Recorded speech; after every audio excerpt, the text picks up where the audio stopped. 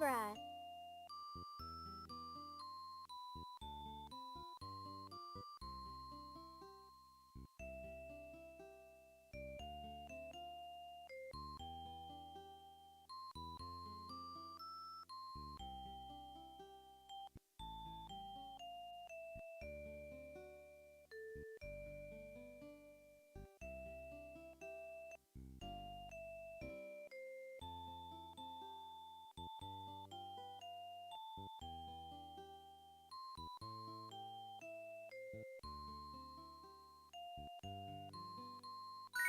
Frog.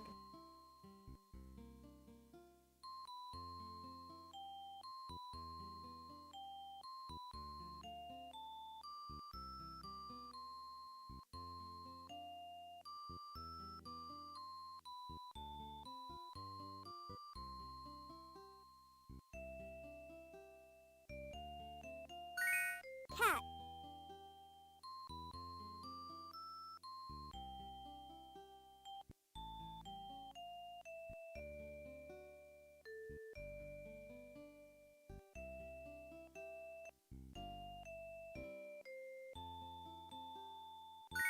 Dog.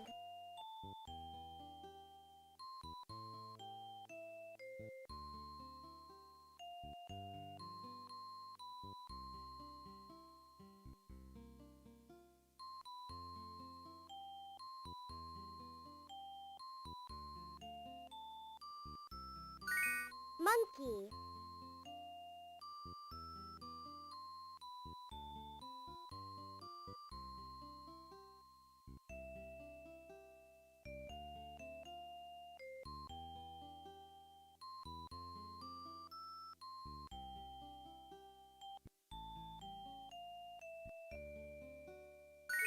Elephant.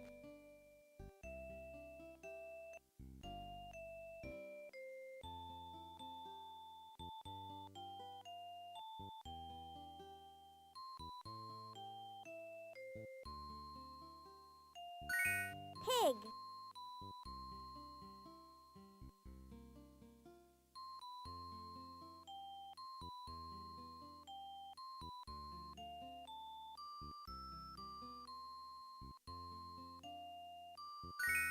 Sheep.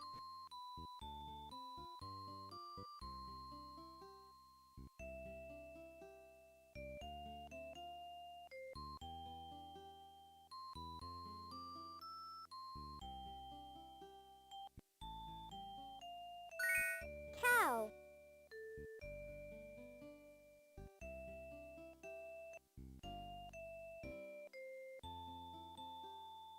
Cow. Cow.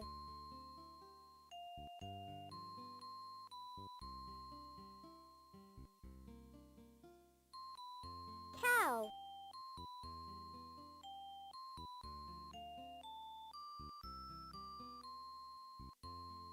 Cow.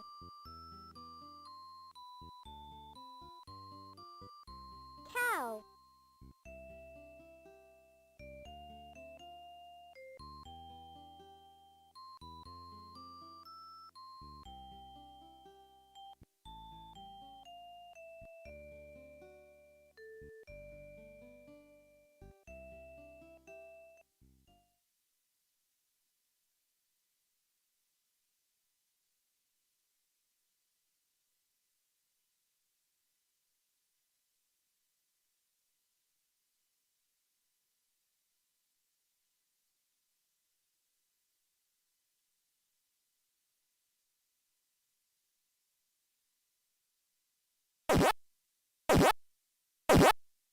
Main phase.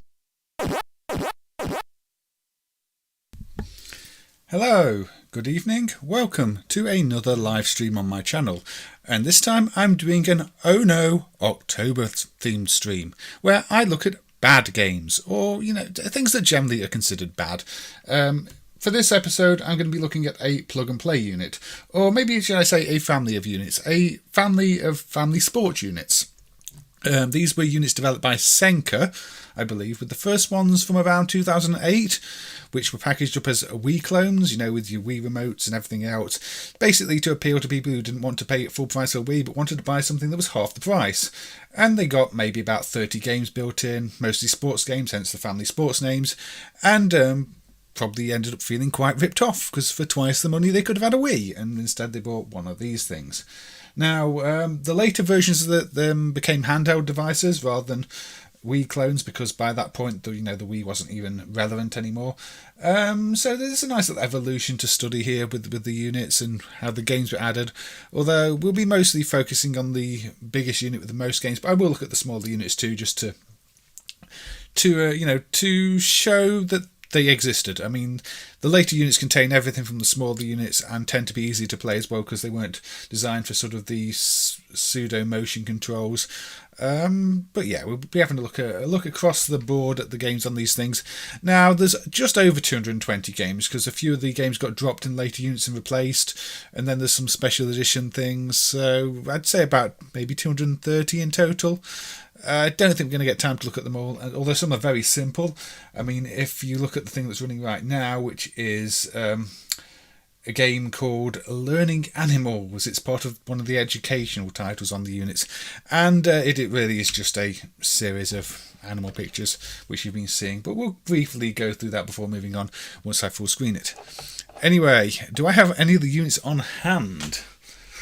I don't think I do. I think I've dismantled every single one of them, Bob, and sent them off for dumping. I think most of the plastic's gone in the trash at this point. I might have some clone Wii remotes lying around somewhere. I really don't know.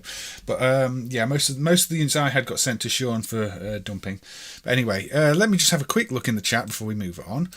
So we've got the Ogre, who we're working on, unfortunately, but I'm sure we'll enjoy the catch-up later. Always good to see you. We've got Aussie Guy saying hello. We've got Bob, and we've got my partner Evie saying hello. Always good to see you. Hope you're doing well, Evie. And I think that. So we've got Mo saying hello. Now, I'm not expecting this to be a busy stream because the content is, well, I'd say most people probably consider this type of thing for charity streams. It's like torture myself playing Action 52 or something like that. But I just decided to do it because, these were all emulated last year in MAME, and I thought, hey, why not just have a look at some bad games we emulated last year, because it's part of the fun. And also, I believe we have a Man Shovel, even though it's not in the chat down there, it's up there. So, hey Man Shovel, I hope you're doing well, coming from the Am stream. Good to see you last night there, so we had a bit of fun there on Zypho stream. And, I'm guessing you won't be at Play Blackpool because you're in the States, but if anybody wants to see me at Play Blackpool, I will be on one of the panels, with Veteran Limbs panel, at Play Blackpool, where Trisha Bites will be doing the hosting for that panel and doing the interviews. So that's on the Saturday the 23rd. I'll be there. So if anybody is around and wants to see me in person, come along to Blackpool, get yourself a ticket and say hello. But yeah. Anyway, where was I? I was going to turn the volume back up. So about here, I don't know, this is very quiet, so probably out there. And then we will change my view. And we will full screen things. And yeah, it's really nice to be the first panel I've actually done anywhere, Man Shovel. I know back in the day, I got invited to quite a few things, but I wasn't really feeling very show my face around. I just wanted to get on with the programming. But these days, it's kind of nice to get out there a bit and do something a bit different. And I know MAME's not quite the big name it was like 10, 15 years ago. But it's still nice to be able to, talk about these things. And I did that interview for Bob on Retro RGB the other day too, which was nice having a chat with him too. If you've not watched that one, it's a good one to catch up with. But anyway, so this is the Learning Animals thing from the Plug and Play, and it literally is just a series of images meant to teach kids the names of things. We can back out that, and you see there's loads of these. Fruit, food, animals, clothes, sport, vegetables, body, toys, family. They're all the same. They're just a series of pictures. So yeah, the later units, of which this one is one of the 220 ones, did make up the numbers with these learning things, which it's tough to call them games, but there you go. We're not going to be focusing too much on those though. So I'm going to quit out this unit and I'm going to move to one of the other. Yes, there is another Bob. There are more than one Bobs. For a little while I thought maybe it's the same Bob. Maybe this is just Bob's alias on streams, but no, it was a different Bob. A different Bob. Yes, there is more than one Bob. So where are we going to start? Well, I think it makes sense to start with one of the oldest units we've got.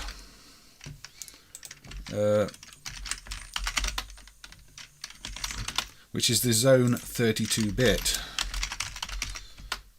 Let me just fire it up. So, yeah, this is one that's it's marked as not working because the motion controls aren't quite right, but the non-sports games on this version are playable. You see, this one was the Wii clone. It's got all the Wii instructions at the start like that.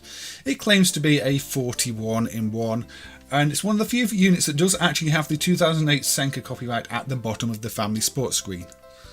So, yes, don't let cow know about all the other cows. Cow might get quite jealous. But yeah. So yeah, most of the later ones don't show Senka at the bottom for whatever reason, but these earlier Zone ones do. So this is, say, it's 41-in-1. The main menu are your sports clones. We're not going to be playing the sports clones on this unit because it's a bit tricky on a keyboard. But every single one of these units has a selection of mini games. In this case, they're 33 amazing games. Now,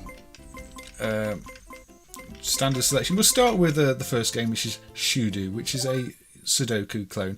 Now, notice it tells you to rotate the controller.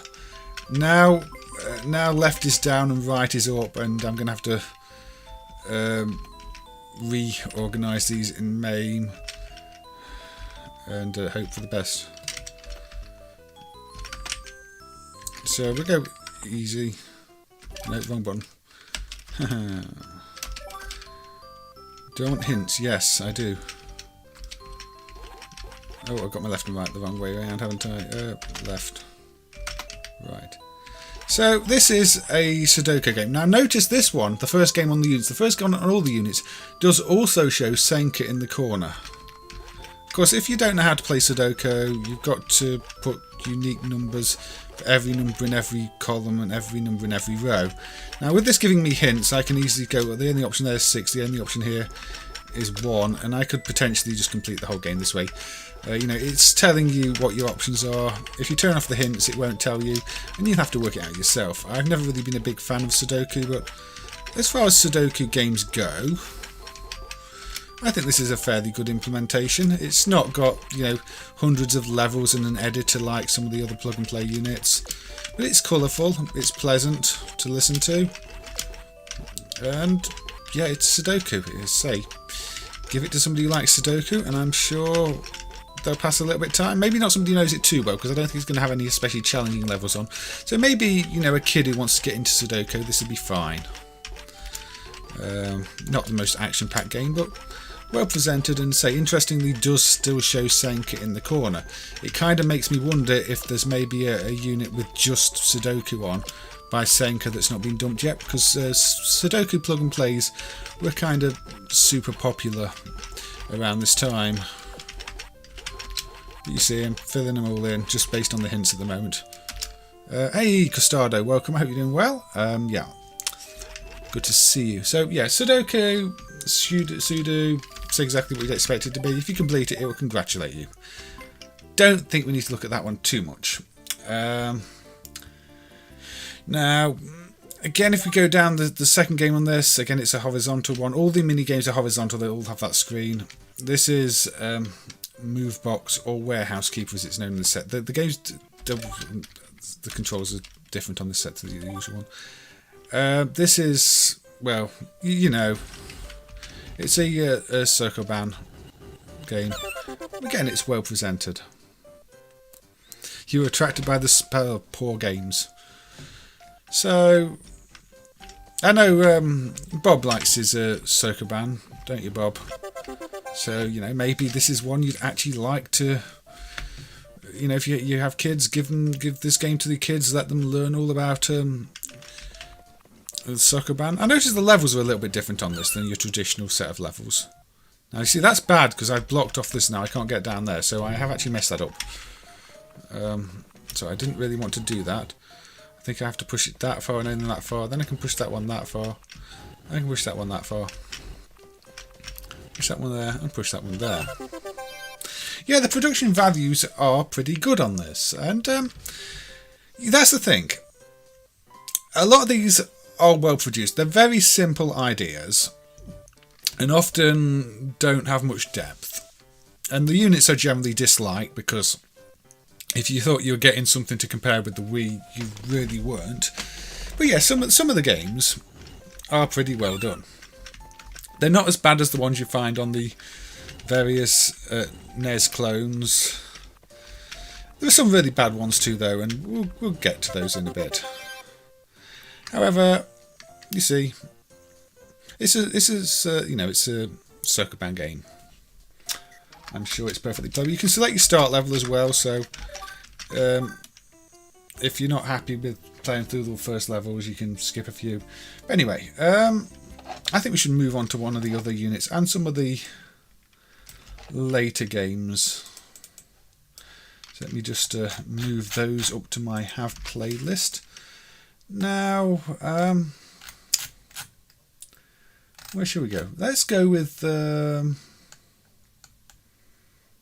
let's go with the 505. Let's move some stuff out of the way. I'm covering my chat box here. My screen layout's not the best. Okay, so as I say, there were many different units with these games included.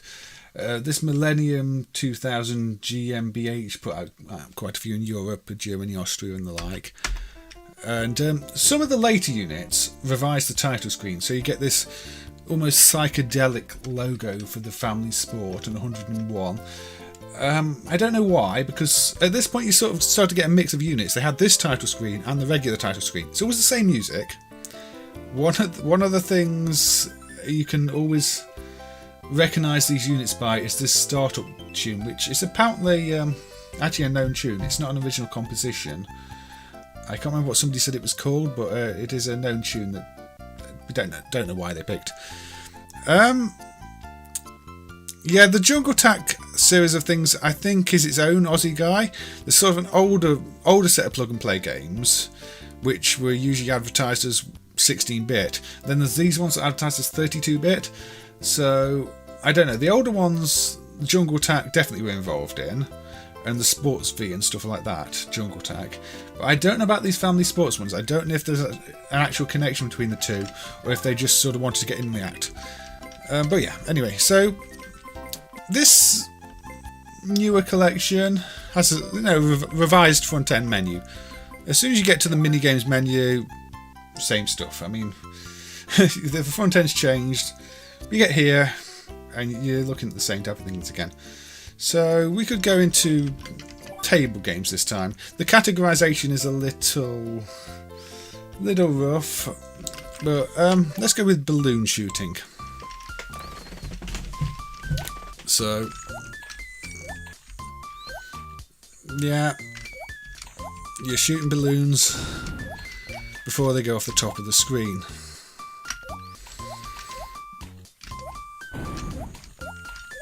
Again, it's it's colourful, but it's a little bit too simple, this one. You just get, you score a certain number of points and you move on to the next stage. It's kind of got slightly off-tune sounding music, but I think that's just how it is. Now, I think if the balloons go off the top of the screen, you lose a life. There you go, you see you lost half a life by the balloon going off the top of the screen. So you don't want to do that. The clock pauses things. And say, change your background. It's simple stuff. Now, while the Sudoku and Soccer Band games have a little more value in terms of thinking, this is only going to teach somebody very basic move left, right, fire, type gameplay. The music is especially bad on this game. So, yeah, I don't think we need to see more of that balloon shooting. We can have a look at Bubble Destroyer. And yeah, maybe Jungle Attack did develop some of them, because otherwise Jungle Attack would have gone very quiet. So there are some that are very similar to the ones on the other unit. Same with the Connie PDC units. There's a lot that are quite similar, especially the racing games. So this is obviously an attempt at doing Pang.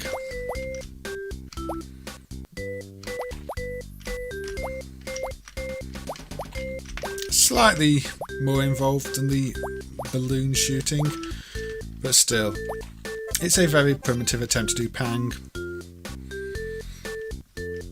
Decent, you know, backgrounds, but it does the bare minimum.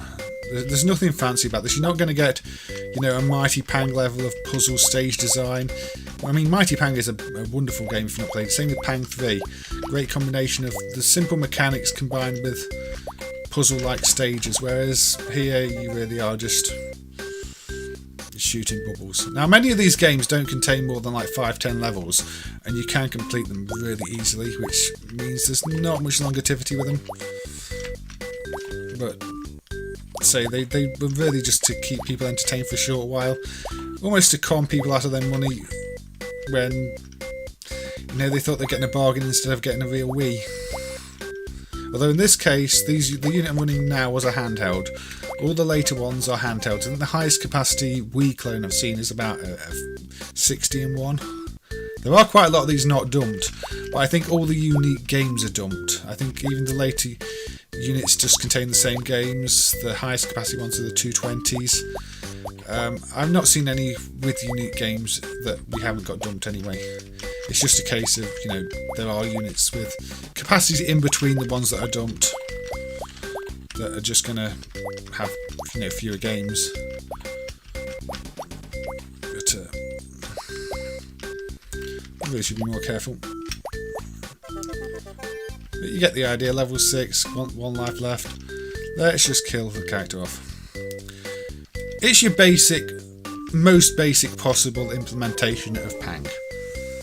Yeah, the harpoon is a bit too fast as well, Mo, you're right.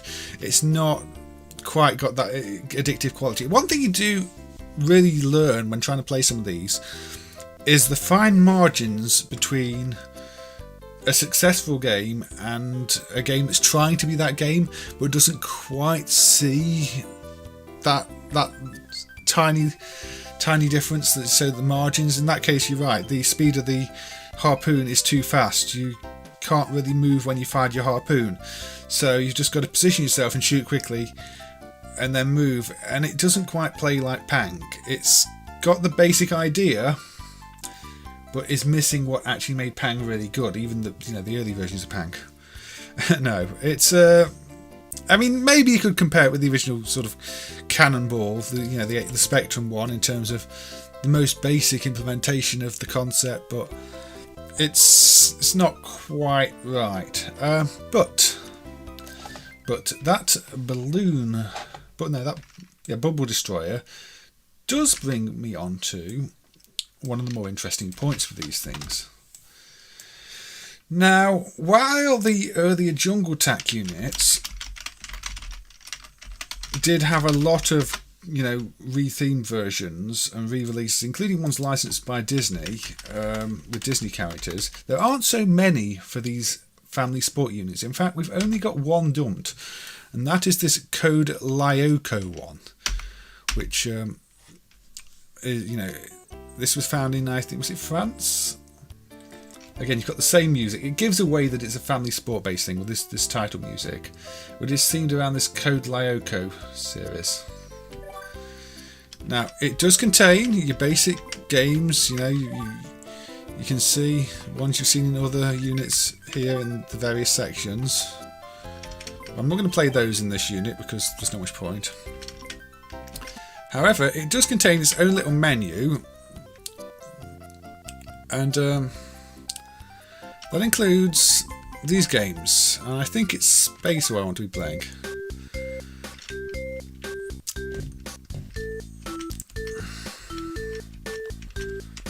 So, does this look familiar? It's got the the extra little character and animation at the start, but yeah, you know the ship that explodes between levels.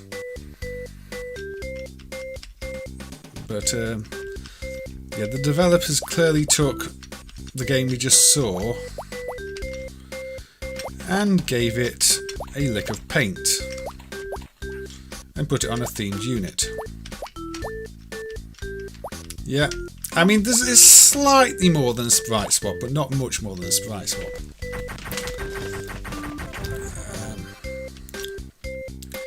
And you'll find that all the, all the rethemed games in the menu are like this. You can find the originals on other units, and we'll have a look at those as the stream progresses.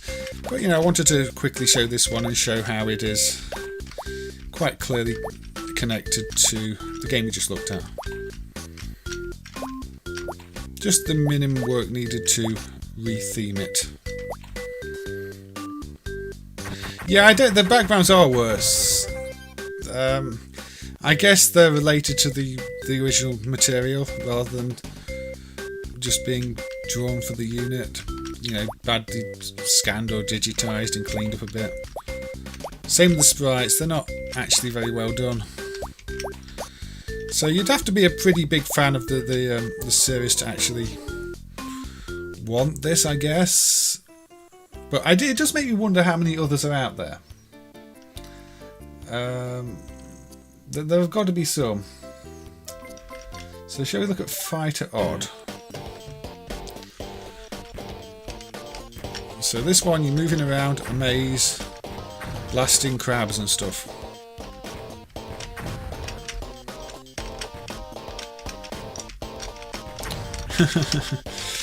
Well, this one is actually a handheld unit rather than actually being a Wii. It's only the early units that were the Wii clones, but the software did just evolve into being used on all these handhelds.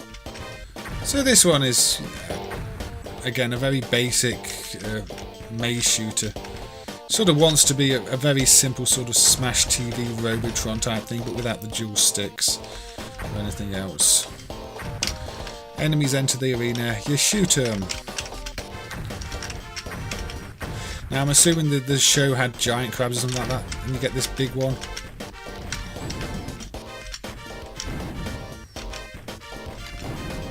Which is very easy to outwit. You just move from side to side and then shoot it when it can't shoot you.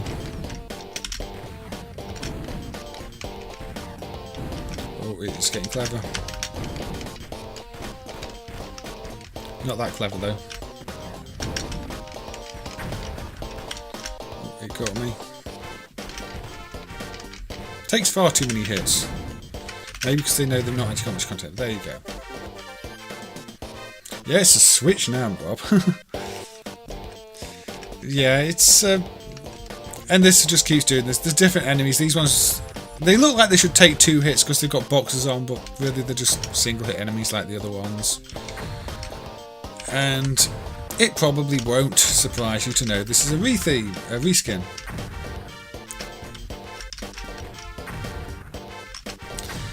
So we're not going to spend too long on any one game on this stream, obviously, because there's not much to show. I mean, you've seen what this game has to offer. There's probably 1 or 2 more enemy types, but Nintendo got the idea from the Switch. That would be a very interesting twist, wouldn't it, Mo? But it seems slightly unlikely. So yeah, we've played the first 2 games from that. So I am maintaining a list here. I've got a list. I've got a file open with every game listed in it, and I'm moving the ones that we've done to the top. So yeah. Now, was it Crazy Tank in action? I think it was. So yeah, the unit I'm running doesn't especially matter. The background images are from my disassembly of the My Wico Deluxe, but I'm just picking whichever unit I've put the game under on the list. But say I could just run most of them off the 221, but it's more fun to keep swapping between units, isn't it? So Crazy Tank. Oh no, it wasn't Crazy Tank. I'm getting confused. Oh well, we can have a look at Crazy Tank. Crazy Tank is not the game I thought it was. Crazy Tank is, in fact, a tank battalion, tank force type affair.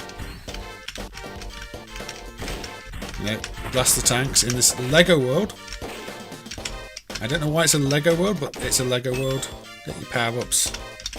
Now, so many plug and plays have a version of this. And this is just one of the many examples. The AI is not too aggressive in going for your base in this one for some reason.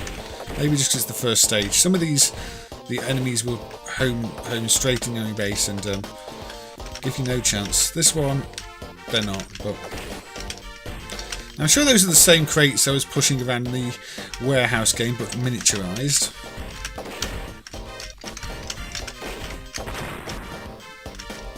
But yeah, it's base defense. Again, it's not terrible, but it just implements the minimum you need for this type of game. It does have a few power-ups, different weapon types, but yeah, Battle City, definitely not.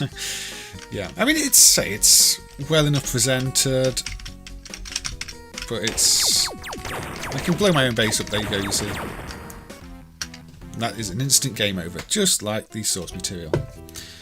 So, what game did I actually want to play? Hold on. You see, there's so many of these, I actually get mixed up and confuse myself over which is which. I'm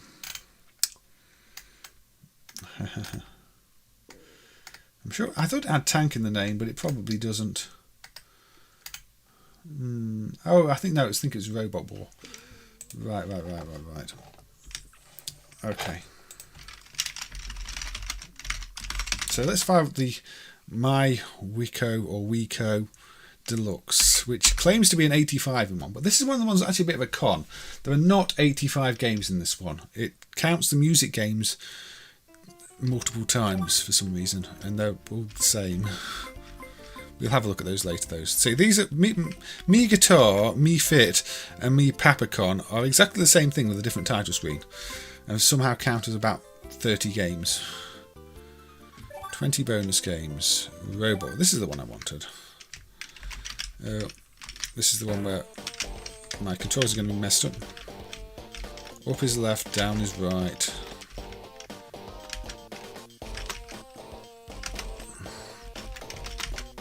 There we go. So, you've seen this. This is the same game that was reskinned for the other unit. This is the original version that's in the other plug and play. You know, the majority of them have this version with tanks, and it kind of makes more sense with the tanks. This is why I thought this game was called something tank. But this game is actually called Robot War. So there you go.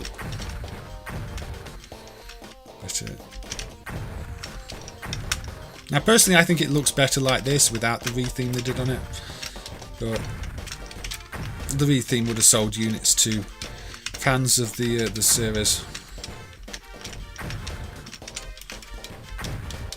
Now, one of the interesting things about the early units, the Wii clones, is there's actually a speaker in the Wii remote, the clone Wii remote, that does play sounds. So when you select things in the menu, it'll play a silly little low quality sound on the remote. Now, I don't know if those sounds are built into the remote, or if those sounds are being sent by the game to the remote. It's possible the MCU in the remote that's used for, to do the I/O actually has the sounds. It's possible the game sends them. I did notice some of the ports, output ports, are much noisier. They're sending a lot more data on the ones with the remotes, which might be sending the sound data, but I'm not sure. I couldn't make sense of it as sound data, so it could be either. Does the ramp thing on the right do anything? No. I mean, we can have another look. But, no. These things are just solid blocks. You know, you can't shoot them. They're just getting the. They're just really to. You can use them to defend yourself. You know, hide behind. It's very simple. But visually not too bad. The graphics are actually quite well drawn, I'd have to say. But again, it implements just the bare minimum of gameplay you need. I don't think this has even got any power-ups. It's just a case of blast things. Blast the boss, blast more things, blast the boss. It's okay. It's just... It's like the start of a game. And that's what you can say for a lot of the things in these units. They'd have been a good starting place. Maybe somebody could rip the graphics and make a more complete game out of them. But they just do the minimum to be counted as a game. You like the horn riff.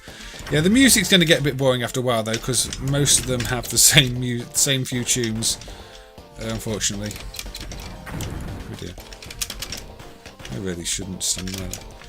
But you get the idea. You can hide behind these things and blast it. It's the same level design as the other game. Really, that was just a reskin of this. Again, it takes too many hits, but still complete it. Hey Mass Ninja, welcome to the stream. Welcome to me playing a lot of bad games. Or at least very, very average games. Because, you know, I could have picked worse units though. I mean, the thing with these Senca units is they were considered good enough for other companies to actually clone the games on them and rip the graphics from them, make their own plug and plays out of them. But it's quite odd that happens, but it does. Now, I mean, I was trying to fix up the sound in those little handhelds that I uploaded a video for yesterday, so that I could stream those, because there were some truly awful games in those. But in the end, I actually made the sound, because now it's got sound, it's even less streamable than before, because the sound is so bad. I'm hoping somebody fixes that, then I can stream all like 170 of those games. Any interesting MAME news? Bugs fixed, games dumped. It's been a little bit quiet at the moment. I don't know. There's been a couple of things, but nothing major. I mean, if you saw Villa's submitted his progress with Rolling Extreme, but that still does run about sort of 50% speed here, so it's not really one I can play and stream. But yeah, it's been a fairly quiet cycle so far, I would say. But that's not bad. There's lots of UI improvements and things like that. The localization is a lot better. For example, it handles translations better and things like that if you use MAME in other languages other than English.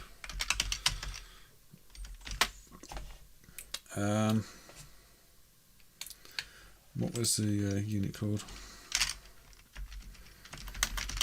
Hold on.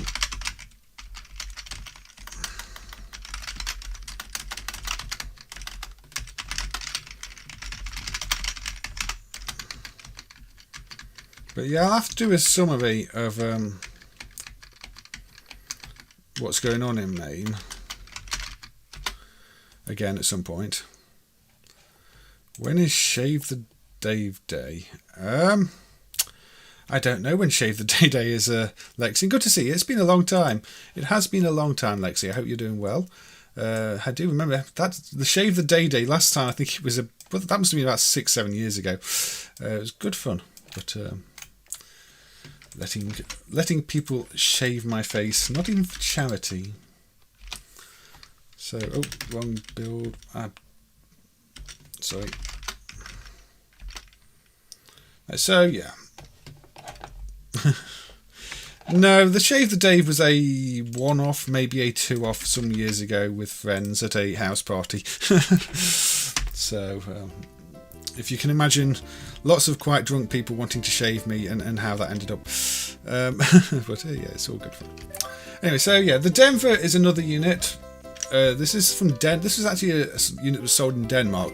This one, quite interestingly, doesn't have any of the sports games included. So it pushes the categories into the main menu. So it's kind of got that unique aspect to the main menu presentation. Let's have a look at some of the puzzle games. Now, we've had a look at Shudu and Movebox in the other unit.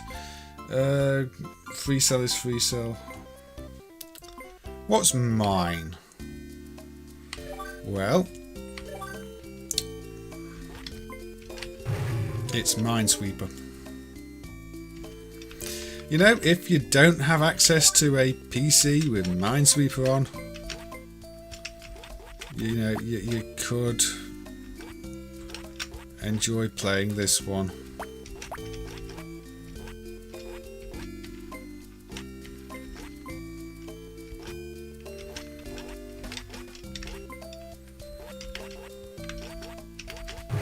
Oh dear.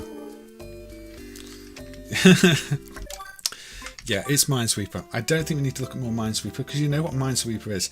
In fact, I think they must have been going with a bit of a rip-off Windows games here. Because, you know, you've also got Freecell.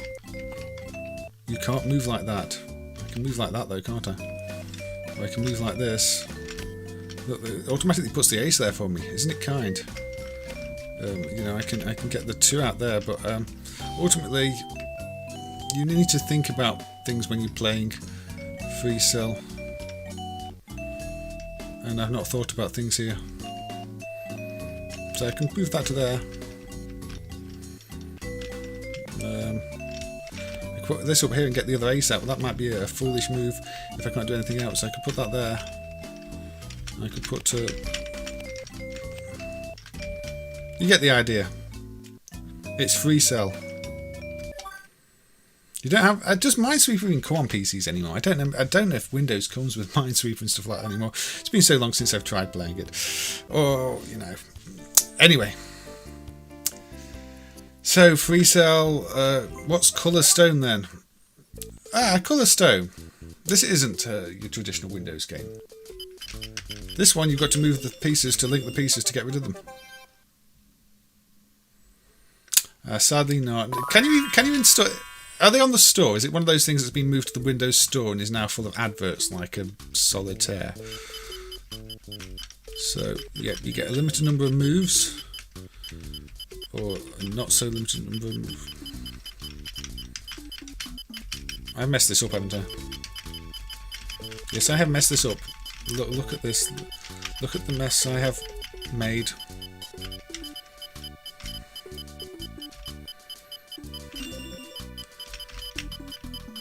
But can I resolve it? There we go. Yeah, they probably have. So, yeah, Colour Stone is an okay little puzzle game, actually. If you like these think about where you're moving pieces type games.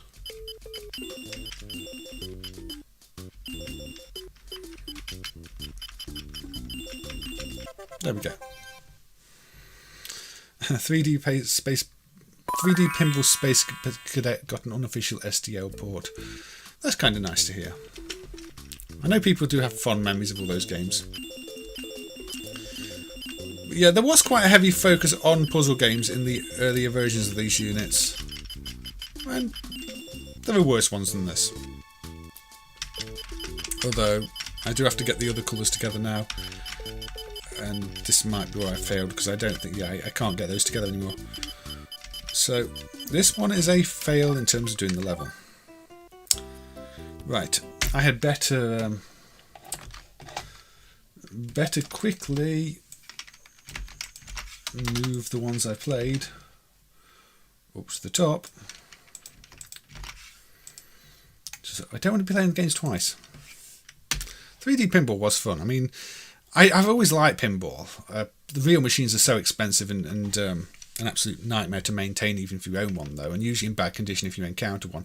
But it's just such a fun game, pinball, and a well-done pinball video game is fantastic too. I mean, I grew up playing Pinball Fantasies and Dreams and Illusions on the Amiga, and they still hold up really well. And then you've got projects, the pinball table reproductions on the PC. Many of those are really good.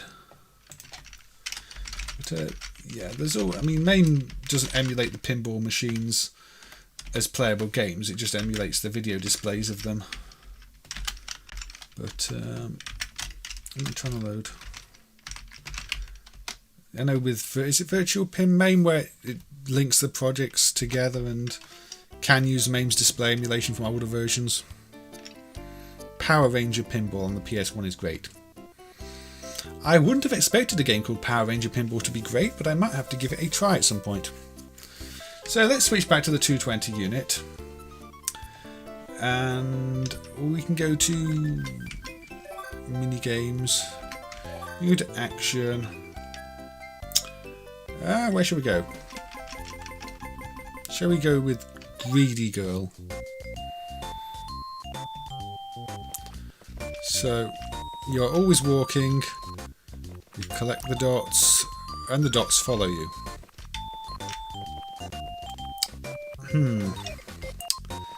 Does this remind anybody of anything?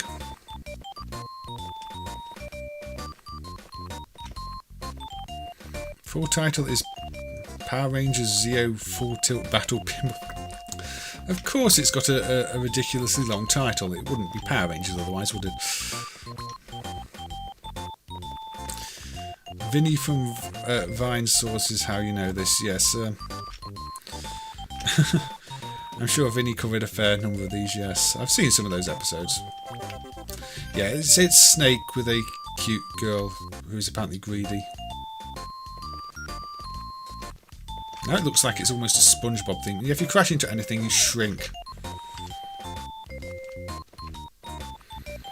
SpongeBob the Fossil Rock.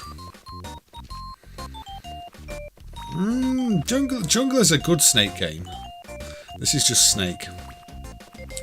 Jungler's one of those where I need to look at that bootleg actually. There's a bootleg set in MAME for Jungler on a Galaxian type hardware, but one of the ROMs is a bad dump. But I want to see if I can restore the data so that it's playable at least. Then maybe if we're lucky another board will show up. But it's kind of interesting to see Jungler adapted to Galaxian hardware. A bit like the Gotang set that's on there, which I still wonder if it's based on an original version, because another bootleg of that on Galaxian hardware showed up, and that one even has the original Konami copyright intact. So I do wonder if Konami put out an official version on Galaxian type hardware at some point, because it's very different to the release version. You know, the one with the X style hardware. So it feels like it might be based off an earlier version of the game. It looks like Snake and Rockola's Nibbler. The one it reminds me most of in MAME is it BMC's Popo Bear. That one has you picking up bears and they all panda bears all following a line. I think it's because it's not quite a snake. It's going to remind me more of that one. But yeah, it's a snake type game called Greedy Girl. Right. Now I suppose since this is the family sport stream, we should actually look at some of the family sport games, shouldn't we? Now let me just take Greedy Girl off the list and put it up top. I'm trying to batch these when I put them up, otherwise I'll spend more time doing that than anything else. But yeah, if we look at the main menu. So, now, Trampoline. Now, the thing is, say these were originally designed to be sports type things. So, you press the buttons when you see them in this.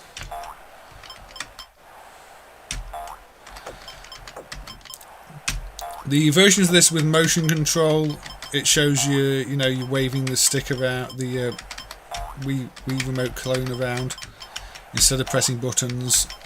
They did retheme them a little bit on the different units to match the controls.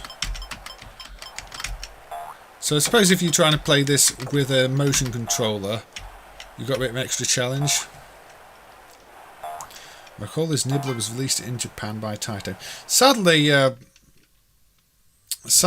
none of the games here have the depth of Nibbler or Jungler. But yeah, Nibbler and Jungler are both great arcade Snake games. If it was to do a Snake stream, they would definitely be on it. You can't believe this is an Olympic sport.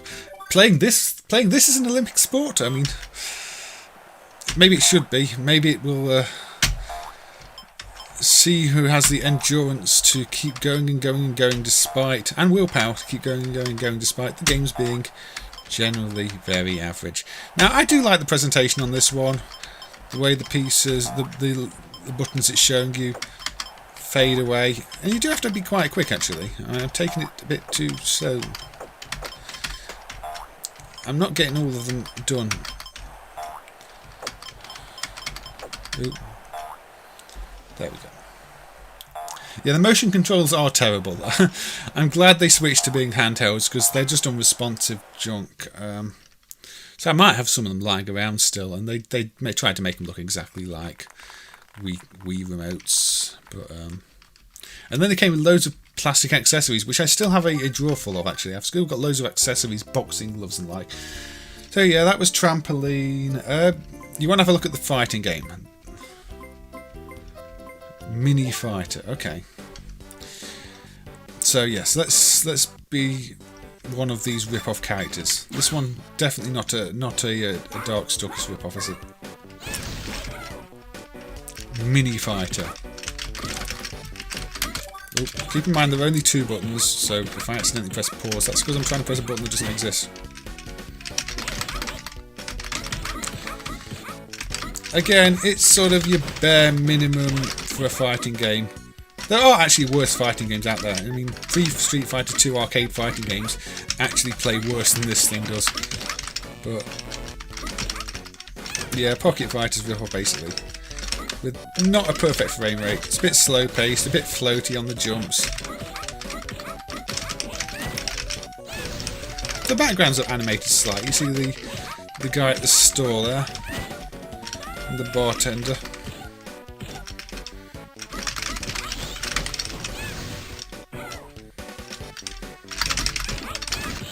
Yeah, it is a bit like the bootleg Genesis fighting games, though more colourful. I mean, I'd say the backgrounds are very colourful here. Hey, oh. Or Mugen. Yeah.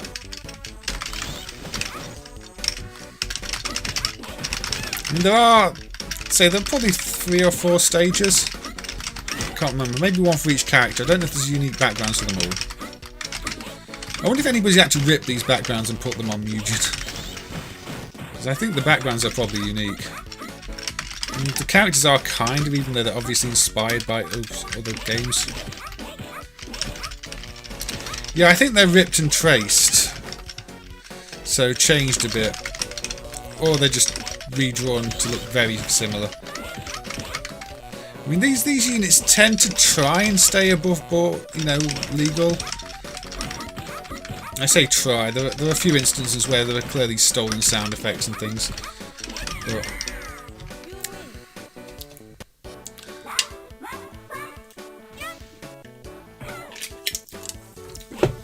there you go.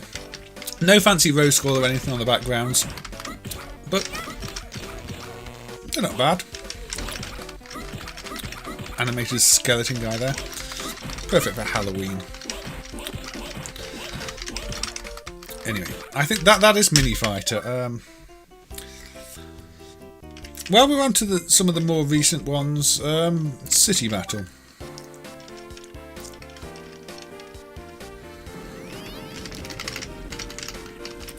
A competent enough shooter. This one does have bosses, I believe, but it takes forever to get to them. It's a game where the pacing could have been a lot better.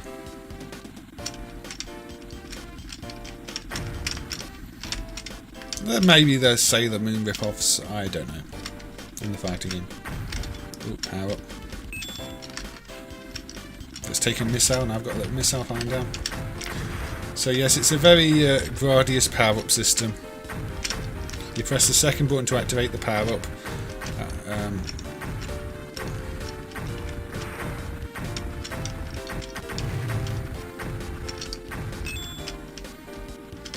The laser. I don't know if the laser is actually better. It's slower to fire, but maybe more powerful.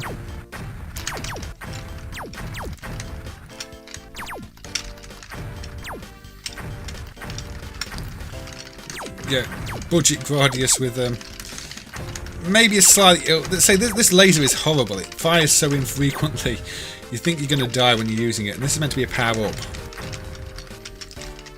Ooh. I want to get.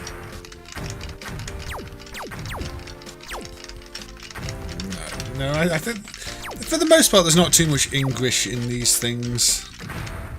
They're well enough translated. Yeah, I've got my normal shot back. Good. I'm much happier with my normal shot. Speed up. I guess that's a speed up. It doesn't speed me up much. It's quite bad when your normal shot is better than the power up shot, but that's how some of these games are.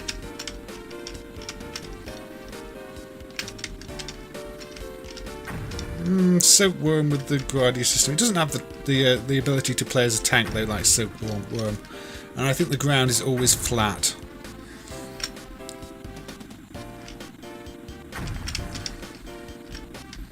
It's just your bare minimum implementation of a game with a Konami style power system.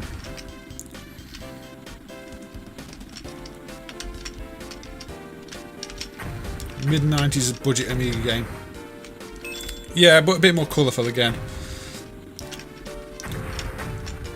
Oh dear. You get the idea. It's a shoot 'em up. Let me just move a few things. Trampoline, City Battle and Mini Fighter out of here.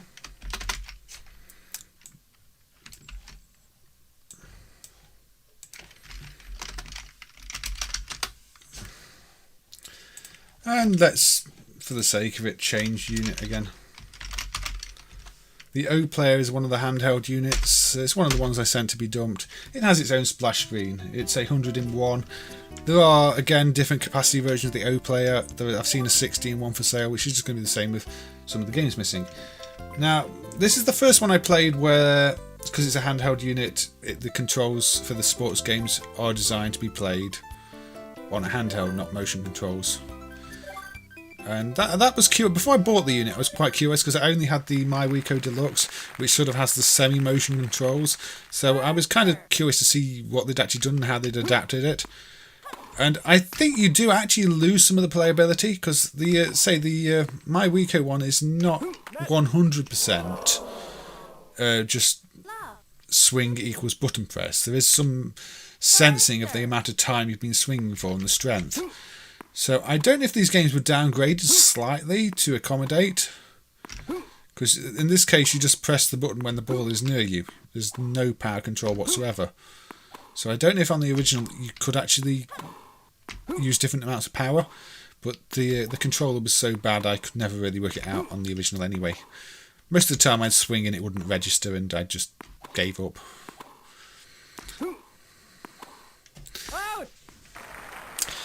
Hey Thomas, welcome. I hope you're doing well. Hope you're doing well. Good to see you. And also anybody I've not said hi to. I noticed Mr. Outer Heaven is there. I think I replied to some comments without saying hi. So hello everybody and welcome to the stream of very average plug and plays from the Senca family sports units, which are branded in many different ways, sold in many different brands. Say the Wico Deluxe, the Zone 32-bit, OPlayer, all sorts. Taiki Mini Arcade. I mean, there's even some My Arcade units with these on, which is one of the Dream Game brands. They got everywhere. And I would personally rank these as sort of in the middle. They're not awful plug and play things.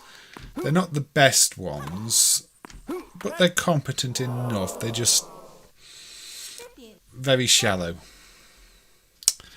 You just joined 5 minutes ago. Well, welcome. I hope Kyle City Battle also has a hint of Kyle Hodges Alpha 1. I wouldn't go that far, Aussie guy. I mean, Alpha 1 is more or less an unplayable mess with ideas that make no sense. City Battle just kind of works. Yeah, there are these. Some of these are sold in the USA. Say there's a Dream Gear unit with them on, including Mini Fighter, which we bought in the US. That was one of the mini arcade cabinet ones. You can easily buy them. If it's a 220 in one unit, it's very likely to have Mini Fighter on. You see, this is just press a button at the right time and hope the computer misses it. It doesn't use the directional controls at all, best I know. So you just get to see a tennis ball being hit backwards and forwards. Now there are so many tennis and ping pong games in plug and plays. It's one of the easiest types of game to make. You know, so every company wanted to make one and just sell it as with a motion controlled bat. Or, you know, usually a fake motion control bat that just, you know, sends a button press if you swing the bat. Yeah, I mean, some of the Dream Gear stuff's got actual bootleg NES games on, just with reskins. They're really bad. So, tennis. What about table tennis? You use different characters. It may or may not surprise you to see that table tennis is basically the same thing. You press a button when the ball's near you. Yeah, I mean, back then, you know, when Pong came out, yes, it was quite a thing to see. I mean, you know, that's considered revolutionary when you've got a simple bat and ball game back in the, you know, the 70s. But for a lot of coders, though, you can easily make some kind of table tennis game. I mean, we've seen pretty bad ones. We looked at that table. What was it called? The electronic devices one in MAME, Ping Pong Master 91, was it? Something like that, which is somehow even worse than any of these and has just a single pixel for a ball. I don't think it's trying to be the original Pong game, Extreme Rec. It's trying to be a table tennis game. Yeah. Ping Pong King is the one that's got a punch-out style sprite, isn't it, where you can see your body. It's quite. I kind of like the style of that one. Ping Pong King is like punch-out meets ping pong. I mean, what it was. Even Rockstar did that table tennis game, didn't they? You know, it's like, yeah, why not just make a table tennis game? That was on a modern console. Well, at the time, it was like, was it the Xbox or the 360? But so yeah, these sports games are, I guess, why the units are called family sports. Let's play as Emily, so we can play some golf.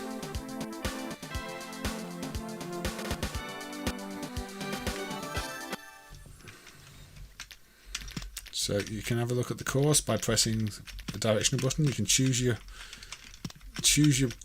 club type on here, so we can go for the 1 wood, and then we can hold the button and we can hit the ball.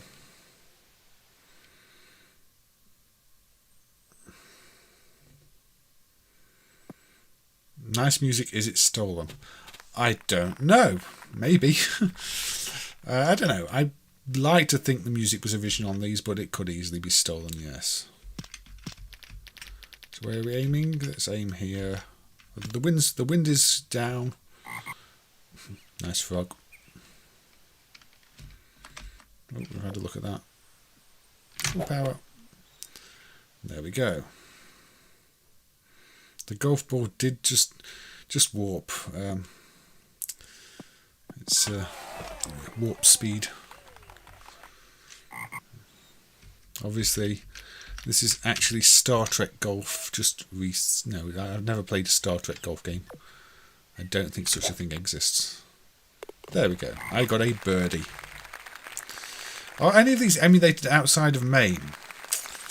I don't think any other emulator runs them, no, Bob, but I mean, there was an earlier emulator for Sun Plus hardware, but it was much earlier, like many years ago, and none of these were dumped at the time. And it probably doesn't support the extra sprites and the like that the version of this hardware uses. Because while this is Sun Plus SPG hardware, the 240 series, there are quite a few different chips in the series, and the later ones support more sprites than the earlier ones, extra like road modes. So it's a family of chips. We've got another birdie. You see, a nice simple golf game. It's much trickier if you've got the motion control version. Believe me, I couldn't get anything. I got bogeys, double bogeys. There are Star Trek golf balls out there, official ones. Drive it into the parking lot.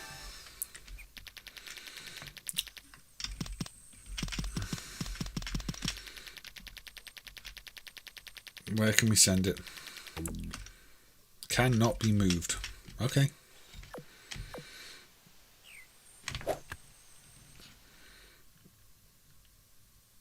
Bye bye ball. Out of bounds. There you go.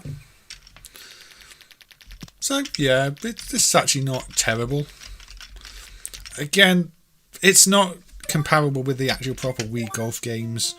None of the sports games are. That's why, if you bought this, you're gonna feel like you got ripped off with these, But they're not awful. I'll have a look at the baseball park, or let's be Ryan. You can choose difficulty as well. So there's a few extra challenges. Choose your hit type. Right one. They look like Sega 32X games. That's not the worst comparison, because this 32X did add sort of the better palette over the Mega Drive. But yeah, say the Mega Drive couldn't technically render most of these because there are too many colours in them. But something like the 32X could.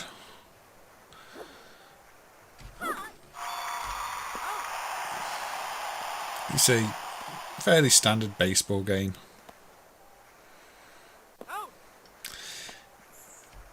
Yeah, I did have a look at that Amiga version of Alpha 1, and it's a very different game. It's got the same title, but it doesn't really play the same. Baseball Stars 3. Yeah. Maybe if Aerolith had made a Baseball Stars game in that short period where they were making the SNK games instead of SNK. Oh dear, I'm out because I tried to run too early. Yeah. I don't know. I tried to run too late. I don't know. It's baseball. Right, I think we've had a look at enough little sports games for now. We might come back to some sports games in a bit, because there are more sports games in these units being the Family Sports series. But I want to look at some games with balls.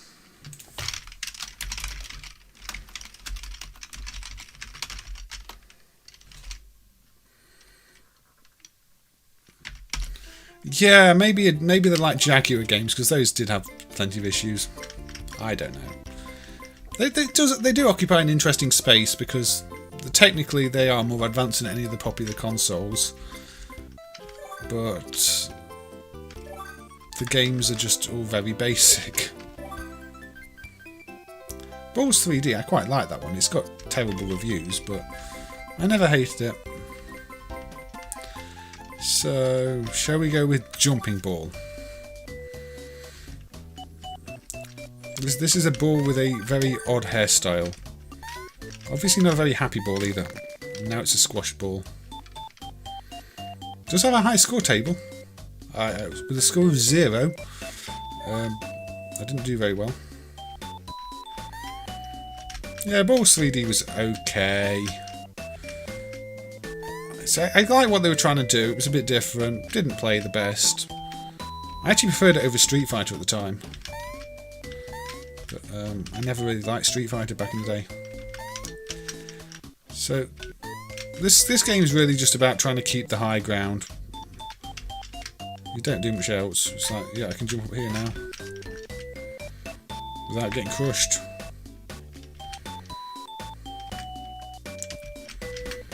Can't safely get that.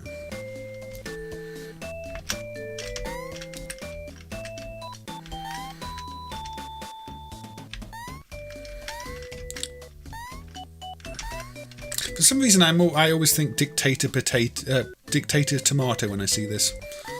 Look, I can float, which is amazingly not very useful in this case. Obi-Wan's favourite game, and I got crushed. So yeah, this is where we get into that sort of simple mobile game territory. This is something you might find as a sort of £1 mobile download. And that is the nature of a lot of the games on this collection.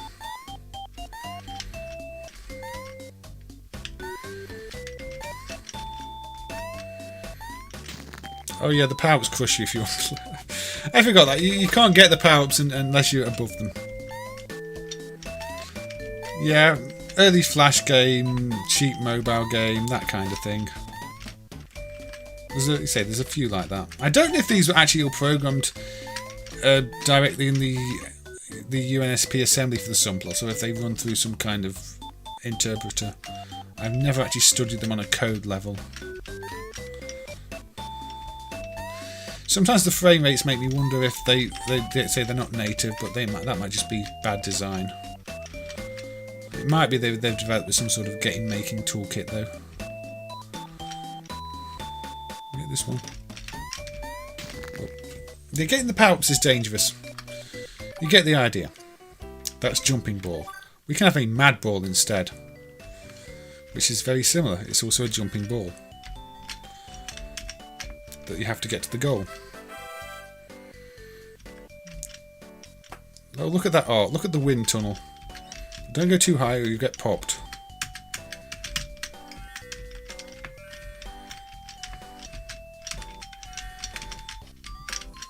This has quite laggy controls. It is quite laggy in general. No, I don't have it. I can't. Oh, I can. No, but they might have had some dedicated tool. I really don't know. Checkpoint.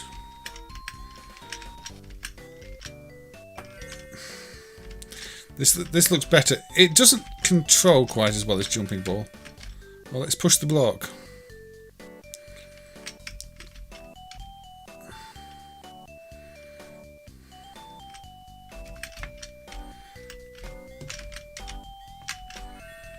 I don't know.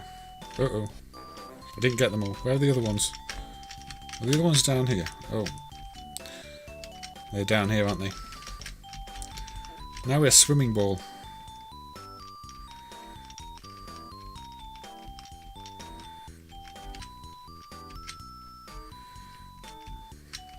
Oh look, they hid two down here at the bottom of this well. This can go up more quickly.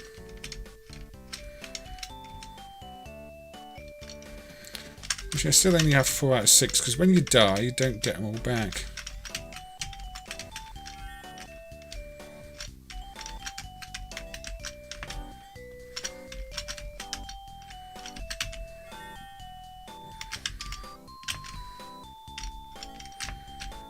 There we go. The ball looks CGI. I don't know, it might be. There's a lot of slowdown in this one too, which doesn't really make sense because it's not doing much, but yeah, it slows down quite badly. You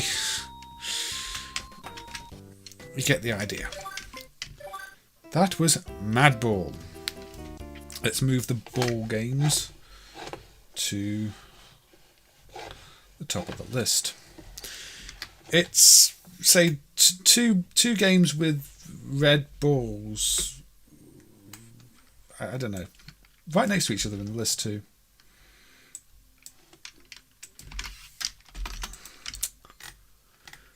So, we're going to do next. What are we going to do next? So I've lost my place in the list now. Okay, we're still in the action menu, so... Oh, no, we don't want to play Mad Ball again. Crazy Tank we already played. Glide Object, Dudu Rush, Earthshaker. I think that one's quite a good one. Okay, yeah. This one, the bugs are invading. This is where you can see the hardware does have transparency effects. Look, your shadow is... The white shadow is blended.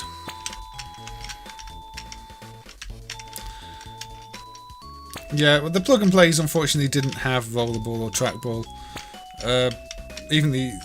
They didn't really have proper analog directional movement either. So you just had a D-pad and buttons and a bit of a motion sensor on the Wii clones. But this one's about trying to get as many bugs under the circle as you can before you let go and killing the bugs. Again, probably inspired by things like Fruit Ninja and the like. Some of the bugs take more than one hit. Some of them I don't think you can kill. Or at least... It's technically, say it's not bad. It's using the blending effect on the hardware, which not that many games do.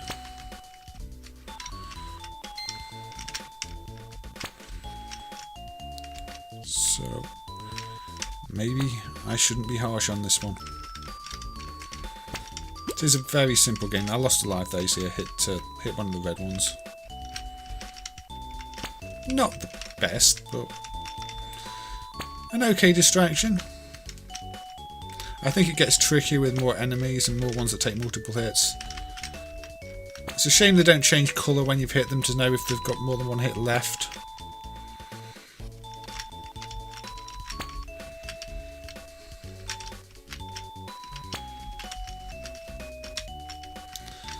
But I don't know how you advance a level, or if you advance a level, or if it is just this.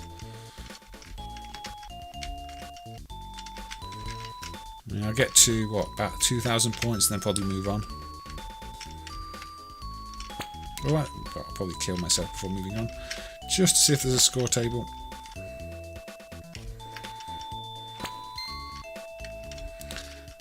Went ping.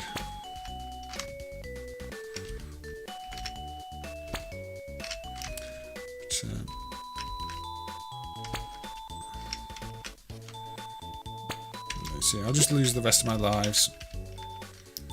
And there we go. Just tells you your high score, the previous high score. It doesn't save score, so as soon as you turn the unit off, maybe even quit the game, that'll be gone. But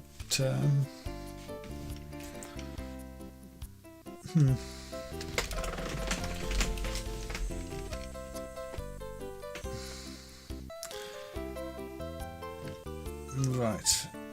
For some reason, my chat window down here is not updating, so hold on. Because I can see things in my chat that I can't see up there. PS2 stream when? MAME doesn't emulate the PS2 cow, so there will be no PS2 stream. Dudu Rush. We can have a Dudu Rush, can't we, Bob? No, I don't. I've heard of Akazukin Char Char. I've never watched it or listened to anything from it. Extreme Wreck. So, Dudu Rush. It's an infinite runner.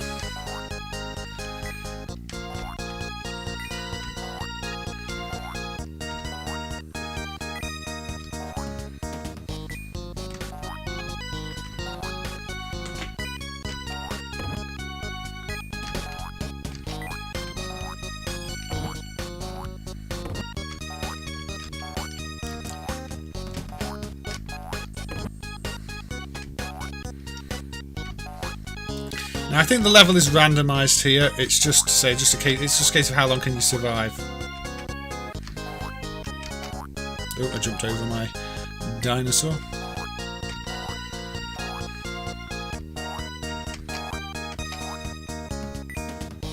Oh yeah, don't get the silver stars, they're -3, I forgot. You can ride. Oh, well, I missed my dinosaur again.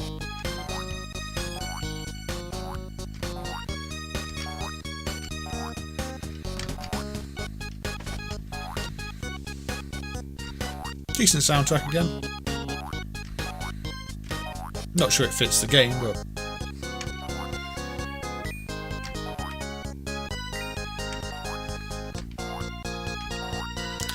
But yeah, I don't think there's much more to this. It does this, and it's a case of how far can you get.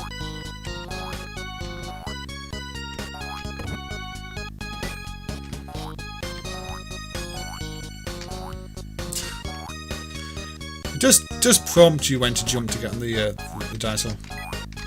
There we go. They're going to kick those out of the way now, but...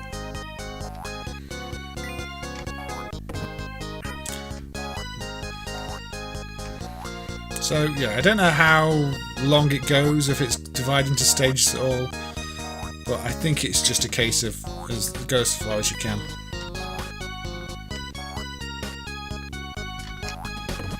And so imagine getting this. So this, again, this isn't the actual ones that were Wii clones, this is one of the later ones, but yeah. It's more imagine getting this instead of, you know, your DS or something like that. Yeah, that's, say, a bit like Adventure Island, but without any of the dodging, shooting. It's just a case of jumping at the right times, that one. It's a single button game. But yeah, it's well presented. What else we got in here? So let me just move the two we've covered off the list here. Because I do want to make sure we don't end up covering games twice. Well, I always end up launching games when I unpause again.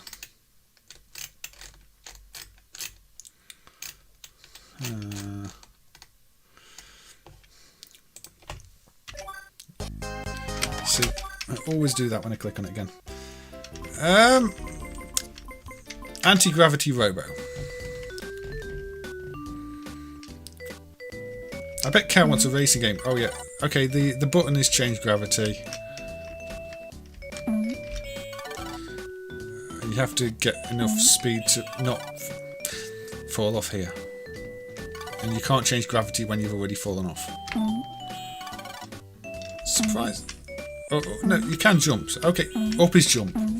Just to be confusing, up is jump. And even when you're upside down, up is jump. I didn't even realise up was jump, so there you go.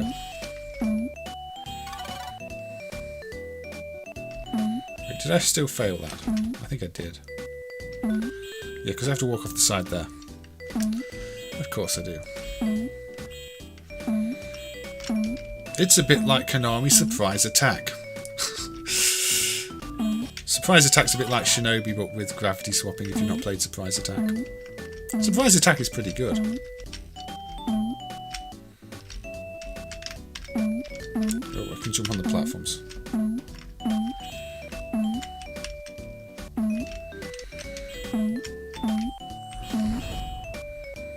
Oh, those were spikes. Avoid spikes. Spikes hurt. Also, don't do that. Apparently I have infinite lives, which is okay.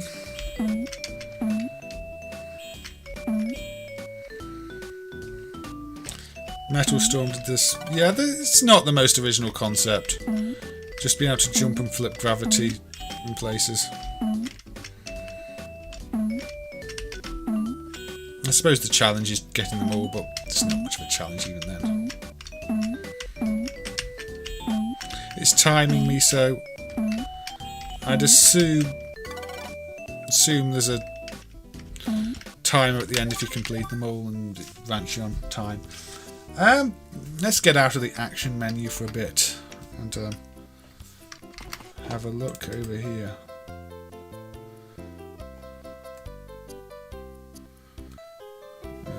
Let's move that one out. So we've been playing an hour and a half of these games so far. Let's go to table games. Wait, I meant to go to mini games. Not Mini Fighter. Why am I doing Mini Fighter again? mini game.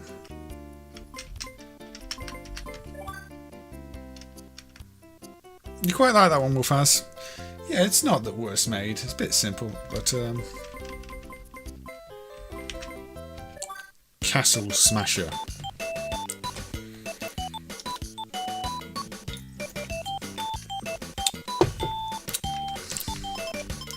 Aim. Fire.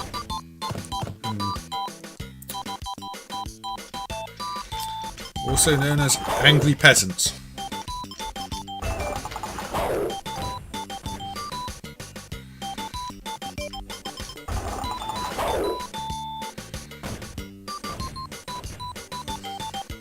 Definitely not Angry Birds, no.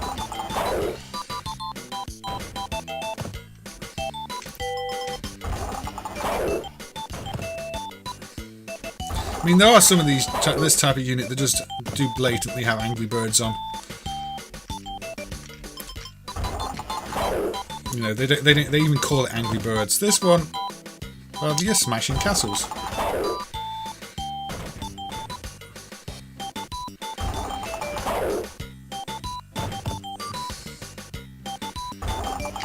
Who doesn't want to smash the odd castle?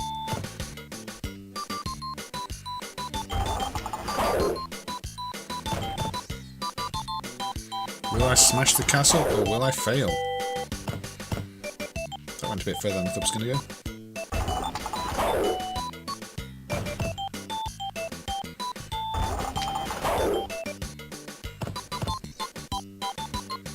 Not got many stones left. Ahem.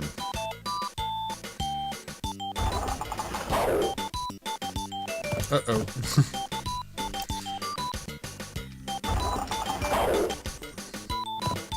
Well, apparently I failed. And then we go straight back to the menu. That was Castle Smasher. This castle did not get smashed.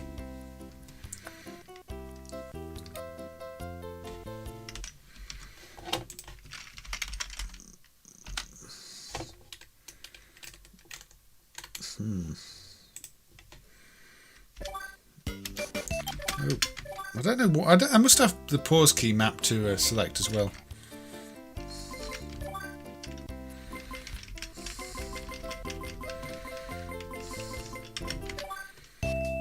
IQ cow.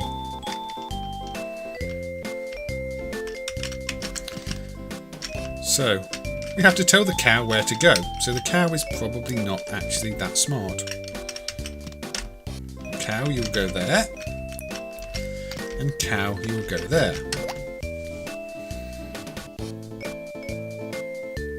This is IQ cow. Cow gets a trophy, becomes massive, and does a little dance. I don't really think it's Choo Choo Rock here.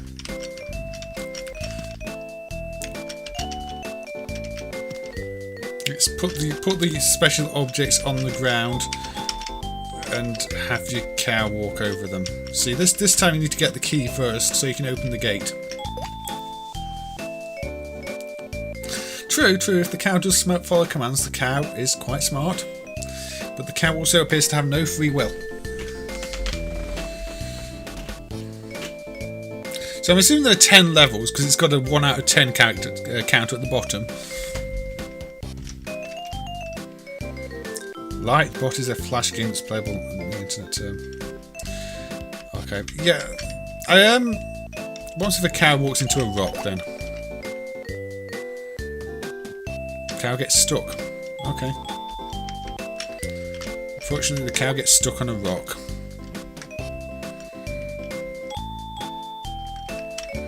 So in this case, yeah, we just direct the cow around the rock.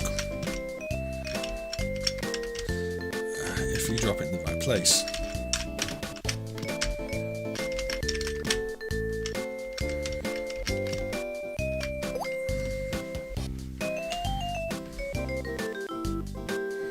Pipe dreams.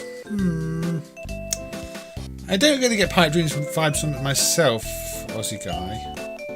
Is Flash emulatable in MAME? I mean, not as a direct target, Wolfaz. What does the cow do to the box? Pushes it. And then gets stuck against it.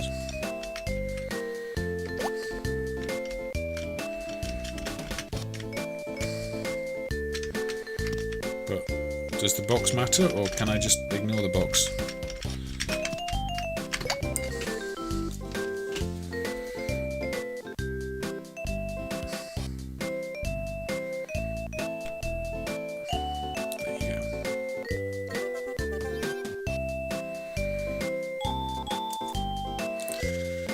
Oh look, it gets more complicated here.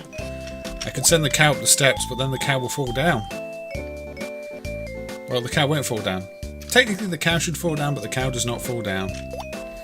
They obviously did not want to implement cow death here. Obviously you can put an arrow there. We can put an arrow here. We can put an arrow here. We can try to put an arrow here. This is one of the games that one of the other units ripped off. They literally ripped the graphics from this badly and re-implemented it. We might have a look at those units another time. You know what you're playing after the stream. Yeah, I guess the cow is smart enough not to fall into a pit and break its legs. So there you go. Maybe it is an intelligent cow. Fortunately, I think there are only 10 levels, and say the first 5 are very, very simple. In fact, they're all probably quite simple. You're only putting 3 arrows down.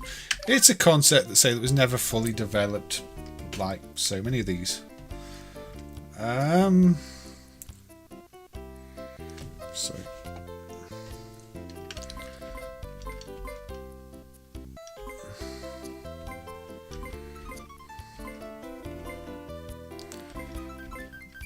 So you've got lots of these. Let's say there's some of these education ones. What's sound? Sound. I think that's a cow. Oh, that wasn't a cow. That's definitely a dog.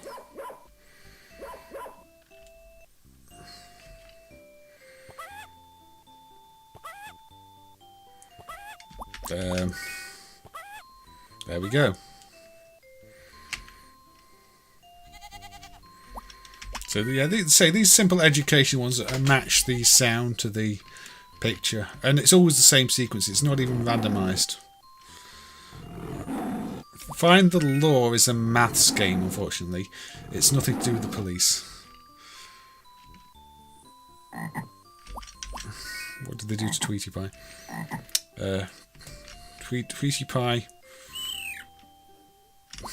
Tweety Pie saw too many puddy cats.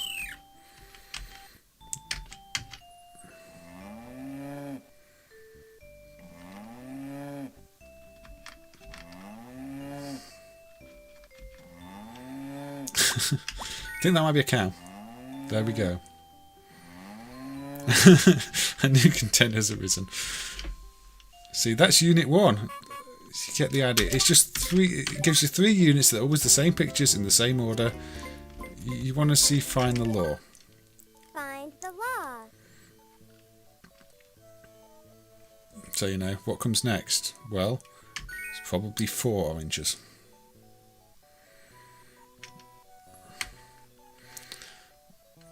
I don't know. Probably that many oranges. It's not that many because I didn't even count them. It can be lots of oranges.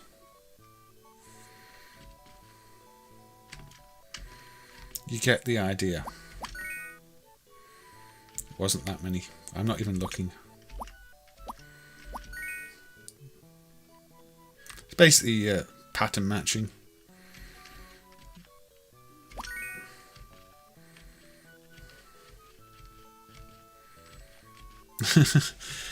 Yeah, I'd say that they try to be somewhat educational, teach the basics, but see, I didn't get them all. Then we've got Kate.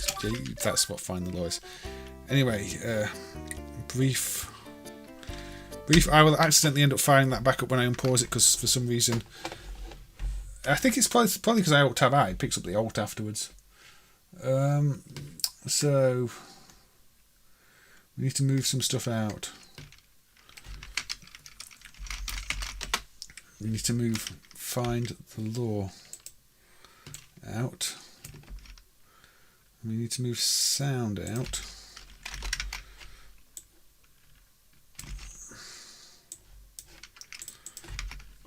And we need to move IQ cow out.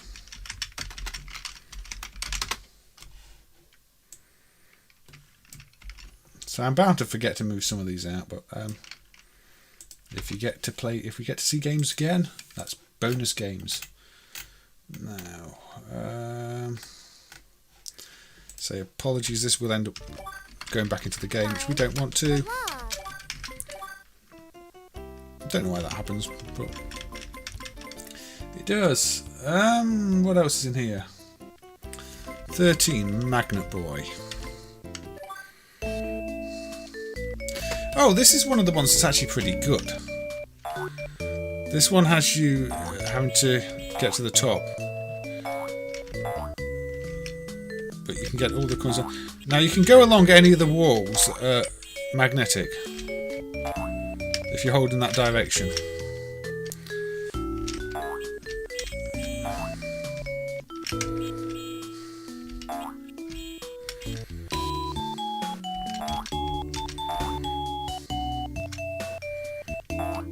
So I can jump, go this way. So if I'm holding the direction against any of the green surfaces, I can climb up them.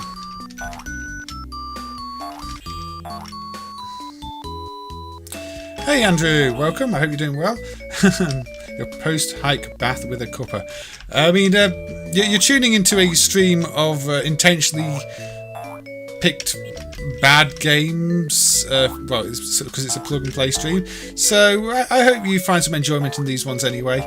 But we're not doing any fantastic arcade games or hidden gems in this. I just wanted to highlight some of these plug-and-play games that MAME emulated last year. That you find on, say, Wii clones and some handhelds. So avoid that. That sparky thing is not your friend. You see, you don't have to get all the coins from what I remember. Yeah, a bit more Semicom. The presentation is pretty good on this one, and yeah, the levels are actually designed. So you don't even have to necessarily go down to these bottom sections to get the extra bonus items, from what I remember. Oh, got stuck.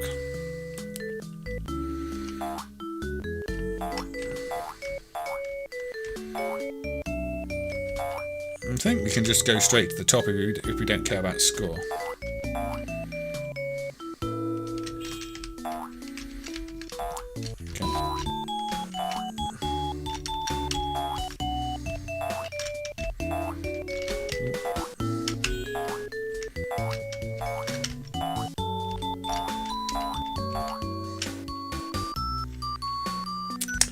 We might do a stream for Jax at some point. For this stream, I wanted to do these family sport units, though, Extreme Rec.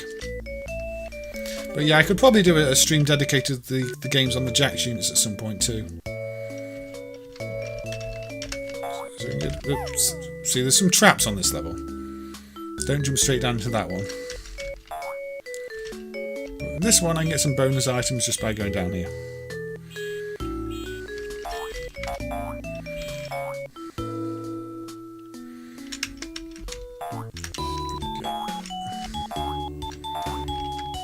Which way have we got to go? I don't know. Yeah, I think the only way to get around here is to go up the side there. So you get the idea. That's it's a good game if he's wearing sunglasses. Yeah. So Magnet Boy, yeah, Magnet Boy is an alright one actually. Can't complain too much about Magnet Boy. So let's just quit out of that unit for a minute. And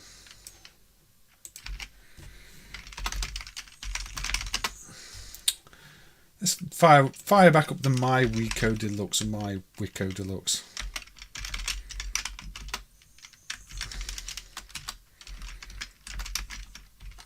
If I can, there we go.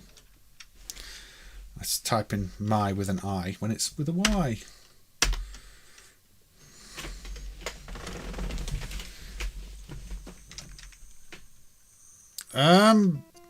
Do I know because of the SNES game?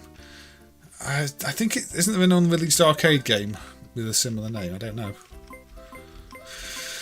Right, so in the My Wico Deluxe there is a My Guitar game.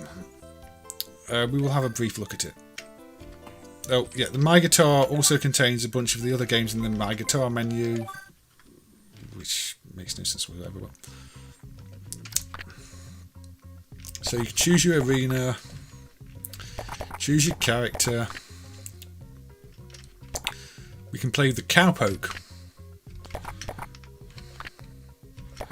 And we can play it on medium.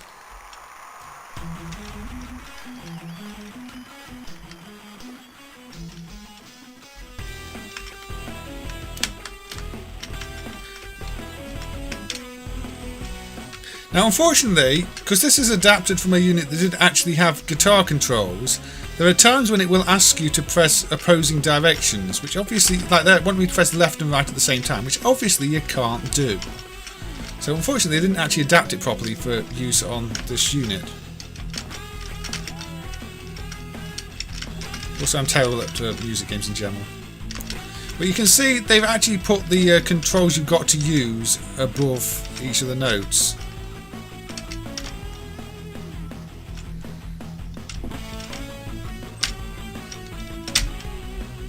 And yeah, you don't left and right at the same time again there. You can't do that. That's impossible.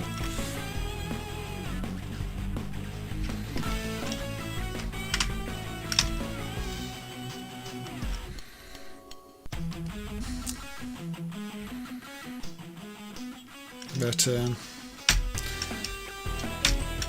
so yeah, these guitar games and music games aren't in all the units. These are only in the My Wico ones, the My Wico Deluxe, and one called the My Wico Guitar. So I don't know if these were done by a different developer, or they just deemed them not suitable for most of the units. But yeah, these are some of the ones you actually have to look in the other units for.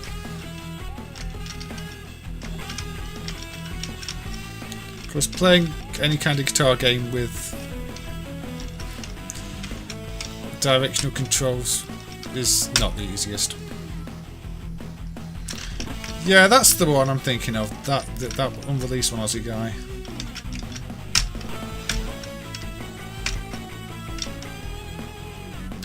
This is the cowpoke. But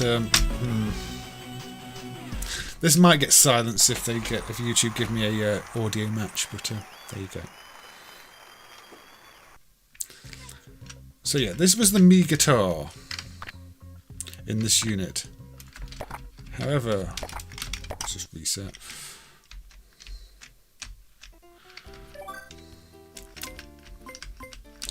The unit also has Mi Fiit and Mi Papacon. Now I have a feeling these were probably released as standalone units with a fitness mat and a drum type controller that's shown there.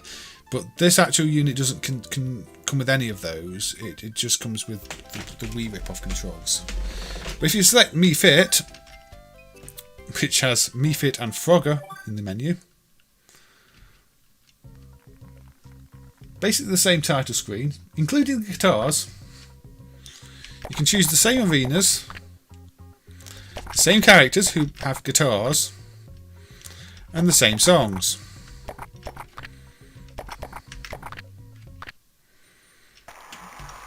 So yeah, they basically included the same game 3 times with a different title screen, which is kind of silly. That's why I say the My Wico unit is actually a bit of a rip-off. It doesn't contain as many games as they say.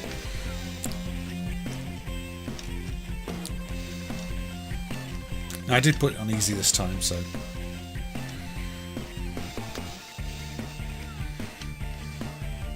Anyway, you get the idea. You can't even use the buttons to quit out of this one. You have to reset. There's no way to quit out. So they don't seem programmed in the same way as the other games on the unit either. But just for completeness sake, Mi Papacon. Again, you've got some of the standard mini games in there. Same things, just a different title page. Same backgrounds. Same characters. Same songs. 8 songs. It's absolutely pointless having 3 different games here.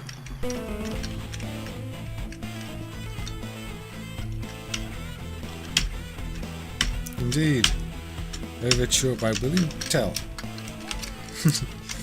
Anyway, we've seen that one. Yeah.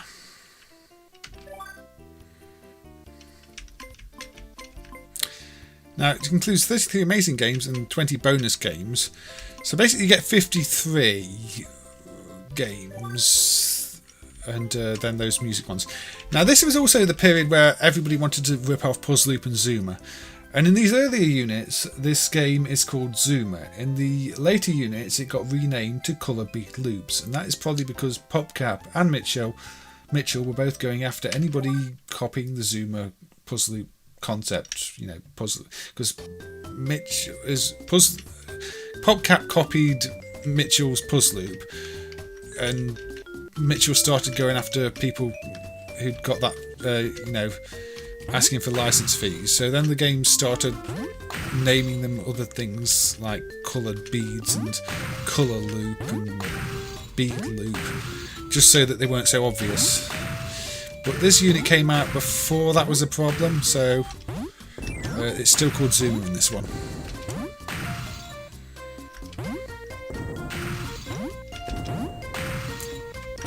Overture was also used in the Roadrunner arcade game. I don't like the Roadrunner arcade game. I think it's terrible.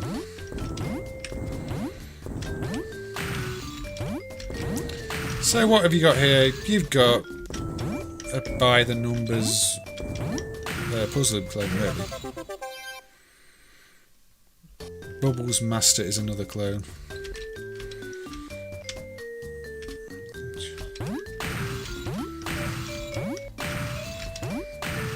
It does the right things. You know, it reverses the pieces as it should when they're matched. I've played Puzzle Loop clones that fail to do that. You know, they fail to pull the pieces back, which is kind of important. Like the way the yellow pieces get pulled back there.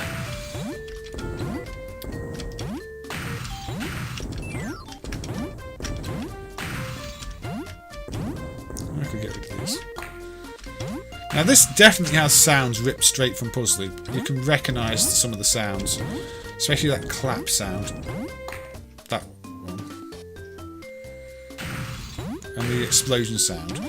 So, yeah, they not only copied the concept, they stole the sounds. And the sounds, I'm pretty sure they're from Puzzle Loop, not from Zuma, even though they called the game Zuma.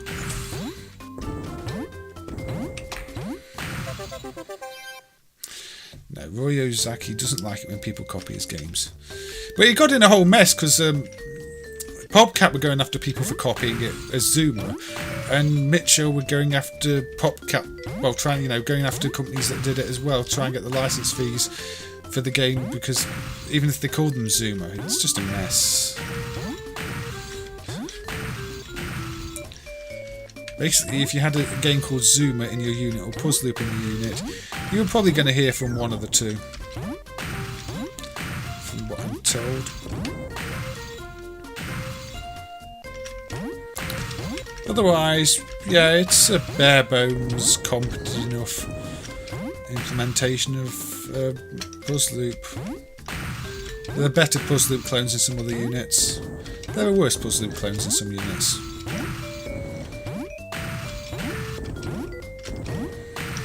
Only has the basic power-ups. No, it's not by William Tell. So, hey Icebeard, welcome and thank you. You are seeing some of the plug and play games we emulated last year. No, William Tell Overture is not by William Tell. No. I was being silly when I said that.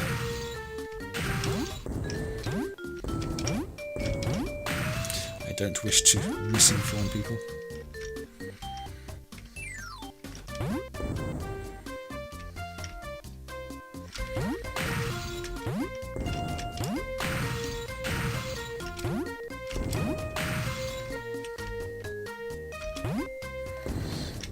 I think he was Chuck Norris's brother.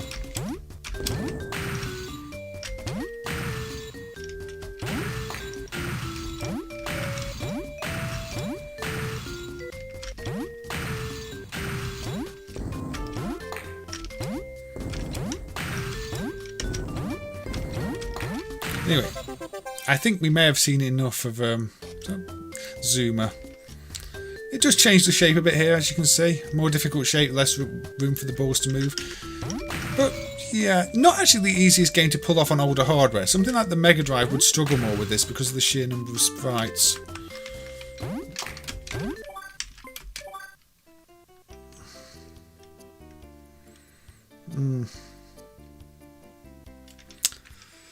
Right, so we played Zuma. Let's have a look at Beer Master while we're here. Now,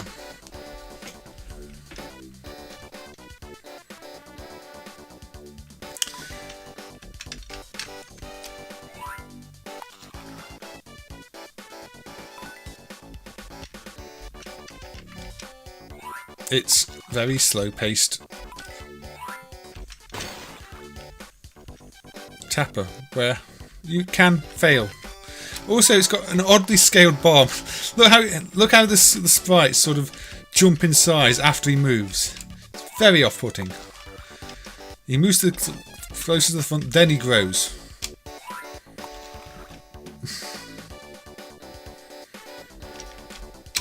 Don't worry. This is the root beer version. It's clearly not beer. Definitely not a really bad version of Tapper, no. Not the worst version of Tapper I've ever played, but the way that they scale the sprite and it takes a few frames... I mean, the hardware doesn't have sprite scaling, it's just a sprite swap. So I don't really understand how they managed to mess it up so he takes a second to grow every time you move. But, there you go. That is how this version of Tapper is programmed.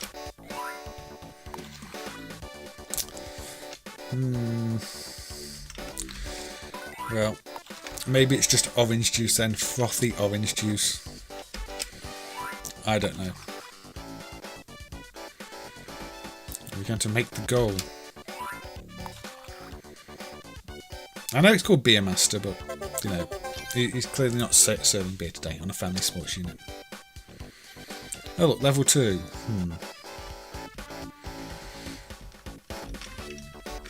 I'm not even sure this really gets much harder.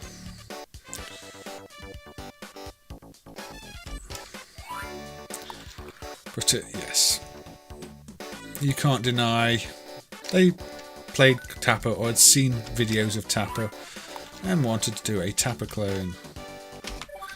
I think we've seen quite enough of that.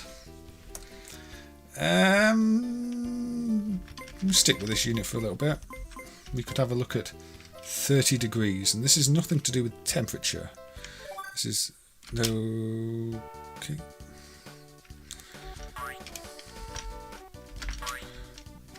This is a roll down a 30-degree hill and jump over things. Now notice the actual road texture does not scroll. It's kind of cheeky, but it doesn't.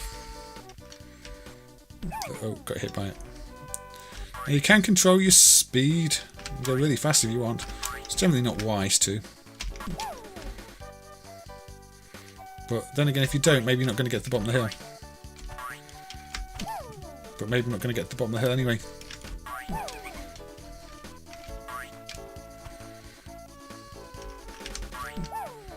Pink traffic cones as well. Such a common sight.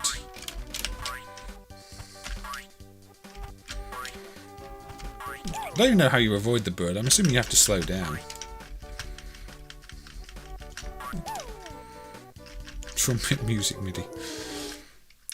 It looks like Psycho Mabu from Illuma/Taito. So that's the Psycho Mabu's one I need to play again since the controls on the 3D stages were fixed. I only played it in a build before that was fixed. Oh, you get the fruit and suddenly you go turbo speed and nothing hurts you. Except when you stop. Oh dear.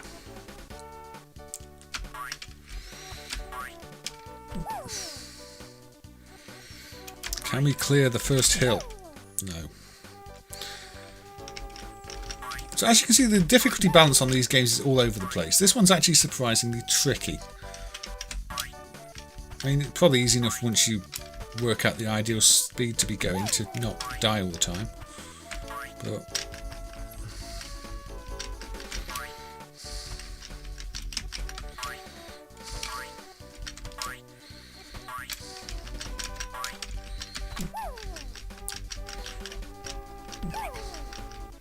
just 100 meters to go. There we go. Palm trees and Mount Fuji. Yeah, it's realistic, super realistic. So that's 30 degree. What about Paopao? What's Paopao? It's a running ostrich that also falls over everything.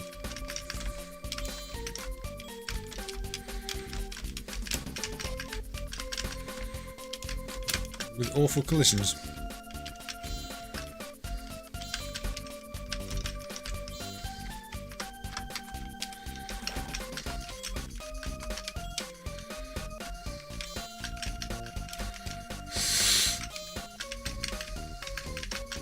I don't know if there's any benefit to standing further forward in this either. You don't go any faster. Again, it seems not quite fully developed as a concept.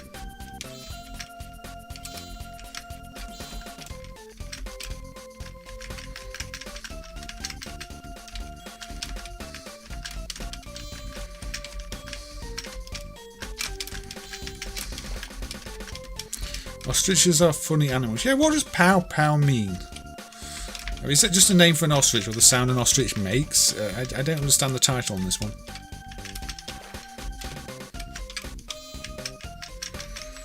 But, yeah, it's...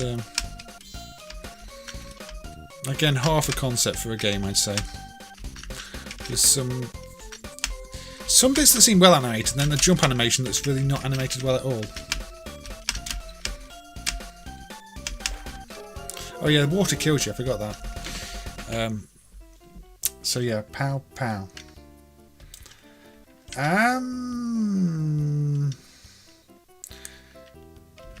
Diamond Forest while we're here.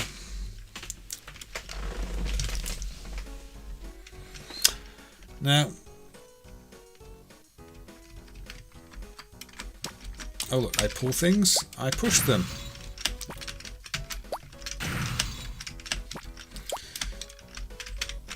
You may have seen this game under a more popular name of Magical Drop or Chain Reaction.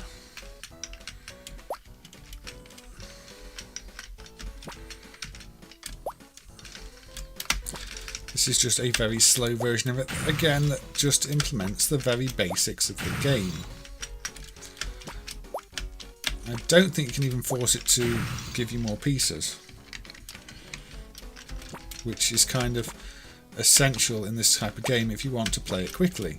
You've just got to wait for the bits to slide into view. But yeah, it's Magical Drop. Which is another game these units really love to clone. Magical Drop must have been much more popular than you might ever consider.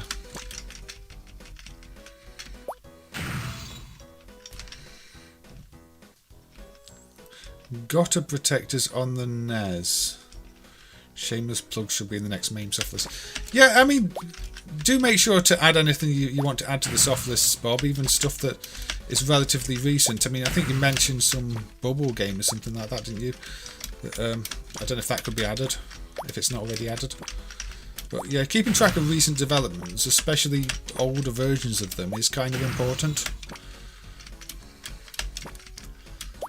So if there's anything you feel like adding that's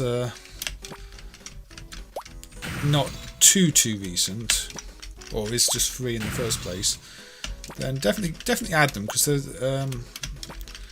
they're worth adding, and not many people are keeping track of those things.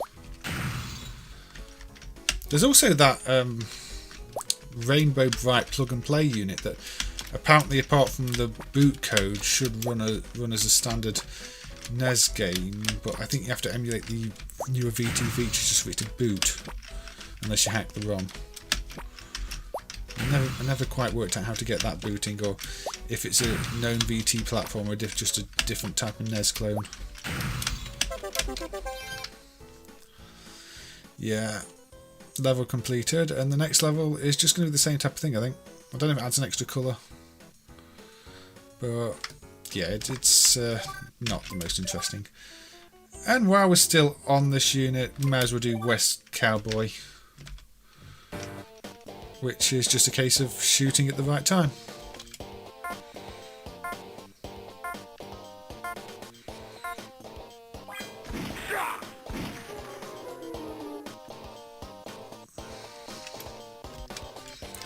Yeah, it's a NES-based plug and play, and that's a very quickly. West Cowboy is over as quickly as it started.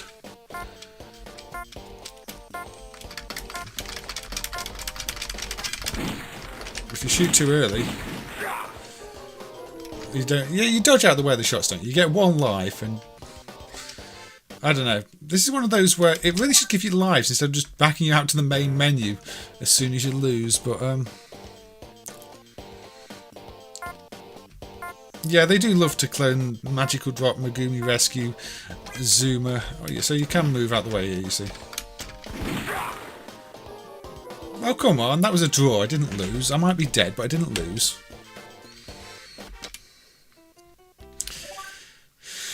Soft list eligibility tends to be 3 years old or 3 in the first. It is quite confusing. Oh look, we get to be a cowboy on a different street.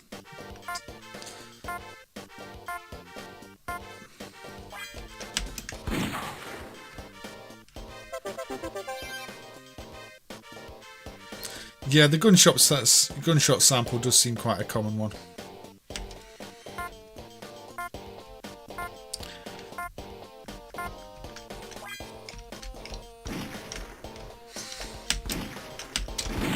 Oh look, double KO again and I lose. Right, so we are 2 hours and 2 minutes into the stream. We've covered all the things on the My Wico that I wanted to look at. So I can move those out of this section. We don't have to file the My Wico again, because all the other games we can look at on some other units. Although we will file a different My Wico game. We'll briefly look at the My Wico Guitar. Now again, this is the main menu. It's got your mini games. You don't need to see those. But it's got Mi Guitar 2. Now notice it says 2. There is a version of these guitar games, a guitar game in one of the older plug and play units that's on VT1682 hardware that has exactly the same songs as this. So I'm thinking there is probably an original Mi Guitar unit with older software on that uses those instead. But you can see this is the same stuff as last time. Same song, same 8 songs, same difficulty selects. Except now it doesn't have these symbols above each of the notes. Ooh, I pressed quit. That was clever. So I probably want to define these.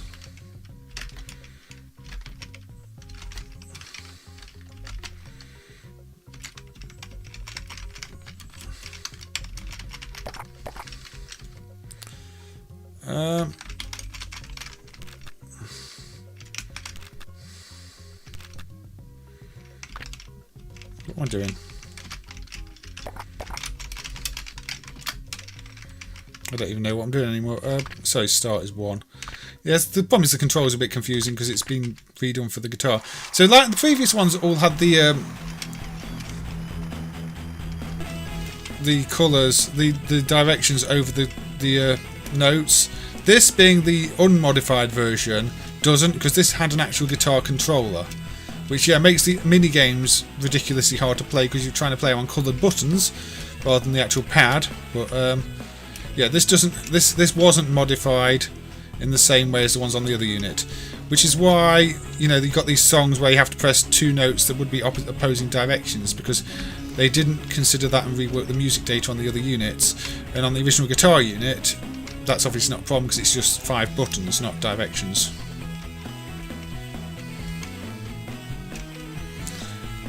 This music's alright, it's not the best quality, but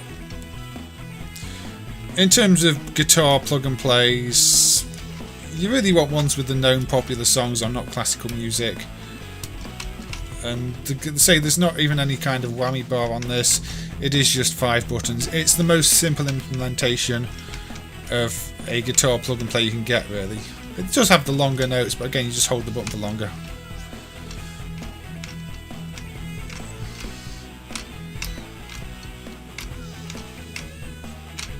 Music, the notes are somewhat in time to the music. So, you know, there are some where the notes aren't in time at all. Here they kind of relate to it, which isn't too bad. But it's very simple.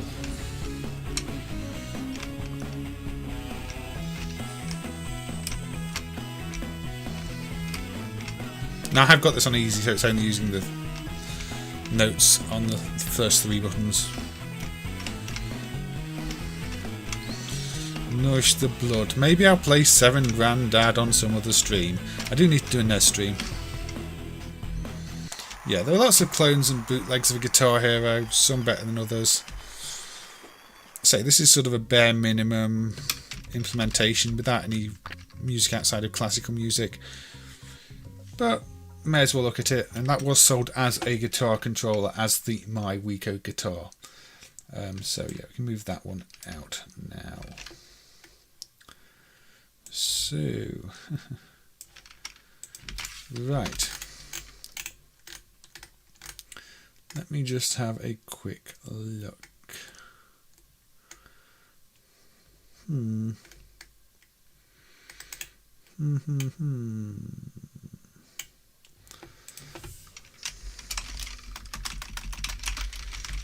Let's fire up the 505 Neo.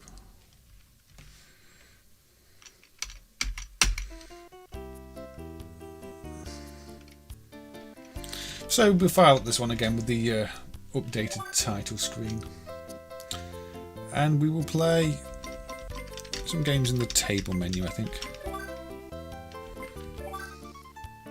Because yeah, I did divide the list into different units where I can load up different units and play some of them, so we're not always on the same unit. Let's play number 9, Happy Night. So this is a run along and jump over buses.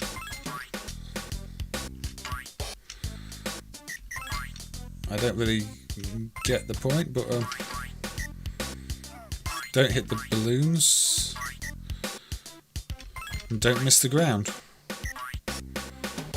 And also you can only jump so many times, otherwise your energy will run out first.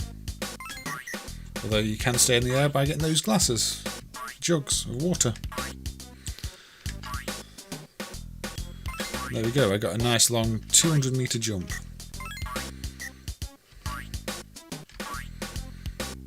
The music reminds you of Attack of the Mutant Lasagna, a Garfield's fan game. I'm surprised this music reminds you of anything, it just seems a bit random. I'd barely call it music. But visually this is quite nice, you've got the multiple layers of parallax in the background. Kind of a cute bird graphic. Yeah, if you miss the traffic then that's game over.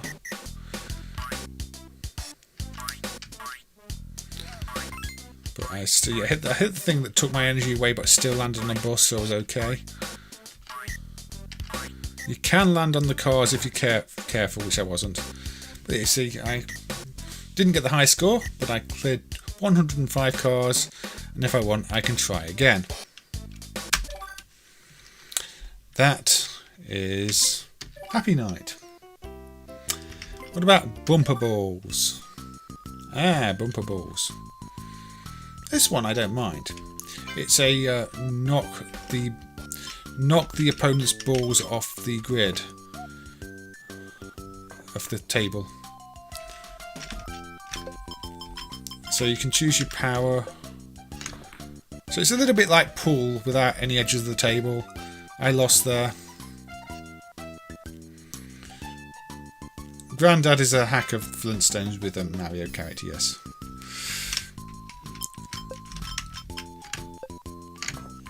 There we go, knock 2 of your balls off.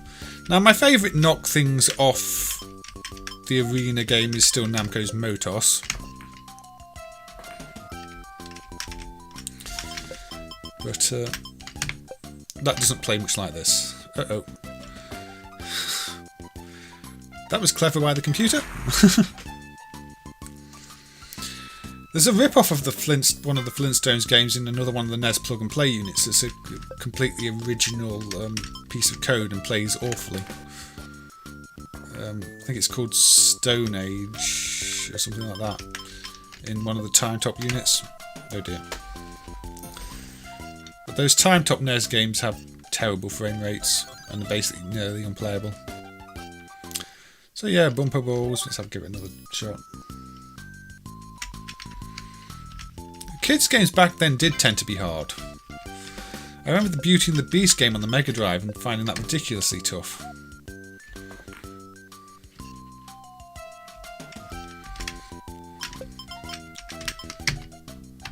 And of course Fantasia. Everybody remembers Fantasia. Uh-oh, that was a bad idea. Anyway, that's just knocking balls off tables. Playthrough of IQ Cow. Maybe I'll do an IQ Cow long play on another stream, Cow. Maybe I will. So, bumper balls. Let's go with Sub Warfare. Again, this is another one of those concepts that so many of these plug and plays copy. Just a simple submarine thing, dropping mines into the ocean. Now you do have 2 buttons, one for each side of the boat. You can only have a certain number of shots on screen at once. Very Metal Slug-like explosions at the top there, scaled down.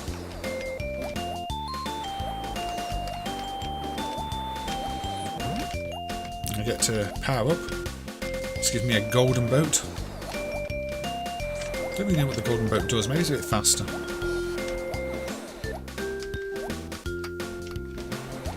Faster version of Subscan for the 2600. Yeah, there's loads of games like this. Even in the arcades, there are quite a lot of games wanting to do this whole submarine thing, especially early ones. But the best submarine game is still IREM's In the Hunt. Oh look, it's changed the time of day. Nice little line scroll effect going on this one, if you haven't noticed, because the hardware does have row scroll effects, and they are using it on the background here. I'm not sure all versions of the hardware did, which might be why not all the games use it, because I think some games were developed earlier than others, but I don't know.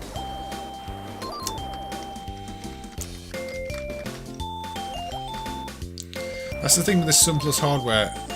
Features were added through various revisions of the board, including the highest sprite support. So not every board supported not every CPU supported every feature.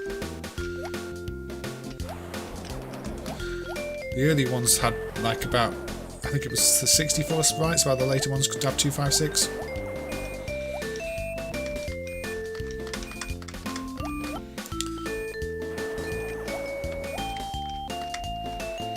Yeah, In the Hunt is, far better game. And yeah, maybe I should say the explosions from In the Hunt, which is very similar to Actual Slug, because same developers.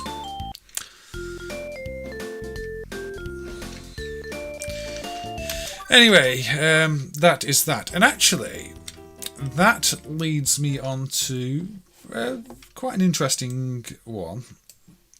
Because if we go to... Now, there's no sound emulation on this one.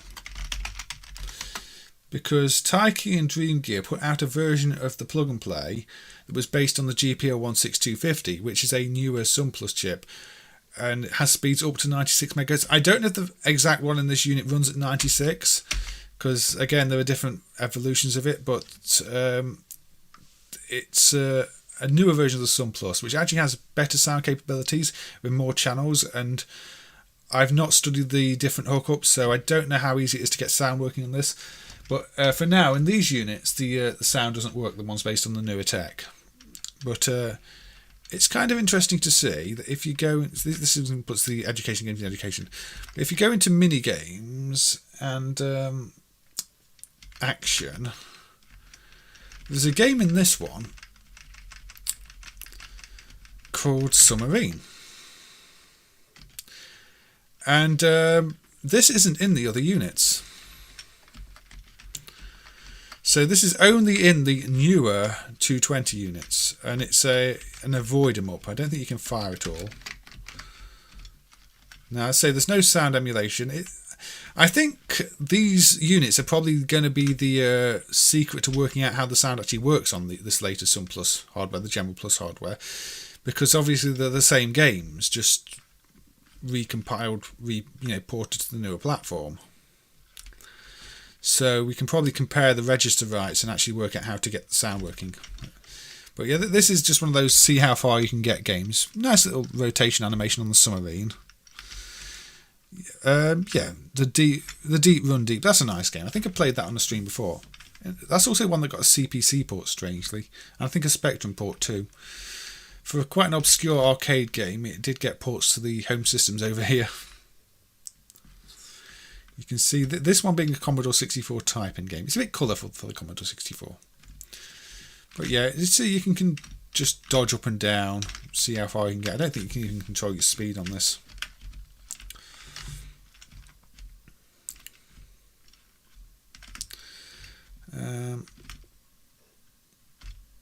So yeah.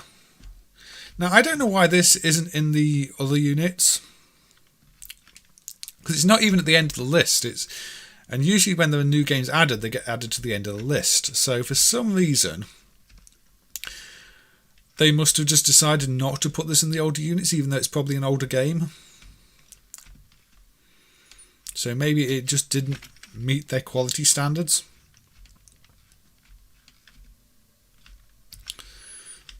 But I don't know. But until the sound emulation, it's a bit dull. Oh, look, a power-up, which gives me a shield. See, shield bubbles that make me go up. So there's a little more happening on this stage, but not a huge amount. Some nice touches on the animations. My shield's running out. It's not the only unique game in the later units. If we exit briefly and go into the adventure section, these units also have this one at the end of the list, where you'd expect it to be, called Gigi Cooking. And you select the different things you want to use. So for the fish, I use that. So for the fish, I use that. For this, I use... I don't know, that? Nope. Oh dear, I chose the wrong thing in the kitchen too often. What quality standards? Oh... No, I don't want to use that. Do I want to use that again? Yes, I want to use that. There we go. Right. Do I want to use that? No. Do I want to use that? Yes. Do I want to use that? Yes, I'll whisk the eggs up. Okay. Level up. It's just a simple food simulator. So I use that on the fish, and I still use the whisk on the eggs. There we go. Again, no sound. Oh look, we've got more stuff here. I use that there. Oh, what do I use here? What even is that? No. What is it?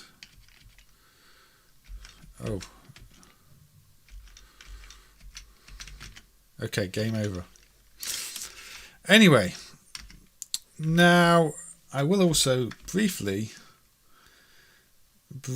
look in sport. I've covered this before, but on these units there is a game called Piggy Golf, which is actually quite a fun little game. This is on the older units, but the interesting thing is, if I don't fail,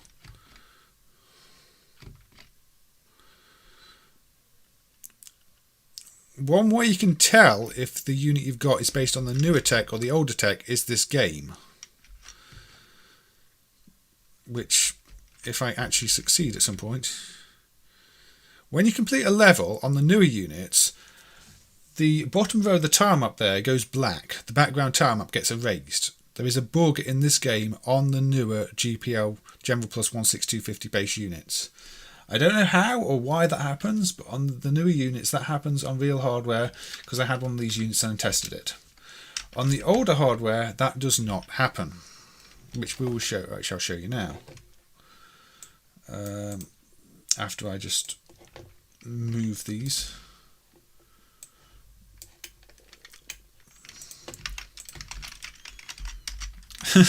No, I'm not good in the kitchen. You probably don't want to let me in the kitchen. I'll probably burn it down, Bob. So yeah, we're going back to the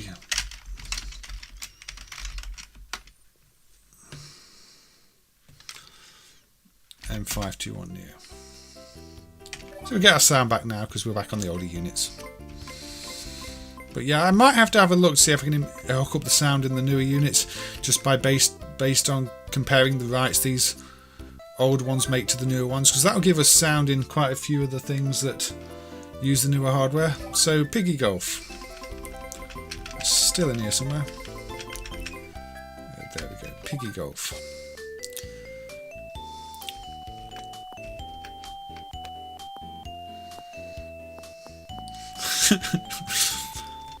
I didn't do the food justice. No, you would not put me in a kitchen. So you see here, you get the ball in the hole. It does not erase the bottom of the tile map. It works correctly. So on all the older units, this game works fine. On the newer units, it has that slight visual bug. Don't know why, it just does.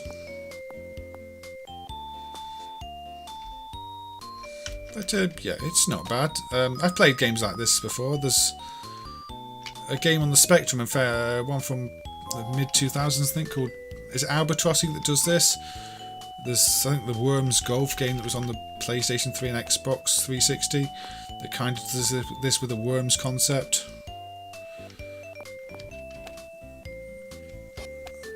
It's basically side-on mini golf. Yeah, 2D mini golf, Aussie guy. And it's not entirely terrible.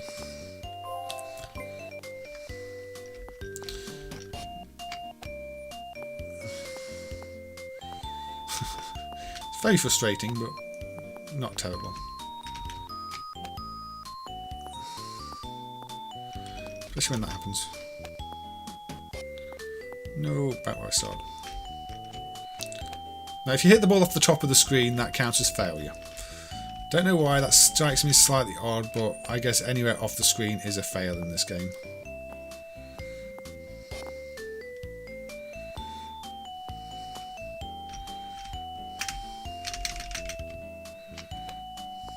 Uh-oh.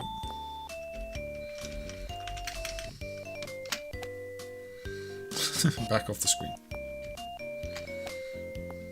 No.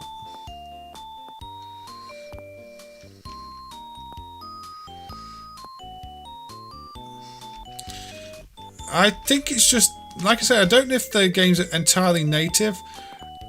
So if they're running through some sort of interpreter, it might just be a bug in the engine on the newer versions.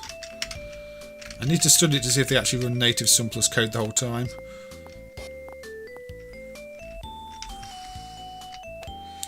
But the newer hardware does have all the video registers in different places, so it's also just possible they made a slight error importing the stuff. I mean, it happens.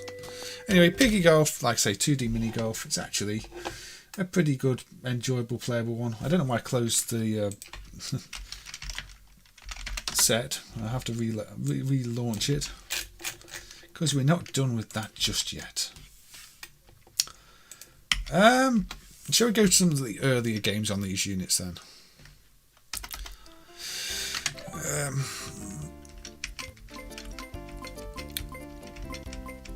This is where I think they get a bad reputation. Because if you go into some of the earlier action games, say Hare Fighter, this is a single screen platformer, but this is really bare bones. Clear the enemies, okay. Clear the enemy, okay. Enemy.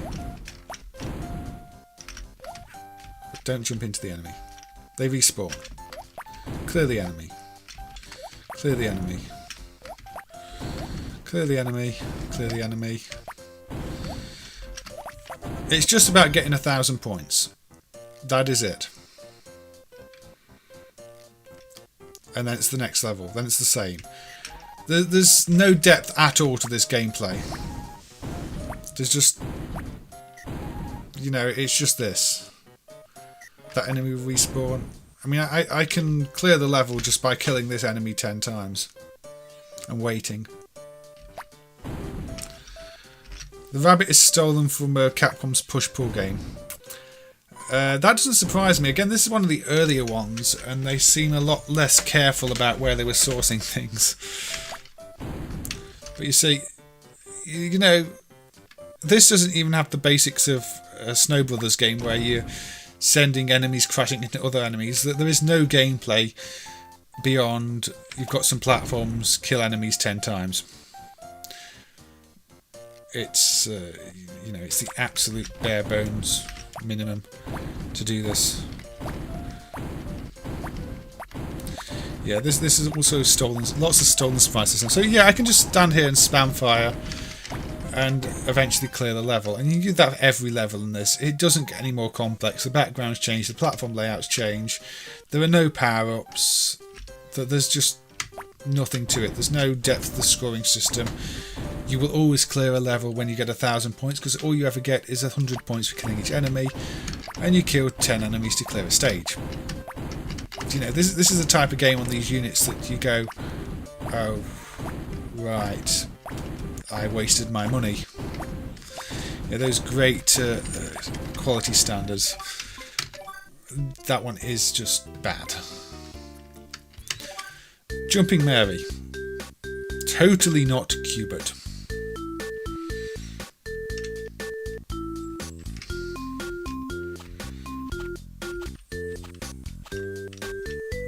With an odd bottom of the pyramid, which is flat. It does have bonus items. It even has the take it up the pyramid lift, which doesn't make the enemies fall off.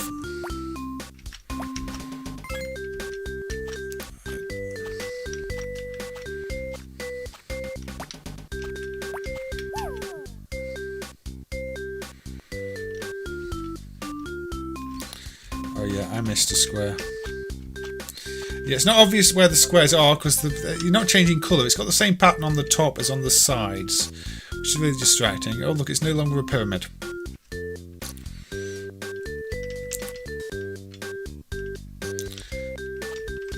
And obviously any game like this where you've not got proper diagonal controls is frustrating. And here left goes up, right goes up right, and left goes down left. And that's not quite the rotation I usually even play Cubert on, so I'm having to think before every move I make.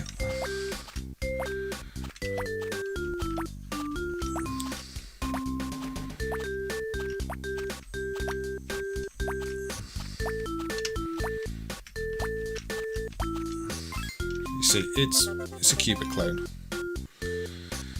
There are so many Cubert clones. This reminds you of Jig Chick as well as Great Gianna Sisters. I mean, I could do a whole stream of Cubert clones, especially if we look at like the 8-bit computers. I think I could do a stream of Cubert clones on, say, the Amstrad or Spectrum alone. It's such a popular concept once it came out, and this is just another clone of Cubert that is entirely unremarkable. The original's alright, but I know. What about Balloon Boy?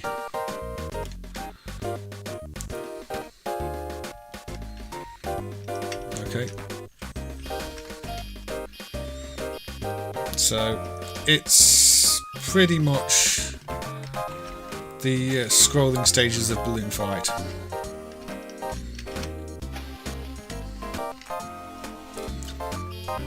The art style is quite different on this one though. More dithering rather than high colour graphics.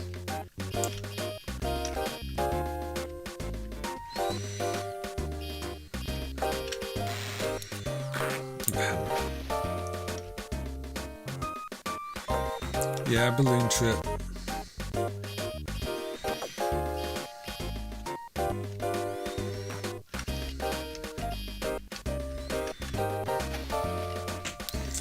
Which is also very similar to Joust in that, you know, you're hitting the enemies near the top.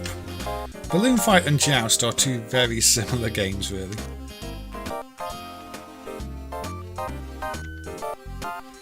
You're expecting the unlicensed Genesis game. I can't quite remember which one that is. I was expecting the Taito Balloon Brothers thing, which is just upside down Tetris, and it's just about as bad as this.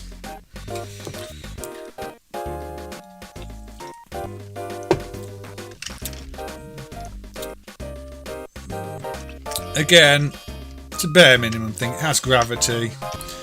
You can pop the enemies. It has some different enemies. Nothing to really keep you playing that one. Crazy Fighter. Oh, a shoot 'em up. With a clearly ripped Psycho Aero Fighters type bomb graphic. In the corner there. Not seeing too many shoot 'em ups. But here is one of them.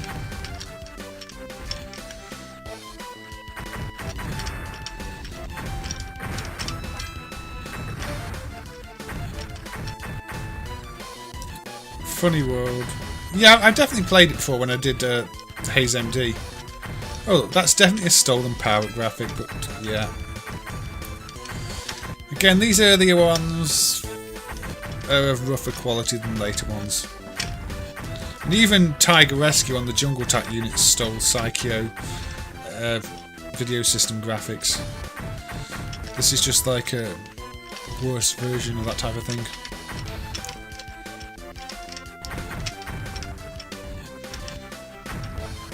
But it's your basic shoot 'em up.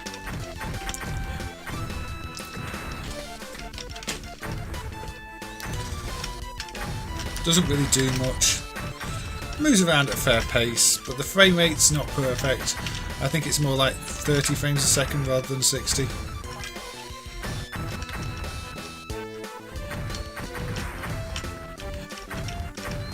Don't recall if this has bosses. I don't think it does, but I could be wrong. Yeah, the copy protection on those pirated games is the reason I did Haze MD in the first place, because I wanted to make the copy protected games boot in an emulator, and they didn't boot in KGen or anything like that. You had to run hacked copies to use them in KGen.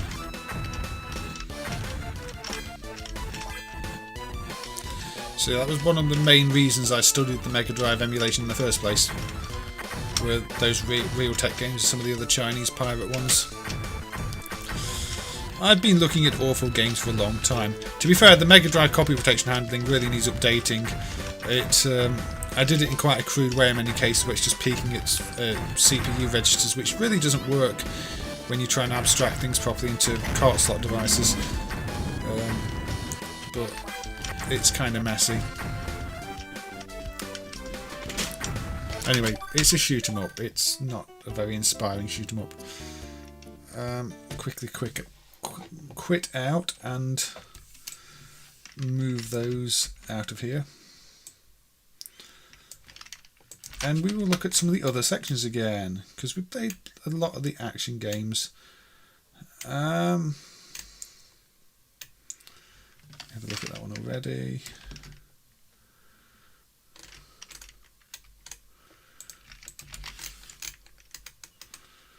Should we have a look at some sports in it? Now, better than the horizontal one. I suppose in some ways it is. It feels less polished, but maybe more playable. Let's play Rally. This is the closest we can going to get to final lap. Crazy Fighter looks like Jordan Setter's Metafox. Ooh. It might be better than Metafox. Metafox is awful. So yes, a very casual driving game.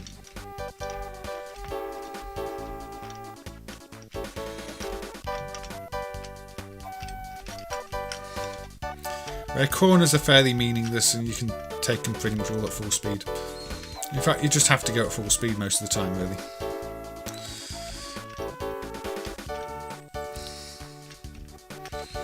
You can't spin out though, so it's not that like final lap.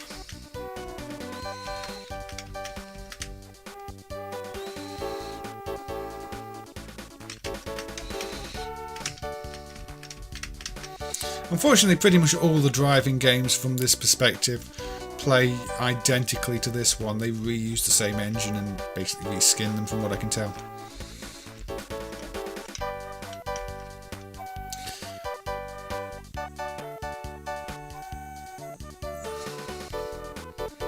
Oh look, I finished in second place. Somebody needs to tell the guy playing the flute he's out of tune. Probably doesn't care, Mo. He probably doesn't care. Oh look, it's the same thing with a different palette.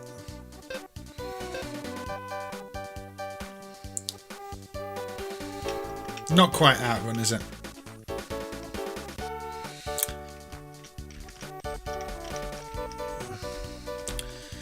And it makes you appreciate how good some of the, the recently developed racing games are. Even simple ones that were done for competitions, like Fire Tire on the CPC, has so much more gameplay than this.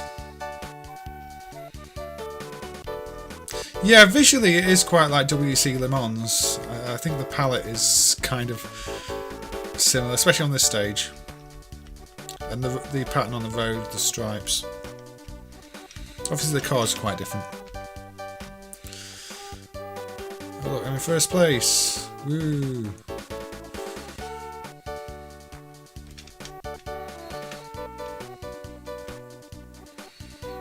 But yeah, it's a racing game basically for kids.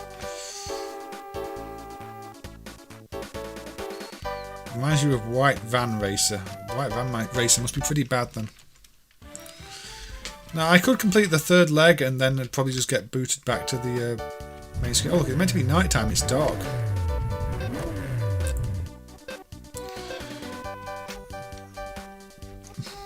But yeah, we don't need to race at night. So what about GT racing?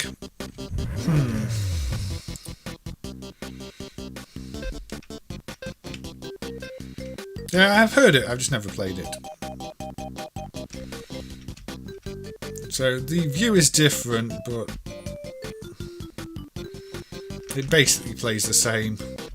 The corners don't do much. So now you've got a circuit to race around. Look, I'm just going in a straight line on a corner, and it barely matters. Where's Sonic? Sonic ran away. Sonic realised that this car was not one he wanted to be associated with, and did a runner. Although I am quite surprised Sonic's not in here actually. Clearly the developers never played Radmobile, or Rad Rally, or any good racing games. Which Radmobile and Rad Rally really aren't great, but they have Sonic. This doesn't have Sonic. It even does exactly the same thing when you're going at full speed, with the speedo just jumping between the two values. Oh look, I think I crashed into something. Yeah, it's just not very good. What about track racing? Or highway racing. Let's go highway racing. Highway racing's different.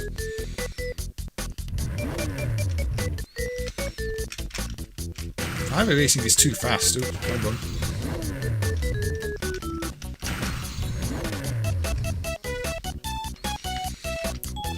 So you can't bump cars off the road. Just have to avoid everything.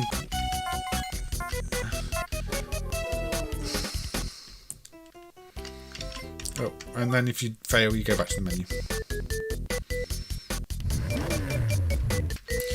They should have called this far too fast. This is like Spy Hunter in the sense that if you're going at full speed, you can't really avoid things.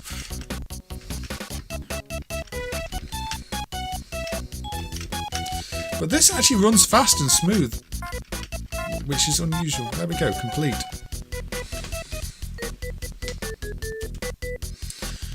Outlander on the Genesis. I've again I've heard of it.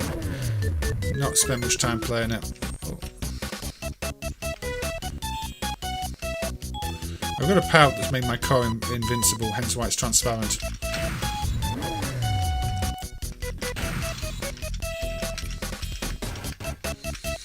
There we go, complete. Yeah, it's the same thing on different tracks, basically. Track racing. Oh dear, not this one. I'll be Fireball.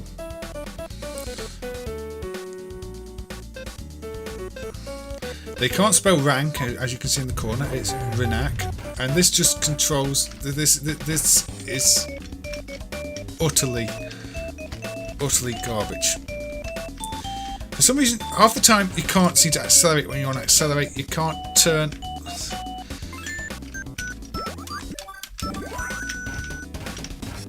It's difficult to explain how badly this controls unless you're trying to play it. Sometimes you turn too quickly, other times you don't turn at all.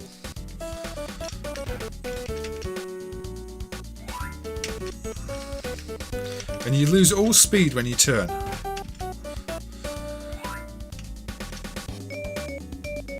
And obviously I've lost because I finished in last place. This is one of the worst games on these units. Just the controls are so bad. Blue bits of the track are water. Yeah, I've only just realised that too, but you are right, Mo, they're water.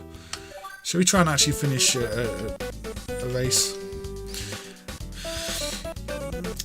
Yeah, I can see which car I am. There's an arrow. Look, even the collisions with the power-ups that you want to collide with are bad. And yes...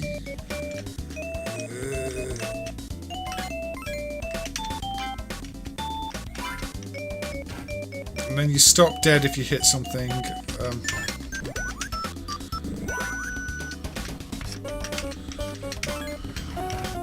Homing missile. It's like bad overhead Mario Kart.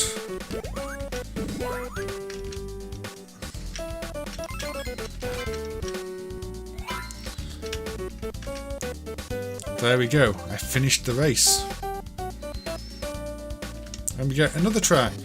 Slightly different layout. Same awful gameplay. Now there's no water.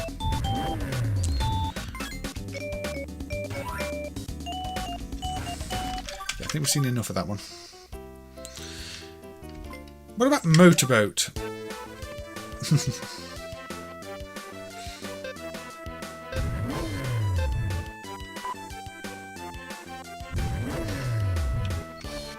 Oh yes. Look, you got your same arrows from the previous game. Avoid islands that are surrounded by whirlpools. I think you avoid the boards, I'm not sure. Or do you, yeah, you probably do. I mean, split screen. It's almost Twinkle Star Sprites, except it's not. It's nothing like Twinkle Star Sprites.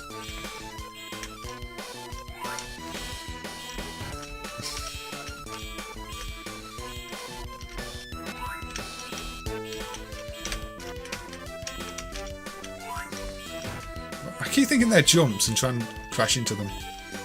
Clearly they're not.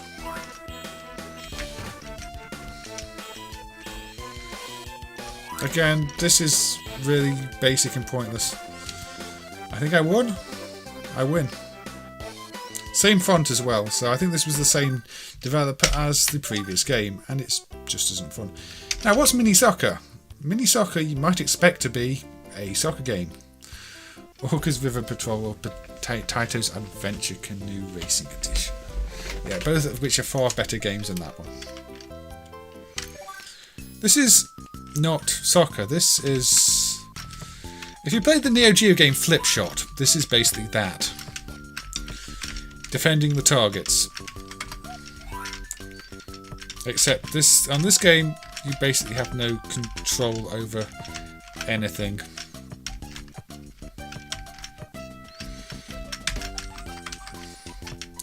And again, it's just the bare bones implementation of this.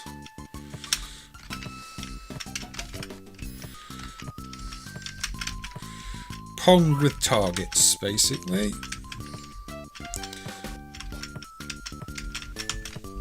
Just kick the ball when it comes next to you. That is all you can do in this. You can't even kick it if it's going the wrong way.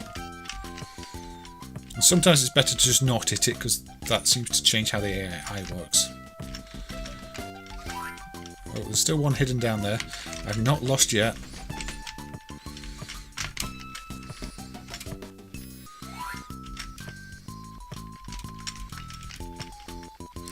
Hey, the Beach King, welcome. Hope you're doing well. Unless you've been commenting earlier and I missed it. Oh, look. So it's more like Bang Bead in the sense you have to get the ball past the opponent at the end once the targets are gone. But yeah, it's. I mean, I don't even like the Neo Geo games. I think they're awful. I think they're some of Visco's worst work. But if you wanted that on a plug and play, here you go. And I lost. It wasn't reskinned because it was different developers. Extreme Wreck.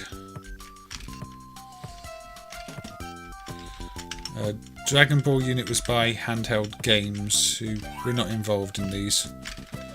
It's just a common concept. Say that it was in the arcades as Flip Shot by Visco on the Neo Geo system, and Bang Bead, which was a sequel to it. It's also another one of those that is in quite a lot of plug and play units. For some reason, it's one of those popular to clone concepts.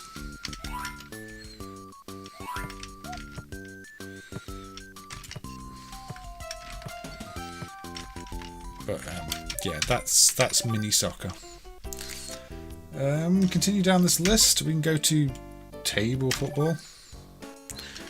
Now, this one actually sort of is football. Choose your formation. Except it's more, you know, Subutio football.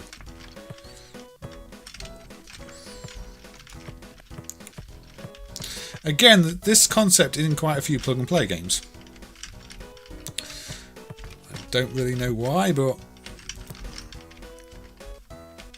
you can't move left and right, you just move your rows of people up and down and try and kick the ball into the net. While the AI just seem to move up and down. And it's still surprisingly difficult to do.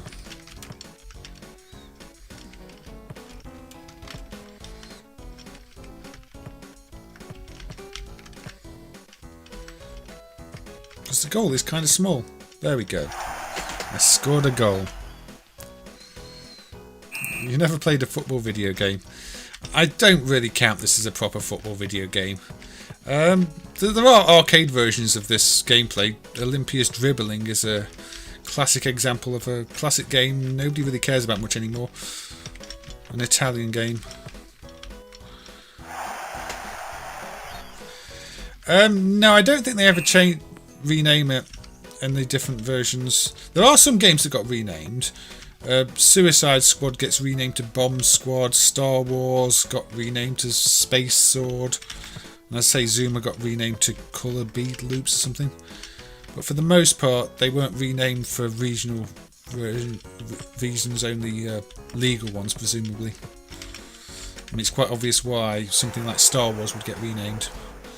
And Suicide Squad maybe was renamed because some companies didn't like the idea of the word suicide on the game title, or because of, you know, Suicide Squad.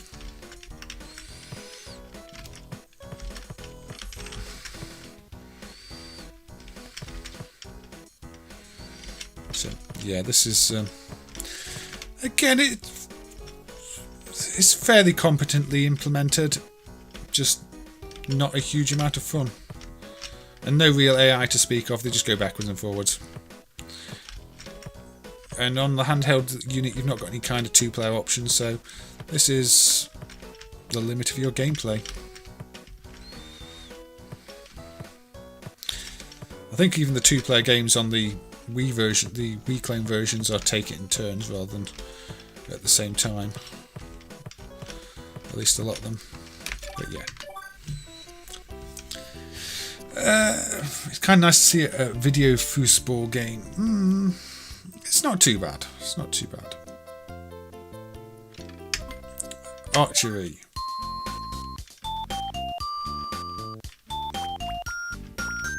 The wind is going that way. My arrow's going that way. It's one of those track and field event type games.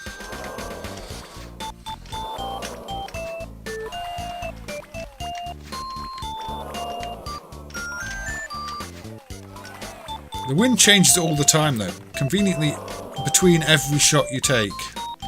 And the flag also shows you the direction of the wind if you don't want to read it on the marker. On the text.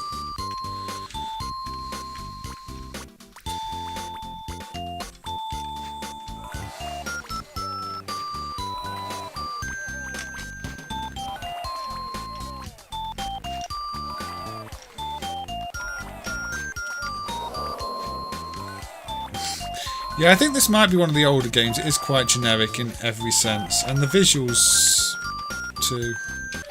I don't know. Not great. Not great at all. Shall we stay in sports? What's Crazy Push? Oh, this is another one of those push out the maze things, yeah. With troll type characters. There we go. Get out of here. Shove. Shove. Shove. Shove. Shove.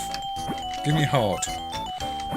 Because I'm dressed up as a tiger, or I can do a special spinning attack. Get out. No, you can stay out. No, you don't. This has a kind of claymation look. Now I've been teleported to a scan of the moon? I'm not sure. I mean, I think this is the game for all those flat earthers too. I mean, look at it. This is clearly proves the moon is flat.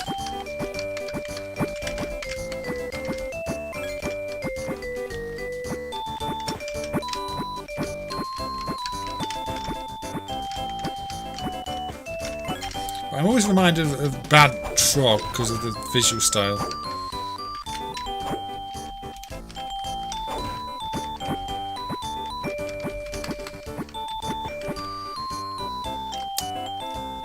Car Jamboree, Zero Eyes, Motos, yeah, it's that type of thing. We saw another push out game earlier, but now back to ice.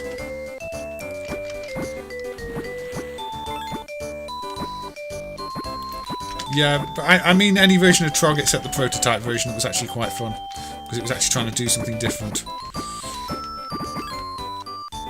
Trog itself was just turned into Pac-Man.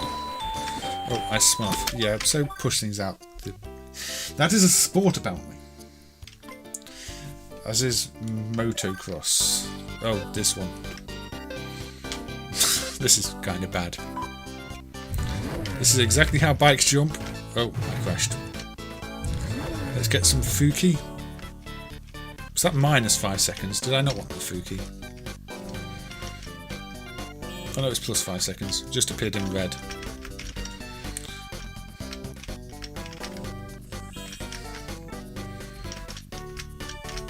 Look at this animation.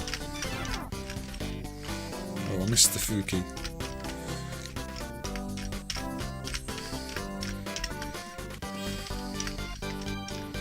Yes, a poor man's Moon Patrol with a motorbike. Without anything overhead to shoot at. I mean, I don't mind off-road racing games. I really like ATV Simulator on the Spectrum, for example. That's a great game. But this is really just jump over obstacles and collect things. I mean, there are worse bike games. The Superbike arcade game that we played is pretty bad. This might be better than Superbike, although that's still a push. I think there are only 3 levels, and I completed this without trying last time I played it, because there is really no challenge to it either. The animation is killing you. You might want to take something if it's that bad. Oh look, there's a ramp. Don't want death by animation on my stream.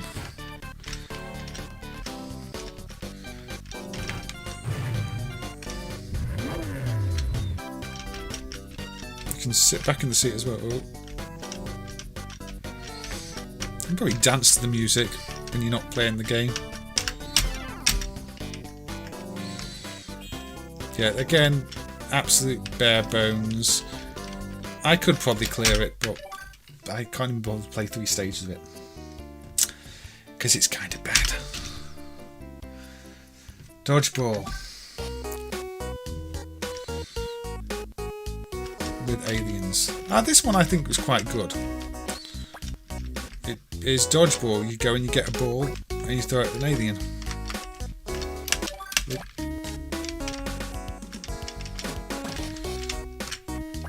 Because, you know, they don't come down and say, take me to your leader. They say, take me to your dodgeball court.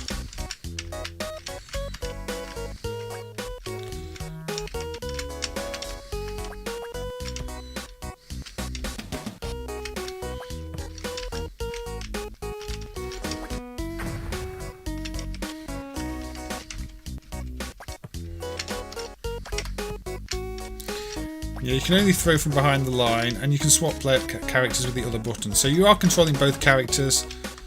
So I can take control of this character, then I can take control of the other one. I can get the bomb, and throw the bomb up there, and I win. The music reminds you of a Commodore 64 game, Zyron's Escape. Not one I've played. But, I mean... Again, it's bare-bone dodgeball,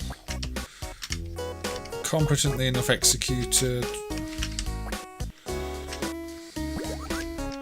got special ball types as you see there, and the bombs, but the AI is just rubbish, so there's no real challenge to it, unfortunately. You can dodge everything with ease.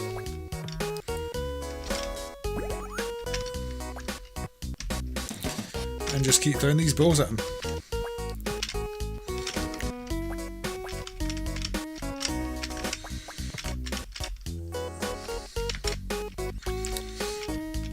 We are almost on 3 hours. I don't know how long I'm going to be going on with this.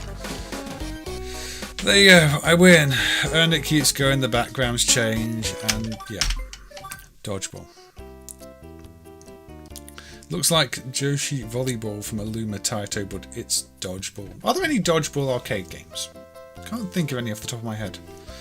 Oh, hey, hello Ryan, with your 100 Swedish krona donation there. And I don't know if this is the tail end or not. We might keep going for another hour or so, but thank you for the donation there, and it should pop up any moment on the chat. There we go. In pocket. And say any donation is good, and you know it helps buy a few things like drinks and the like for the stream. So it's all good, Ryan. Good to see you. I hope you're doing well. Say maybe if those other games in MAME get fixed, the sound emulation, which I couldn't get the PSG stuff working very well for, I'll play those on another stream, because I'm going to be doing quite a few of these bad game streams in October if I get the motivation to do it. So yeah, this might be the tail end of this one. It might get another hour, but I think there will be more streams along these lines.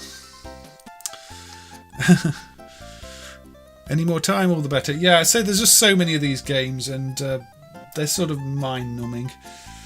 But we'll see. I'm probably missing better streams right now, but we'll keep going. Well, that was Dodgeball. We can go beach volleyball. Aussie guy just mentioned volleyball. Oh look, we can be a panda. We can be cats. I don't know.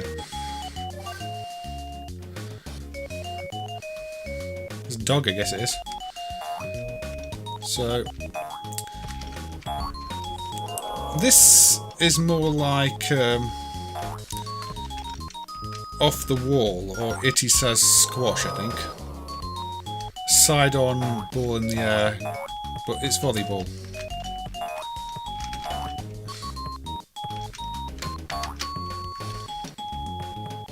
They bounce off your head. I'm sure you're not allowed to do that.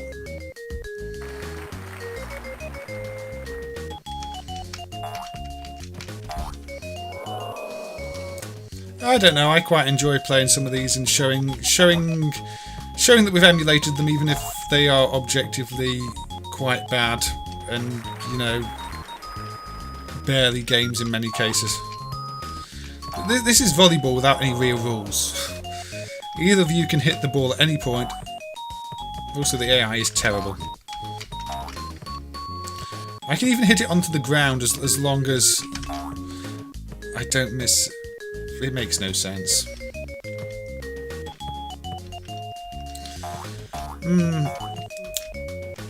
Yeah, the audio emulation is still not perfect on the simpler stuff now. I was saying that I should really look at the GPO 16250 things and compare the releases of these with this one too, and see if I can get any sound on those, because it should be just about the same thing with more channels and maybe a few extra compression modes. But yeah, there still needs a bit of work. Not as much work as that handheld thing, but a little bit of work. Yeah. So this is beach volleyball. Not sure where the beach is, but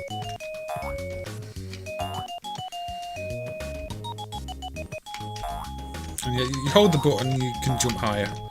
So if I hold the button a long time, I can jump all the way up here and do this. But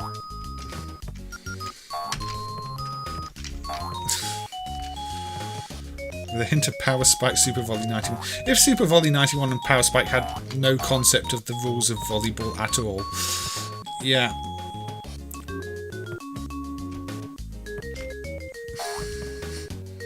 Or AI that was just hilariously bad. Just keep. Now it's heading simulator. They're going to end up with concussion, I'm sure.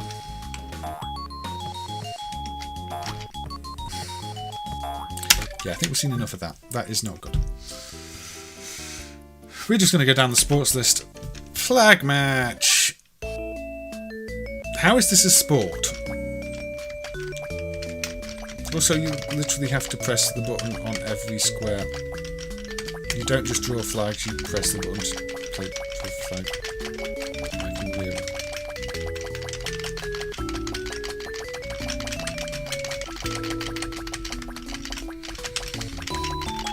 This is not a sport, this is a bad game. Now there are similar arcade games that cover all the tiles, change the colours, things like Penky, but that's far better than this is. There are games on the home computers, Harvey Headbang on the Spectrum and Amstrad, where you're changing tiles in a maze and also getting drunk. It's a very appropriate game for the streams. In this case though, you're just walking around this maze with this zombie spamming the buttons and hoping you clear more tiles.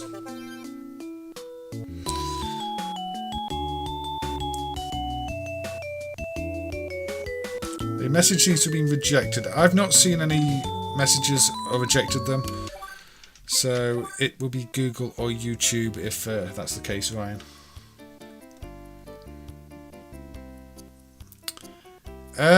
I don't think Bob's seen the message because I've not seen the message either, Ryan. I think it's been eaten up by YouTube. Japanese sumo. Suddenly the graphics remind me more. Say that's an SNK font, isn't it? That's definitely an SNK font. And also I'm sort of reminded of the Mega Drive Sumo game.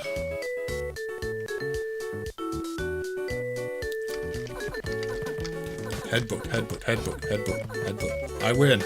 Dancing sumos.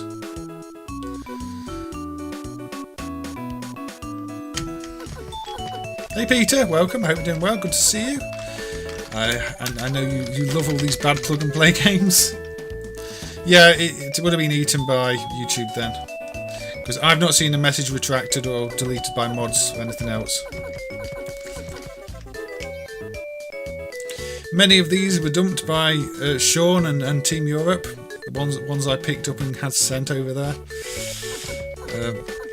But yeah, simple sumo wrestling. Oh look, we get to do a bit of a grapple. Hey, I'm down. That's not good. Don't be down. Oh, now I'm on my face. I still win.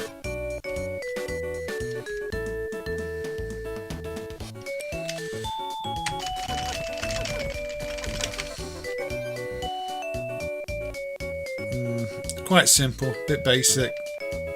Don't know if there's grappling techniques I'm not aware of, but I don't know what to do in that situation, but it doesn't really seem to matter because you can just push them out the ring.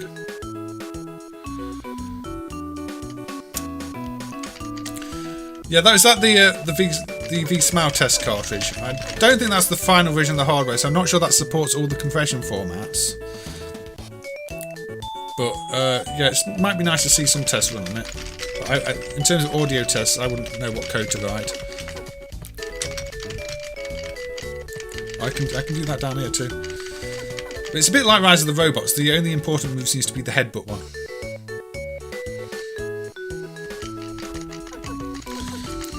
Yeah, a lot of them was difficult to dump. A lot of these later ones though are just flash chips, so they're really easy, relatively. But the glob tops are still really difficult. I mean, the ones with fine traces between everything Sean struggles with. A lot of the time he's connecting wires directly to the PCBs, and if there's not much room, he can't do anything about it. And also some of the ones that just seem to use an all-in-one die where the program ROM and graphics are on the same die as the CPU. We have no way to dump those at the moment. The original Namco unit from Jax is like that, and the SpongeBob unit seems to be like that. But some of them, I am winner. Oh, look, I one credited, well, no credit. I cleared Japanese sumo. There you go. That is how short most of these games are, by the way. It's a tank game. It's like a Supari or Sumo from Tecmo. Yeah, there's quite a few sumo games. Data East have got one on the cassette system, and I think another one in the arcades too.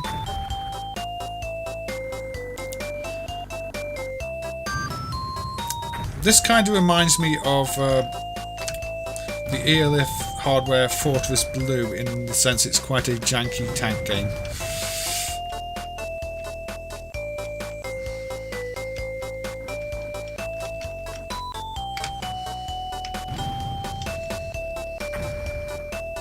Yeah, definitely tests on some of them will tell us a lot. Does anybody recognise the melodies? I don't personally.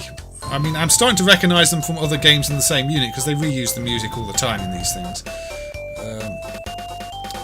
And it starts to really give you a headache after a while. Look, there's a power that I should probably go and get.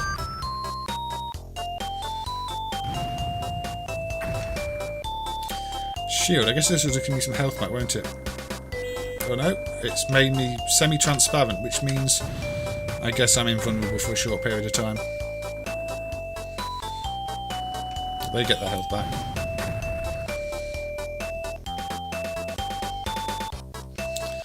Nothing, as far as I know.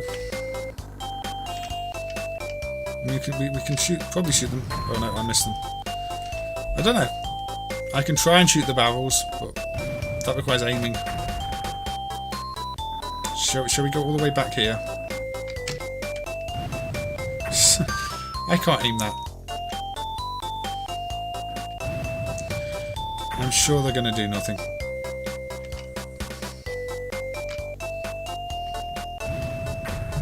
I still missed. Yeah, some of the later ones with sampled music steal a lot more.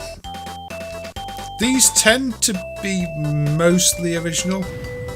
There you go. Nothing happens if you shoot the nuclear waste barrels. They just happen to be for decoration, like most nuclear waste. Horse racing. Choose your horse. We're going full jockey club, except without the gambling. Stakes winner. Look, I can press the button and get pace. Then the energy runs out.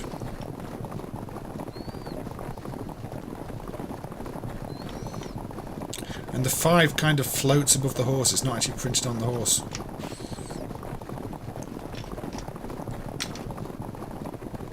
Apparently I can move forward down the screen too, if that helps.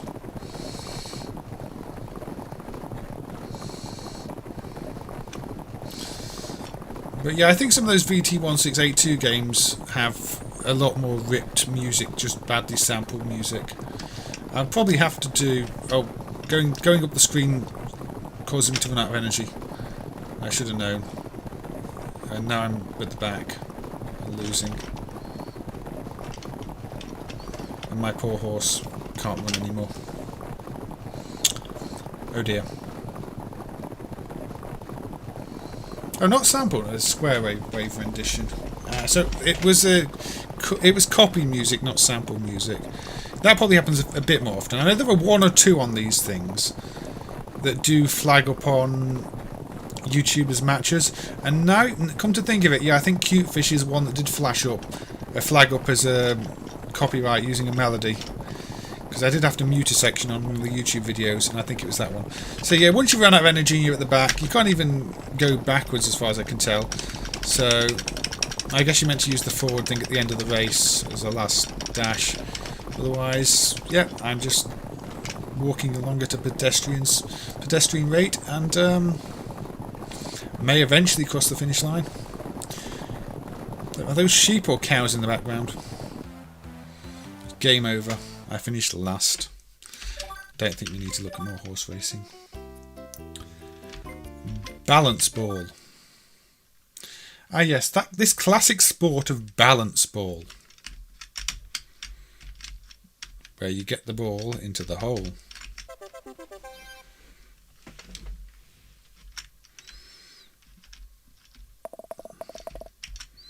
Now you have to avoid the holes, those holes, because those are the bad holes. You can bounce off the sides. Oh, I got in the hole. Again, I see this concept on some other plug and plays. It's more your traditional game you're meant to play with real boards and balls, but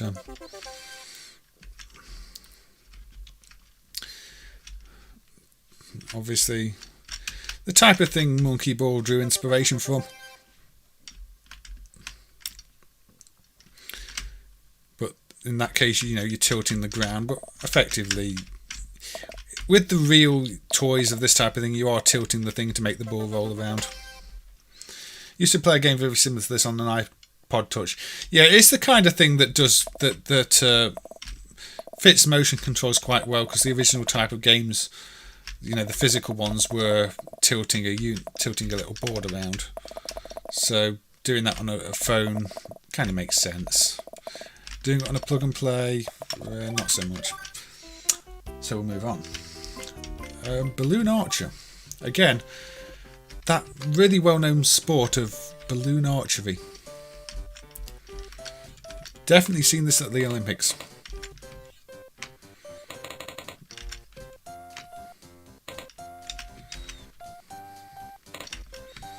You've got a limited number of arrows to try and clear all the balloons. And as you can see, I am failing miserably. I'm not going to finish this. So there we go. That's a different try again sound.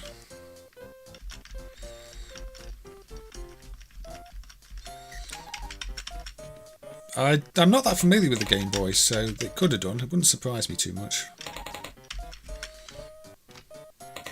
I know you've got all sorts of novelties on the Game Boy, like that one that uses the sunlight thing. So if you're playing it during the day, you get better rewards than playing during the night or something. I don't know. There's lots of novelty things on the Game Boy. Yeah, this is level 1, even though it says 2. You would have thought the 2 logo would be saved for level 2. What's level 2 then? Level 2 is this. Oh, we've got some dynamite in this one.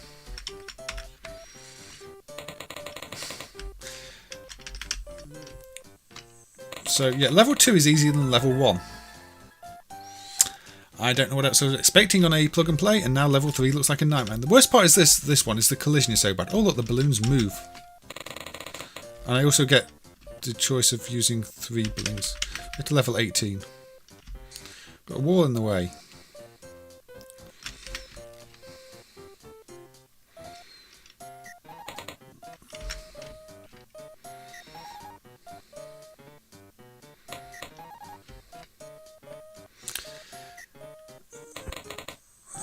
It's not great, is it?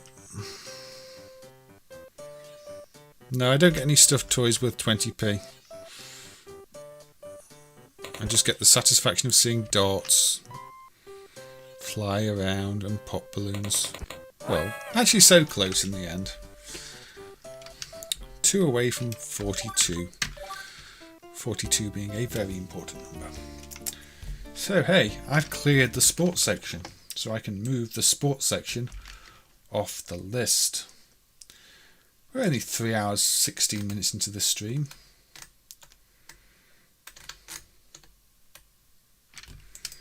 So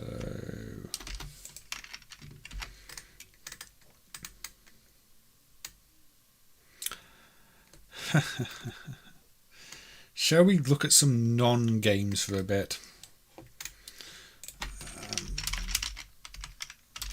Let's relaunch the same thing because, again, most of the stuff's on this set. Reskin Q Basic Gorillas. I'm pretty sure I had some. There's a similar thing in the terrible cassette 50 on the Spectrum. The big collection of basic games there. So where were we? In puzzle. Not in puzzle. Not in there. I forgot what section these are in. Adventure, I think it is. Yeah, okay. So I did start the stream with learning animals, where we saw the cows. Learning fruit. All these learning ones are just the same type of thing. Apple. It's just a selection of pictures. Apple, banana, pear, peach, orange, grapes. What? Strawberry. Pineapple. Lemon. Apple. You get the idea. That's that one. That's learning fruits. What about learning food? Rice. Rice. Hamburger. Cake. Bread. Sausage. Noodle. They do animate. You can press the button to say it again. Sandwich. Cheese. But yeah, these all count as games apparently. Pizza. That's a very strange looking pizza, but looks more like a cake. Hamburger. Oh, there we go. Back on hamburger. We did learning animals, learning clothes. No hamburger. No. The hamburger's banned. Hat. Shirt. Dress. Scarf. Trousers. Those are very short trousers. Socks. Shoes. Glove. Coat. T-shirt. Hat. There you go. So that, you know, these are very quick games to play. Learning sport. It's a very deep dish pizza. Yes. Looks more like a cake.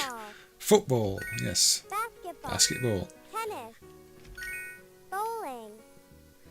Oh look, there's a nice little animation there. Race. Swimming. Yep, swimming. Skiing.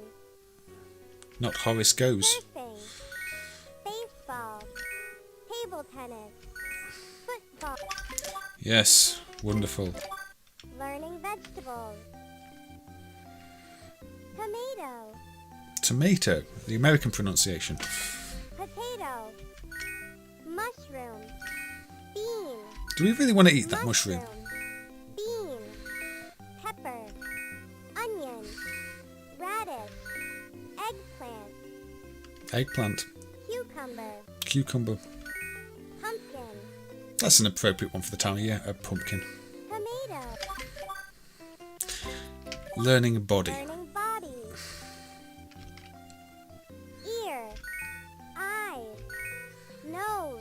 I'm not sure what value these really have. Tooth. Hand. Fist. It's like, yeah, we don't have any more games to make, let's just add these. Foot. Ear.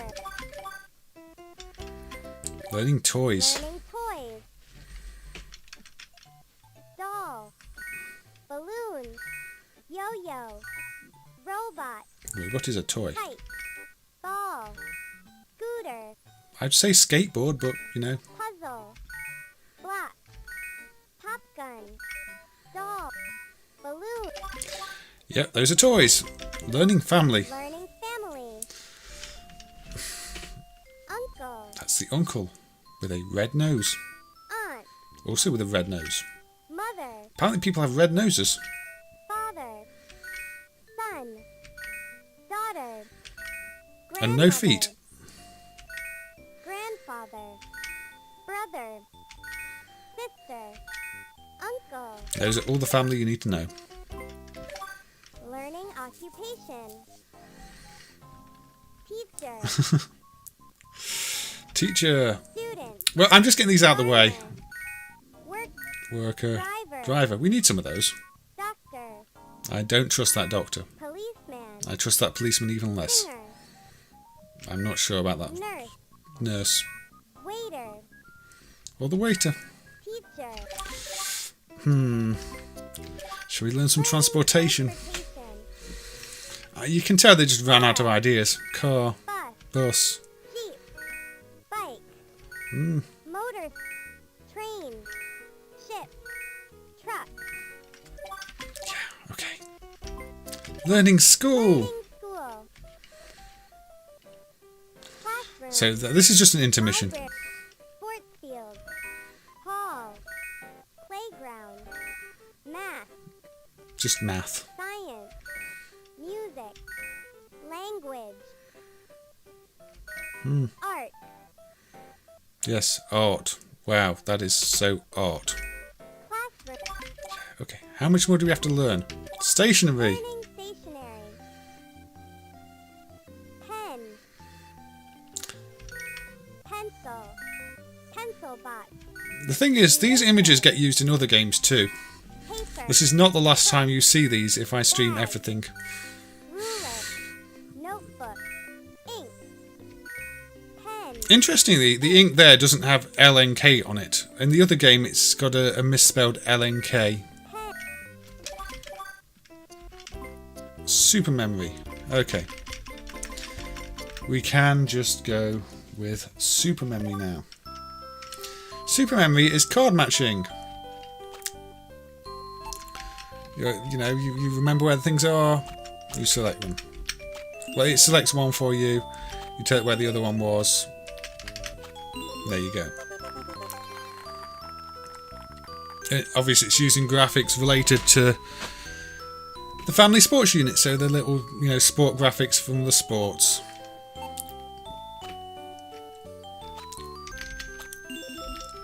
So in this case, I'm selecting them all. The computer's not selecting one for me. Level complete. Now this is also called extreme memory on some of the units. I don't know why they renamed it, but on some it's this, on some it's extreme memory.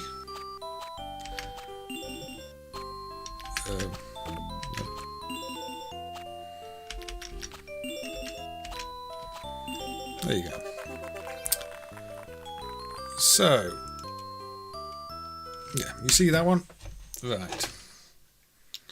Let me just reorganize my lists.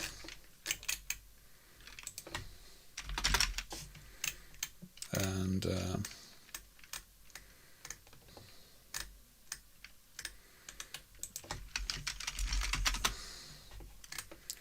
see where things are. Right. And yeah, okay, we looked at this earlier.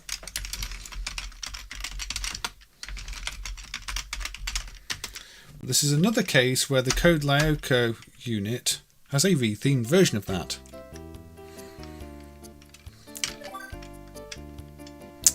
So we go into Code Lyoko and we go to Code Lyoko Memory, which is the same thing but with graphics based around the theme of this plug and play unit. Same music, yeah. It's just a very cheap reskin, just the graphics changed in this one. But this is the only case we've seen one of these family sport units with a different theme applied. I don't know if there's more undumped units out there, But it was quite interesting to see this one turn up because there aren't any others where they've changed the themes. There's 5 games here where they have rethemed them, and we've not seen themed handhelds based on the other family sports games or other IPs based on them. Whereas, say, the earlier Jungle Tack plug and plays, there's an absolute ton of them. There are loads and loads of plug and play units where they've taken the Jungle Tack games and given them a new skin. The Disney ones, for example. But for these ones, not so much. You remember matching cards, do you? Being a kid again. Oop.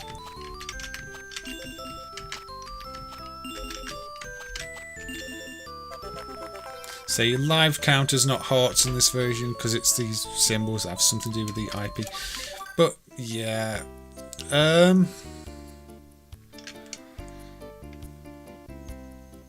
Okay, so we didn't have a look at Yumi Move Box, did we?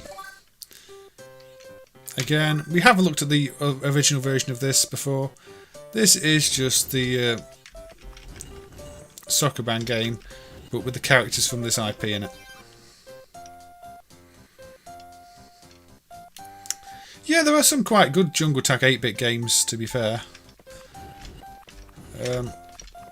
It's just a lot of the bad games are when they started to bump up the capacities to, you know, 100, 150 in one, and just started adding an absolute ton of filler rather than genuinely good games.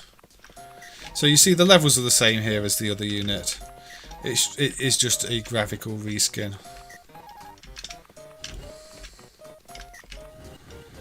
Again, if you were a fan of this series, you might appreciate this. Alright, take care, Ryan. I'll catch you on the next one, maybe. If not, I'm sure we'll have some conversations about something, probably plug and play related or MAME related, in the near future. Look after yourself, and I'll see you when I see you.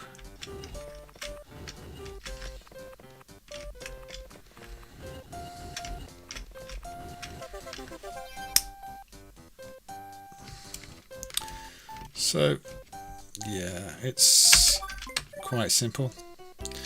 And the only one in this unit we've not looked at, I believe, is this one. I don't think we've played the original version of this yet. So you won't have seen the game this is based off, but it's a platformer where you can stun enemies. You can't kill enemies, you can just stun them, and then you can stand on them, oddly. But,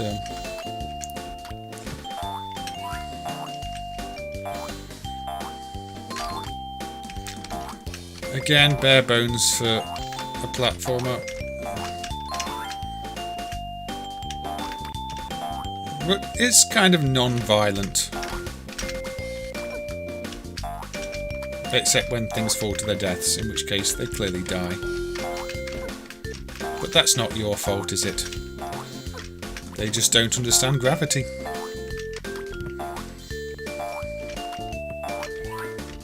That one can fire back. Collisions are kind of horrible.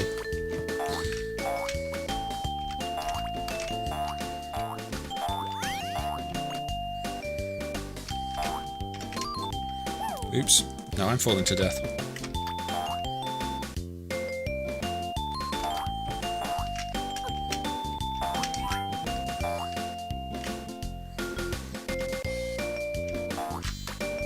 It rewards patience, of which I have little when playing these.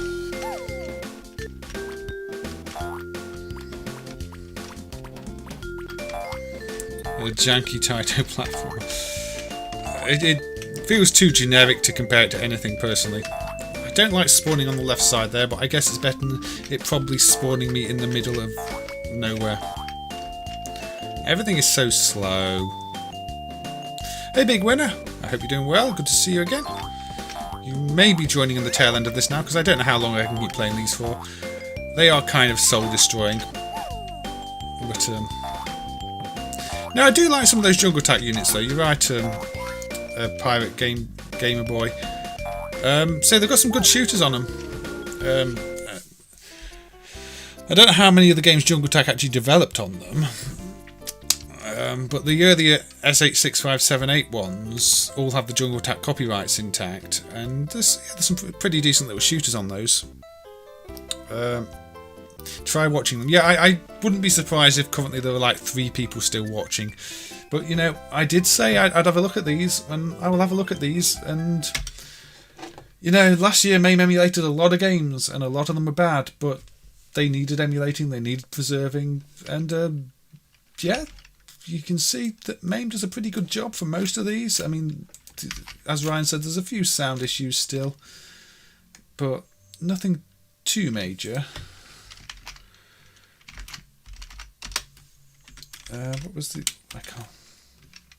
I'm trying to remember what the original version of that one was called. But we'll see. Maybe it was Jumping Boy.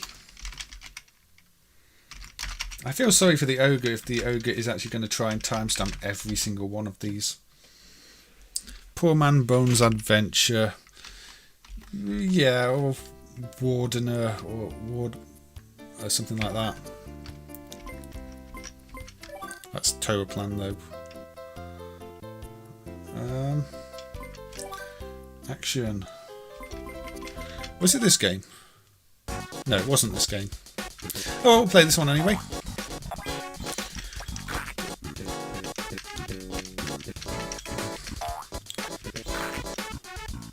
Okay.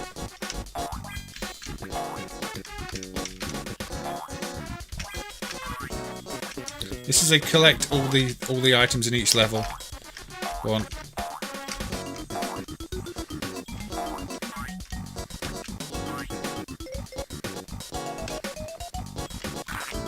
And don't do that.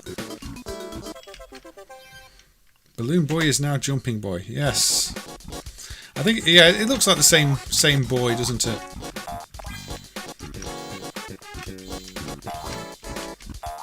I don't think you can climb down the ladder, so you have to be careful when picking things up.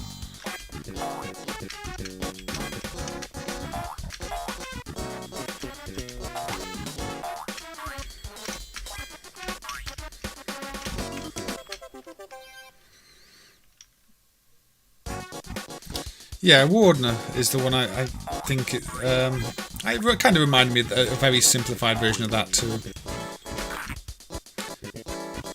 I don't like being eaten by plants. It's reminding me of Astro Marine Corps on the Specky stream. The plant liked to eat me on that too. The clouds look familiar. From this or from somewhere else? What killed me? Oh, game over. Well, there we go. That was Jumping Boy. Shall we rescue some pets? Oh, this is just a fireman game, isn't it? Like Nintendo's Fire.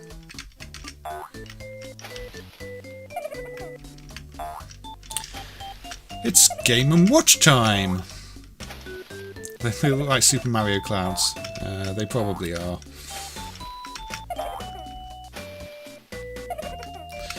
Yeah, I'm always happy when people share information, Pirate Gamer Boy. I mean, it could be nice code weren't involved in those, but I think people looked at the code and it seemed like there was some nice code in there.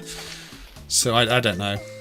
At least code that's associated with nice code. But then maybe nice code stole the code from somewhere else. It's very difficult to know. Yeah. But they could have been operating under another name, or like you said in the comment, subcontracted. Because I don't think that many Japanese developers would have been doing NES-based work at that point. I think they'd all pretty much moved on, or would have been suggesting, say, do it on Zavix or one of the popular plug-and-play platforms in Japan. Yeah, Super Mario Clouds. Just hope Nintendo don't notice, or... Surprising anybody copies Nintendo stuff these days, actually, considering, you know, Nintendo will sue you for looking at them wrong. But this is very much a Nintendo idea. Although they are firing at different speeds. But yeah, I think we've seen enough of rescuing pets. I'm not sure how rescued those pets were. Crossing.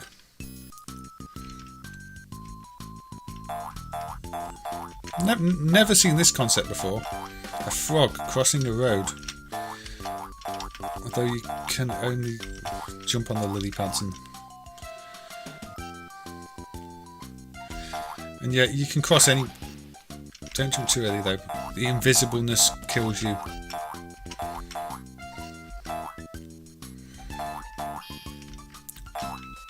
Unfortunately, it's oversimplified. And I think this is done by the same developer as that the circuit racing one, because it's got the same stars in the road and the cars look kind of familiar. But I think they are the same cars from that circuit racing game. Just here they are not racing. No, not Frogger. Again, it doesn't even really implement the bare bones to be Frogger. I mean, Frogger is about getting to the top and getting in the correct slots at the top. Here, that entire mechanic is gone. You just get to the top. It's oversimplified Frogger. Completed. And now it's got snow and spikes and turtles that look like cakes. And a very mixed up perspective as well, because the cars are all overhead. You're side on, the stuff at the top side on. Visually, yeah, the game's a mess. Yeah, Frogger is a much better game. That tries to. Frogger's not even a difficult game to copy, and they messed that up completely. Climbing expert. Oh yeah, this is the one that people throw toilet rolls at you. There you go. Beware of toilet rolls hitting you on the head. The most dangerous thing known to man. Actually surprisingly well animated. But again, these plug and plays kind of like this type of climbing game. There's some in that. There's one in that handheld too. Swapping lanes, climbing, avoiding things. But yeah, when there was that toilet roll shortage, remember that? And yet here you have people throwing toilet rolls at you. Also money floating outside of buildings.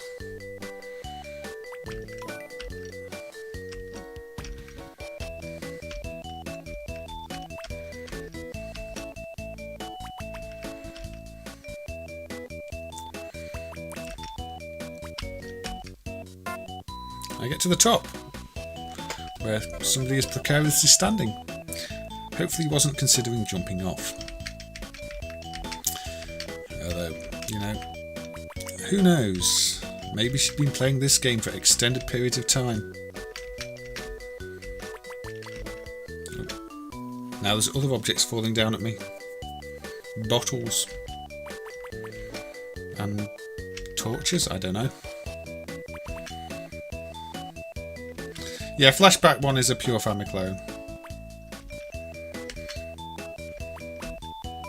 I've not really studied the other units. I know the later ones were emulation based. Weren't some of them actually cloned hardware and then they changed to emulation based? But yeah, the Flashback 1 is pure family clone. As are those Intellivision ones that the...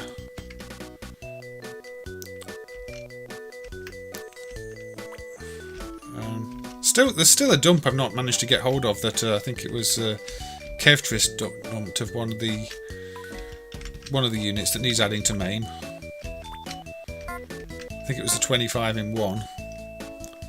I've got one of the physical units, but I've not got ROM dump for it to add to MAME. Different enough to crazy climber without the climbing mechanic. Yeah, possibly a little bit. Things being thrown from windows, yeah, that type of idea.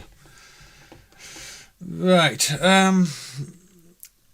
so let me just move those out of here, because I think the next one is the one that the Code Lyoko rethemed.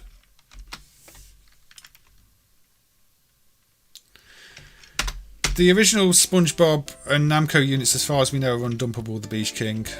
They seem to have all the ROM inside the CPU, which means that it's not externally exposed, which means we can't dump it. It's not got two separate globs for ROM and CPU like a lot of them. There are two globs, but there aren't enough lines for one to be ROM and one to be CPU. It's likely one is the CPU including the ROM and the other is I/O or maybe the VDP. But no, we can't dump those two at the moment. We might never be able to, I don't know. Oh no, Jack Adventure's not the one I thought it was going to be. It is another platform game though.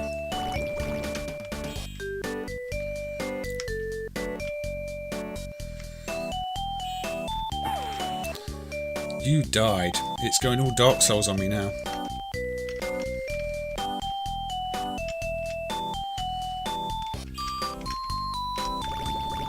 I don't know why I'm dressed as I am either. Oh, I died.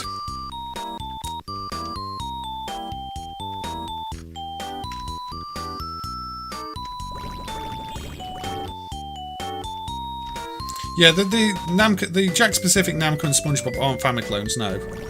They're definitely not family clones.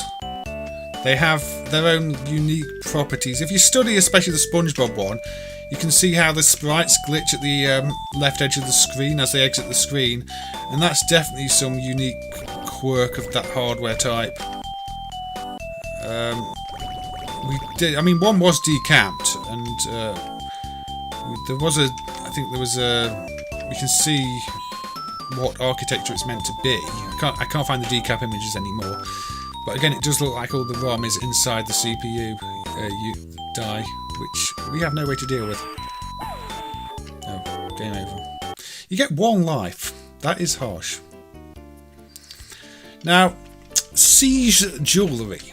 What type of game would Siege Jewellery be?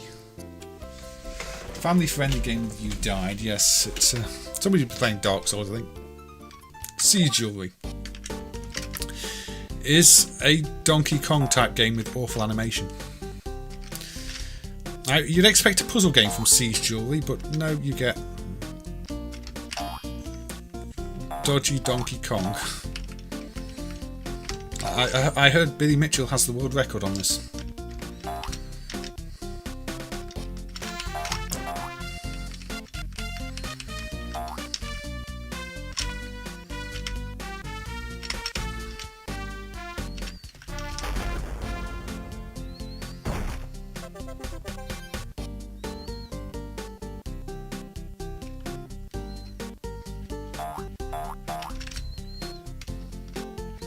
Yeah, you have to beat every level on something if you start again.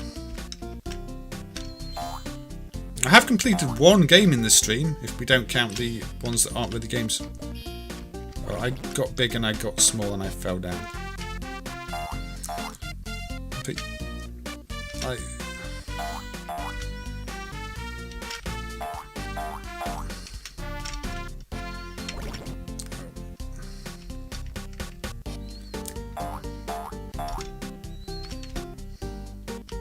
Complete with the Master Shield from The Legend of Zelda, yes.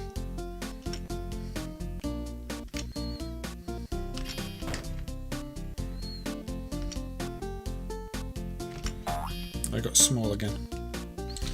The controls on this are really bad, if you can't tell.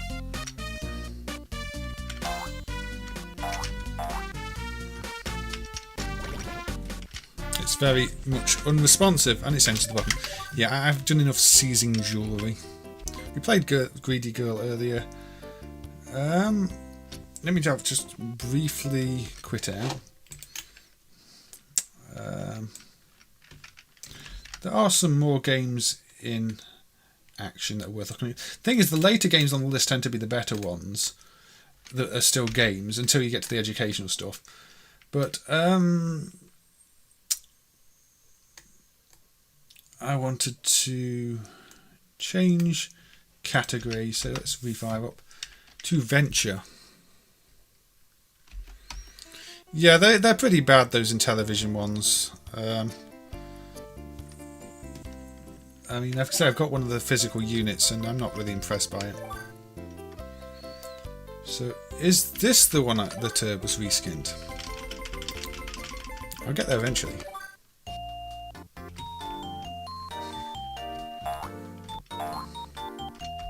Yeah, this is the one you saw reskinned in the Code Lyoko unit. Here you're playing some Grandma. Obviously the level layout is a bit different here, but it's the same thing.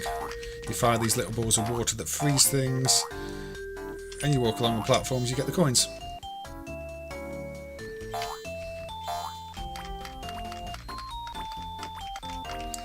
It's a shame all these people have passed away these days. Again, some of those have ended up on the other bootleg units though, along with other nice code games. That big thing wasn't in the reskin unit.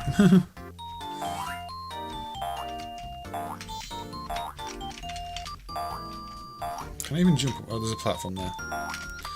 So I think when they reskinned it, they kind of took away content as well, probably because they couldn't be bothered to redraw it. Oh, and lovely jump physics. If you fire in the air, you will instantly fall straight down.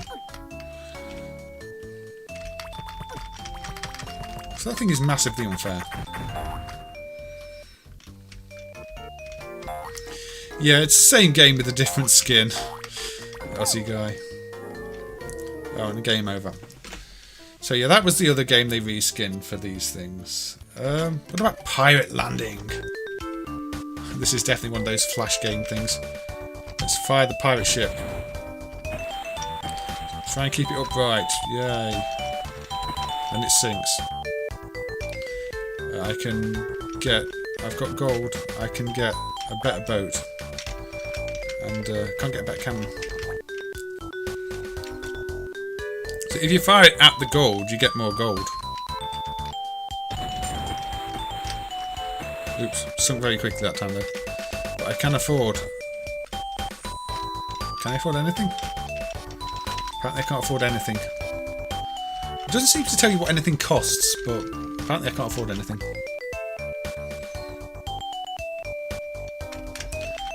Let's go at this angle. Oh, that didn't work very well.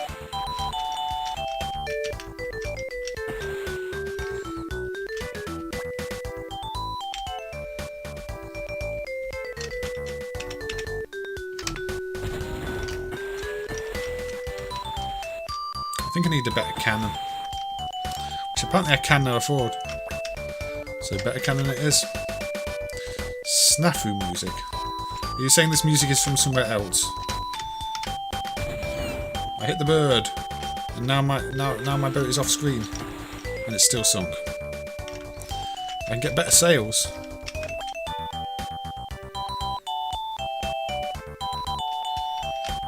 You've never seen an upgrade game. Some of those, what are they called? The Kony PDC ones have some games with quite a lot of mechanics, such as upgrades and stuff.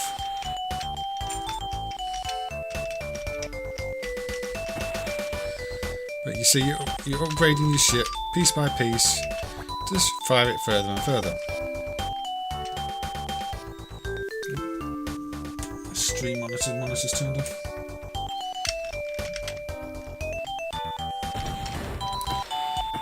Again, very much one of those flash games. Oh, you hit the mines, you go further.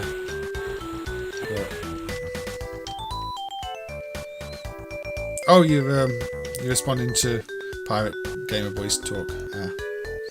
Yeah, the boat is not the best, is it? But that was Pirate Landing. What about Cafeteria? Okay. So, direct people to the relevant place by changing the arrows.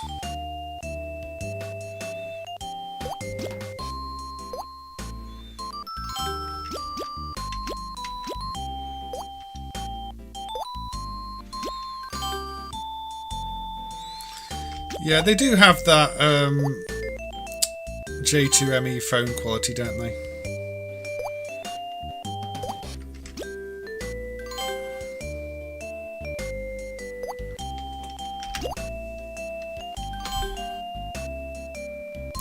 I mean, apparently these people want a lot of food.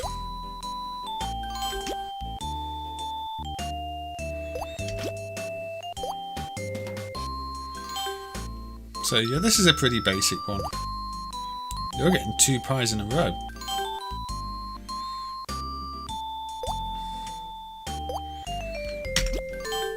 I don't know if this gets any harder, or if there are more levels. Oh, there we go, complete. Looks like the same type of thing to me. Anyway, cafeteria. We are done with cafeteria. Water rescue? Oh, okay. It's a bit like Game & Watch Parachute, I think. No, not Parachute. Lifeboat.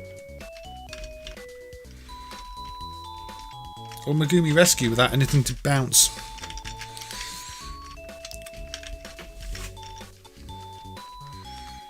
Come on then, jump. One of you jump. Oh, not there. There was not a boat there.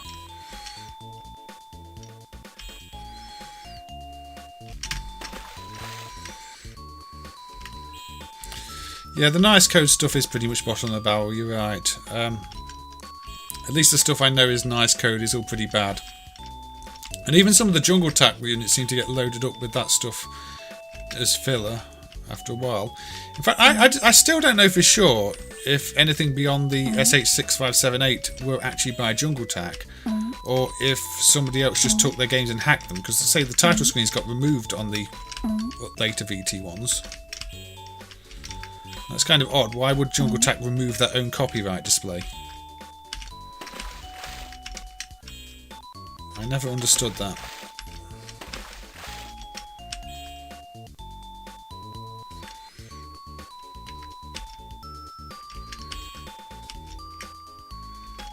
Megumi Rescue, but without actually having anything to bounce around. You're just waiting for something to fall in the water and rescue them. It's kind of basic.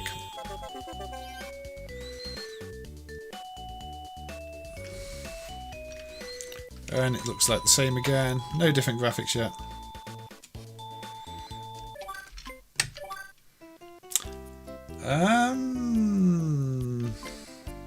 Hero Boy.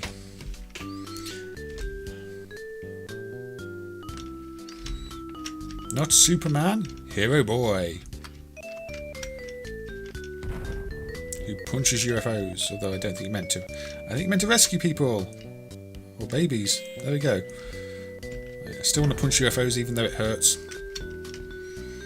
You can be rescued. You know, you could have probably just escaped. Can't punch a cloud. So I don't know why I'm trying to avoid the fire, because the fire can't hurt me. Also, I don't know why there are UFOs. I'm just going to carry you for a long time. Look, UFOs don't hurt people, only Superboy. Oh, look, poor hotel. I can only carry one person at once, so I'm not much of a superhero boy, am I? Can't even carry a person and a baby at the same time. Yeah, this one's kind of dull. This is another one one of the other units ripped off and have sort of composite capture graphics. I don't understand why you'd rip off a game this poor in the first place and go to the trouble of composite capturing the graphics and recoding it when, yeah, it's this.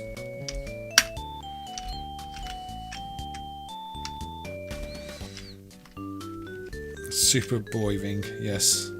Comic Sans, why not? We need more Comic Sans. Oh. So everything in this town is on fire. I think these people have got bigger problems. Also, you automatically face right if you stop pressing left. Let's just walk. or run.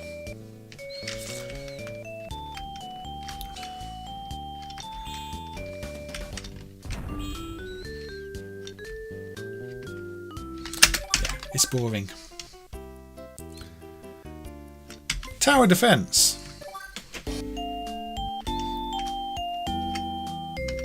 Actually, a game with a considerable amount of effort put into it. You can put down towers, and then you can start. It takes forever, so I'm going to press speed up.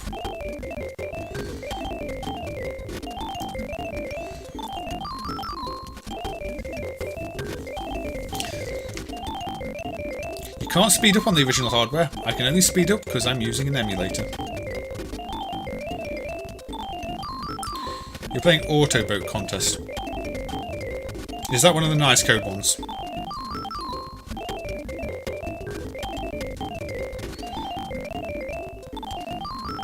So yeah, at normal speed this is quite boring, but you know, as it's going along I am unlocking more, I'm getting more money and I can put more turrets down. So you know, why not? Let's put a big turret there. Oh well, next lot can come out.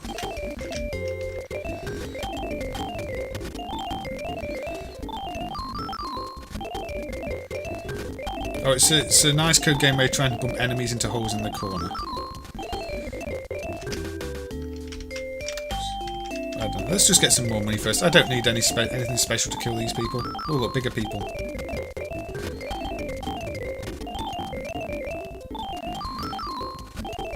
Yeah, the game actually needed a speed up button, because without the speed up button this would be incredibly boring. Oh, what's this? Type air. I don't have anything attacking me in the air yet.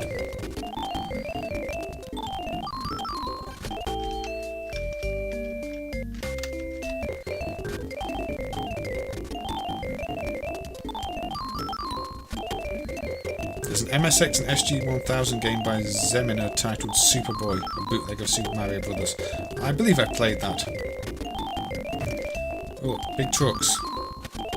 I mean, it's tower defense. It's got your basic tower defense mechanics. You get more money, you unlock more tower types, and it's not actually terrible. But you just have to have a lot of patience to play it for a long amount of time. And it's a little bit easy. By now I would have expected a bit more of a challenge.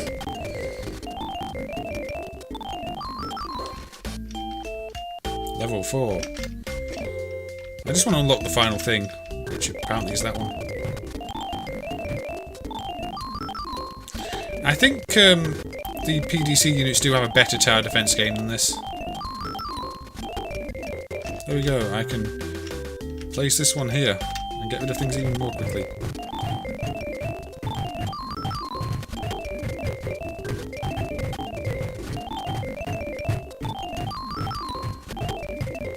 It's tower defense, you get the idea. Plants versus tedium. Possibly.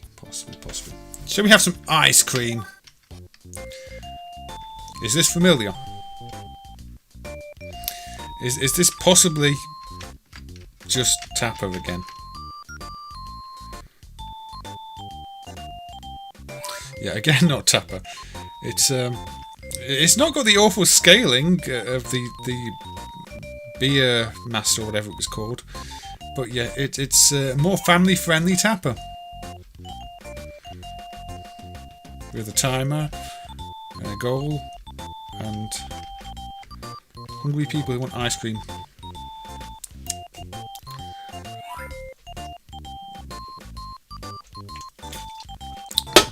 I think we've seen enough of Tapper.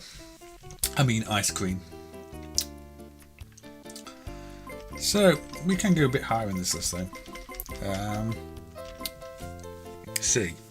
Blackjack.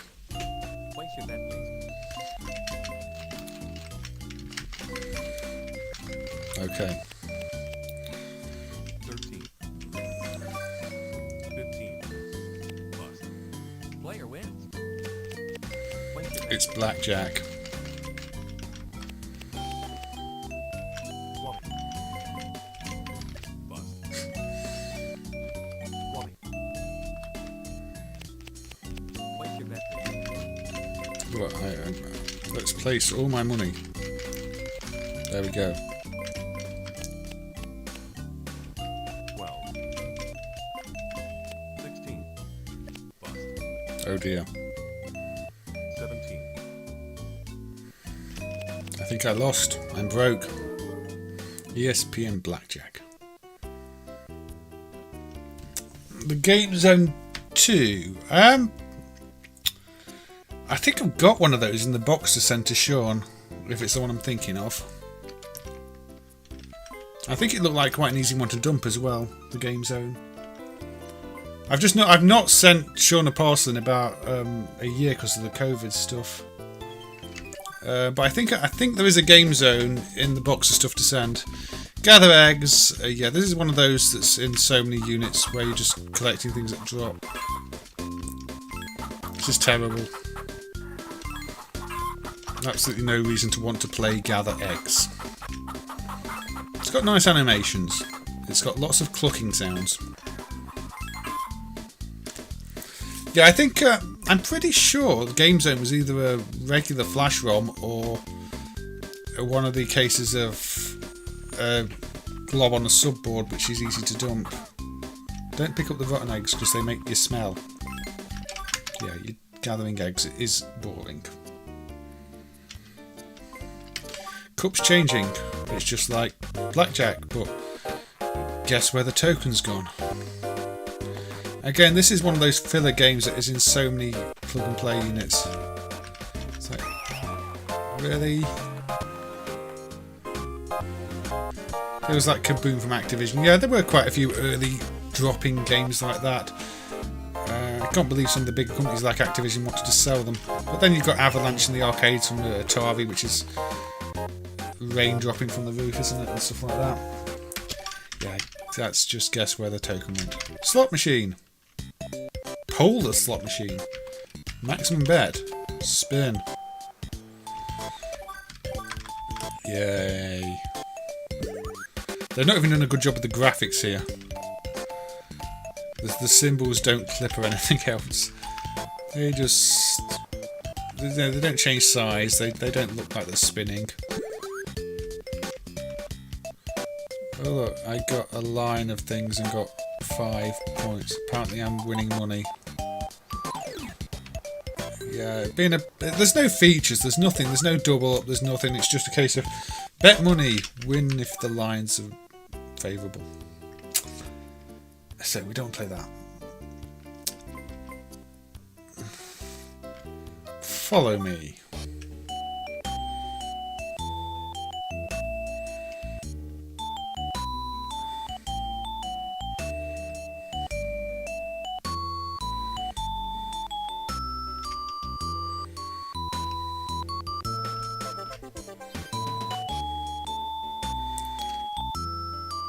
So, what happens if you don't follow her? Well, you die. Because apparently she knows where the tiles are safe to walk on. This is the stamina stream, yes. You've also got to avoid the things while following her because, you know, if you don't, you lose a life. And so you've got to watch where she goes so you don't fall through the floor and follow her and avoid the other enemies. It says 1, 2, start. Not 3, 2, 1. Just 1, 2, start. Oh, I failed. Not the worst concept, but it's a case, it's a case of keeping your eye on her and keeping your eye on the enemies and getting the right path. There are actually worse games to play, but not super exciting. On Fire. This one's actually fairly good. You've got a little line of fire following you that sets the tiles behind you on fire. And you've got to try and burn those specific parts. And the fire will spread.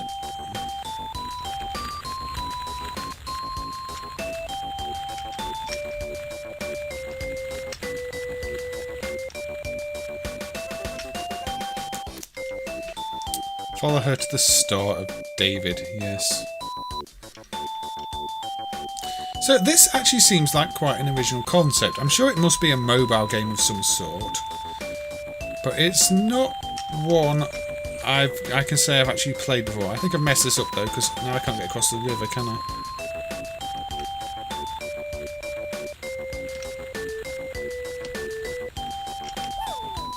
Oops. Arctic wolf commits arson. Yes. Sadly, not all wolves are good wolves.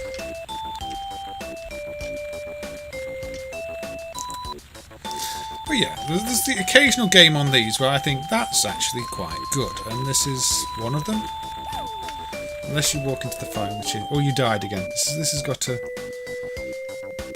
I don't want to play Brain Age Test. My brain feels completely fried right now. Just like my Arctic Wolf just got completely fried.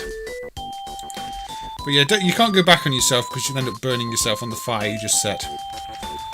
You know, that's fairly good advice. You know, if you're just going around setting fires, don't run into the burning buildings.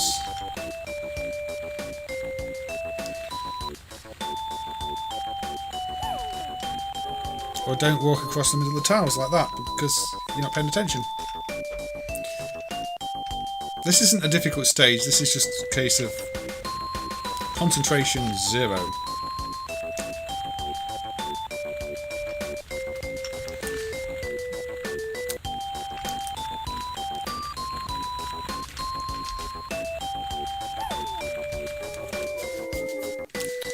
And apparently, you know, you walk across the wrong place on the tile, you will very quickly die. I don't think I'm the first person to stream them, although maybe some of them if people haven't streamed the biggest collection. I don't know. Good fisherman. I'm a hippo cat.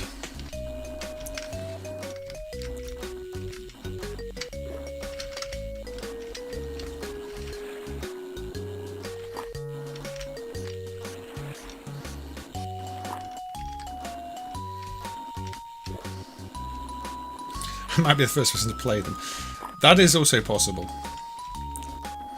Now, for a lot of these plug and plays, you do find lots of videos on YouTube of the slightly older ones with maybe 100 games played, but a lot of them don't cover the full collections. Same for things like the PDC. There are plenty of people who've streamed like PDC 30, PDC 40, but not really the PDC 200s or, you know, the PDC touchscreen one, which had vertical games. Looks like Fishing Derby from Activision. Yeah, a lot of those early Activision games were very simple concepts too, weren't they? One of those Activision plug and plays is also one of those that seems to be single glob, annoyingly. The rarer of the ones as well. And the Jax one, from what I remember.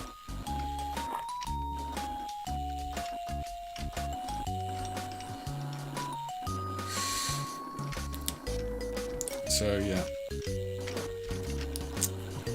If you want a good game with fish, play Puzzly or Puzzly 2. If you want a bad game with fish, play this or the Atari Fishing Frenzy prototype, which is an absolute waste of Jaguar hardware. Night fishing. Some angry looking fish. They look far less angry once they've been caught. And I'm going to do my top 100, well, top 250. The list I've got is a top 128. Top 250 will take forever. But I don't know. I'm working on it. It's still a lot of script writing to do and recording to do and everything else. Open gold box. Hey, look. These look like Grandad's relatives. Top 100,000 games in MAME. This is just literally a game of chance. There is no skill in this. You pick a random box when it is your turn to pick a box.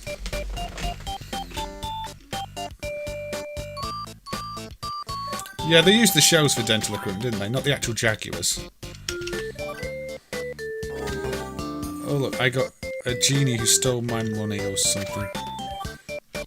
But yeah, there's no skill. It's pick random box.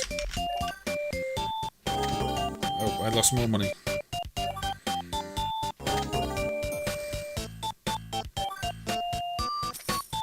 Is the pit on the list? It's not on my top 128, no. I'm not doing very well here. I'm picking bombs and everything else. Yeah, I'll lose. No, the pit, I might cover the pit at some point, but it wouldn't make my top 128. I mean, it's sort of Boulder Dash-ish, but I mean, it's not even as good as Kyle Hodge's Boulder Dash games. It's an interesting one, but too limited. Yeah, that's the point in this game. Open gold box is just picking a random box. That's your thing, sure. Gas station. Oh yeah, this is the one I never worked out. Walk to the gas. Put the car here? I don't know. Put the car here.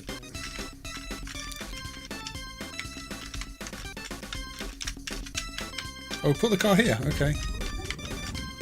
There we go. Apparently I click on this and fill up the car.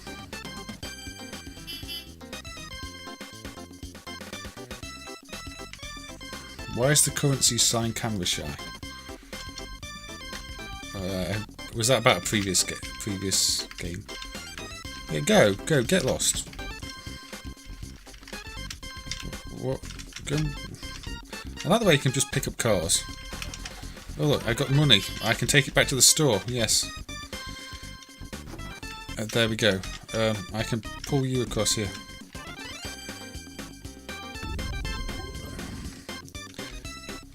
Yeah, there's not much to this by the looks of it. Oh, there's hot dogs too. Oh, you want a hot dog? Okay. That's convenient. I just made a hot dog. Let's give you a hot dog.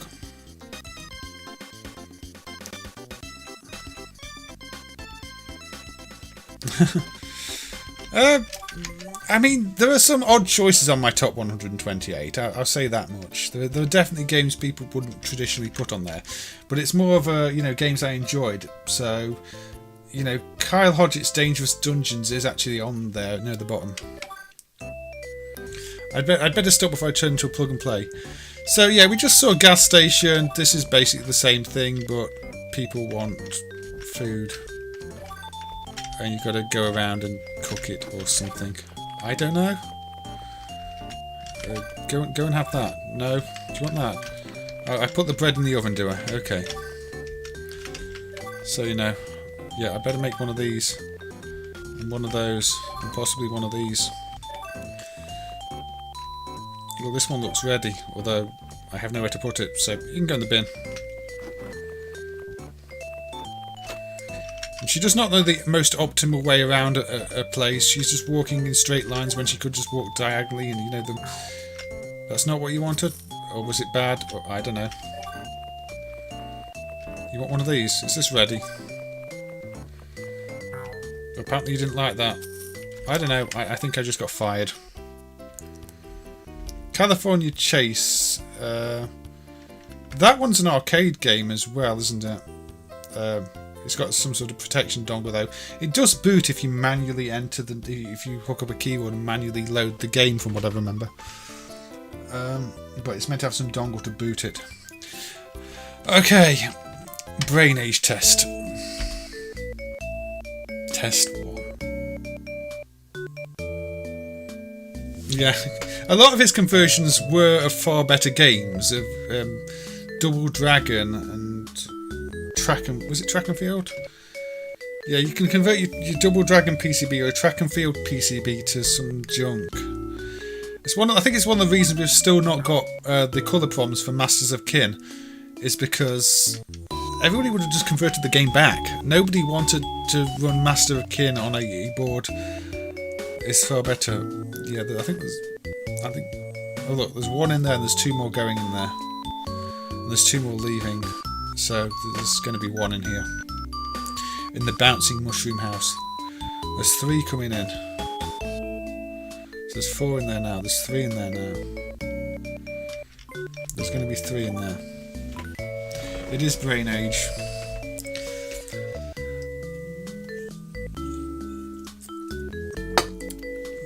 Oh, look, 5. Yeah, you're welcome, Elle. I mean, I'm 40 myself, so I did miss a lot of the classic years, especially the arcade stuff. I'm not even paying attention to this. I'm too old to have grown up with these ones, so it's kind of funny. A lot of the things I work on MAME are things before my real time and after my time. But yeah, that was Brain Age test. I don't feel like I've got a brain anymore. We had to look at Forest Adventure. We had to look at Pirate Landing. You know, I think we've done the Venture category. I believe we have done the Venture category, and I can move those off the list. There's still a lot of games to cover, though.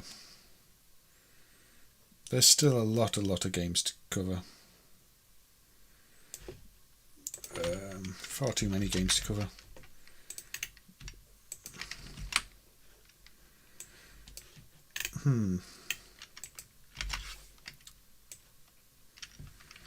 So let's go to the M505 Neo. More like Brain Gang. Brain Bang. I'm assuming. Yeah, Time Pilot to Power Surge. Was that a Kai one? Again, I think Power Surge, the proms aren't dumped either, are they, Aussie guy? There are quite a lot of those conversions we are missing proms. All the Galaxian conversions to, the bootleg conversions of that, and Scramble and everything. There's so many. The problem is these days, especially, people are converting them back and throwing out the conversion ROMs, which is not great. I mean, even if they're bad games, it'd be nice if they didn't get lost. So what are we doing? Let's have a look at block construction.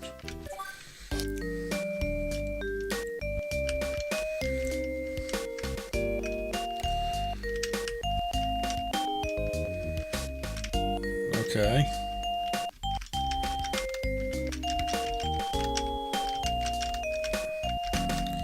Am I seriously just building something to fill this shape?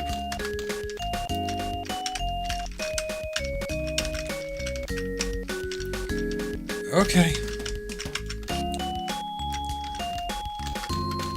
It's like Tetris, but not Tetris. It's Tetris where you're filling in a shape. Which, I don't know.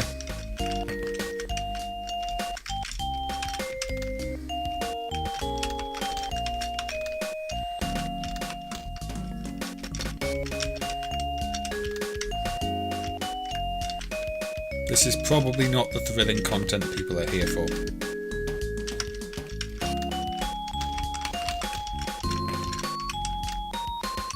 At least it has pieces that are a bit smaller, 3 blocks. I can do something with them.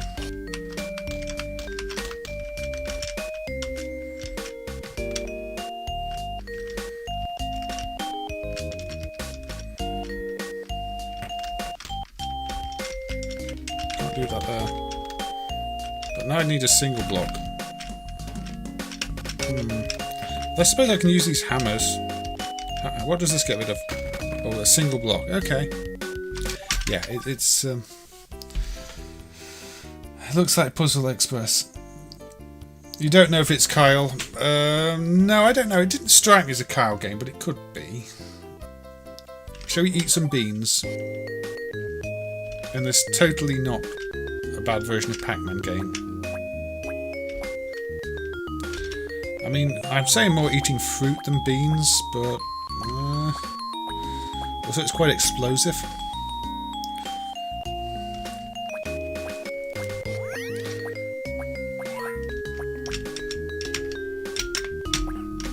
Oh dear.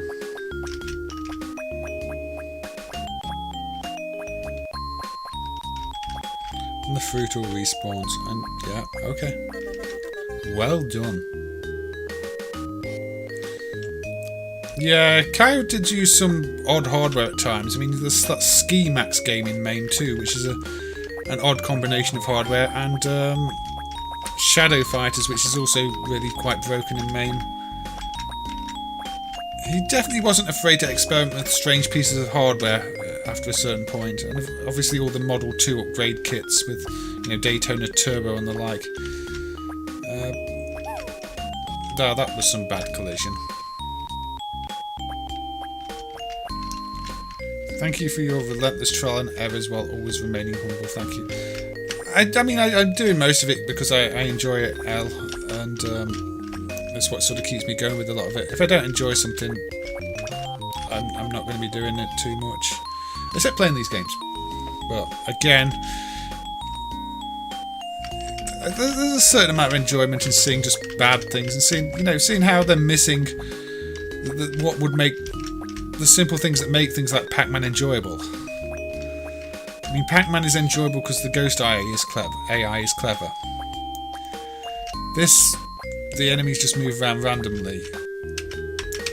There's slow-paced. Also, it's very difficult to see what's going on with all this fruit respawning. It's like, yeah, we've got Pac-Man ideas, but don't know how to make it fun. No, it's no Pac-Man arrangement. I think I'm fed up of eating beans, to be honest. What's Fruit Family?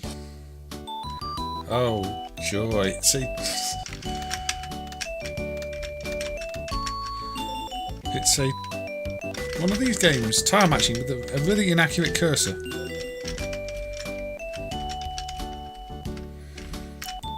I mean, if you like this type of thing,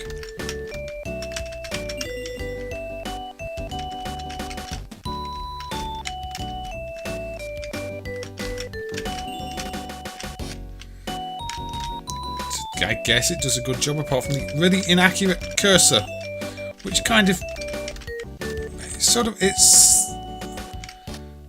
like the bottom tip of the star, which doesn't make much sense, but that's what it is.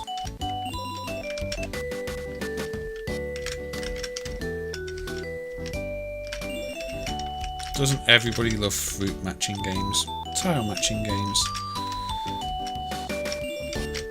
Again, every plug and play's got at least one of these, I think. You know, every one with a substantial number of games on at least.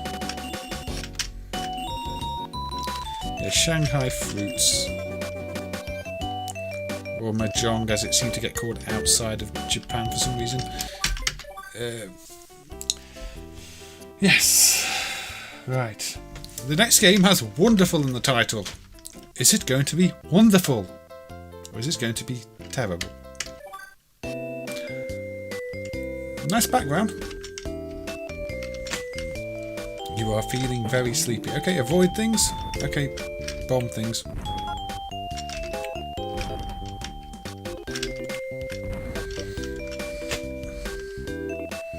Come to me, babies. Follow me. Looks like some music video.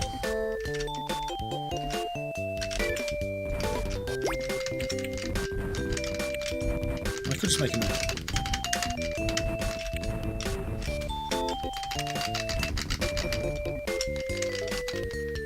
Oops, I think I've run out of bombs.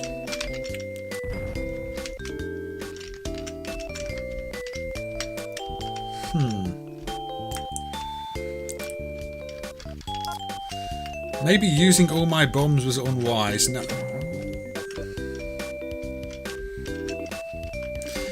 Yeah, it's a bit like the Ninja game, the Ninja Bug game, isn't it? It's probably the same developer that did the Ninja Bug game.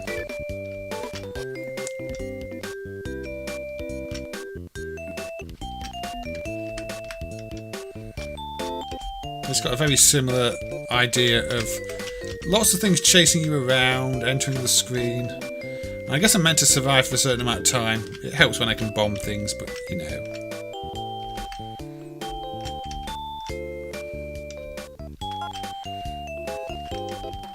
Unless I've just, you know, made it impossible now because I sit on top of the clock. There we go. Can't tell the time from sat on top of the clock. Can't tell what level I'm on from on here. It doesn't seem to do anything now. I can't kill them.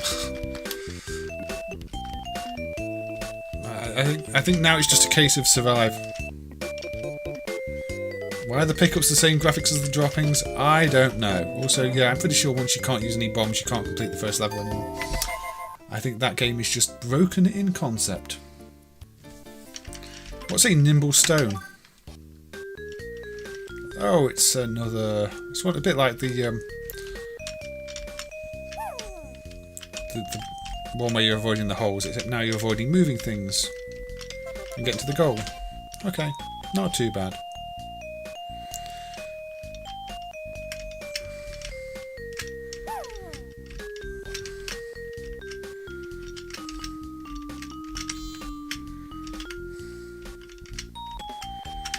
Okay, this is one of those that's reasonably playable. You know,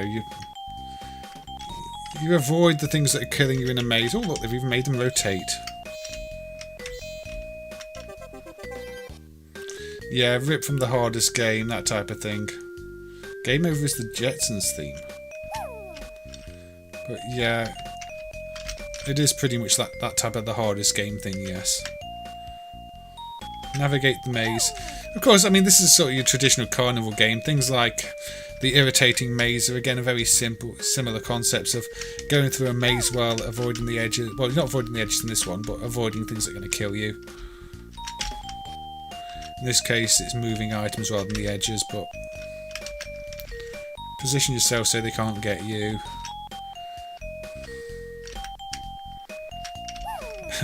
And get annoyed by the bad collisions. Levels are the same. They even copied the level design, did they? Right. Shall we go Bomb Man? I wonder what Bomb Man is. Not going to be Bomber Man, is it? Maybe. Drop a bomb. Destroy some stuff.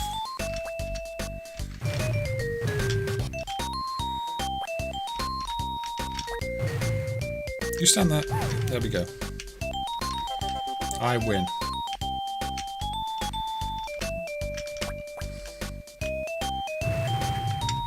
Oh, a power up. This makes me faster. TNT sounds fun. TNT was boring. Not Bomberman or Mrs. Dynamite. No. The AI in this is really bad if you've not noticed. It doesn't really care. No. Although, you know, if I stand there, I lose. Yeah, I think I've seen some of those hack Bombermans and barely changed ones. Let's exit this menu for now and take these ones out of the list of games to be played. I'm not going to get through every game today because, you know, we're at 4.5 hours right now and it's probably almost time to end this. So maybe we'll get a couple more. We'll say we'll load up the same unit and go into... Oh, no, what am I doing? That's not the same unit. And go into table.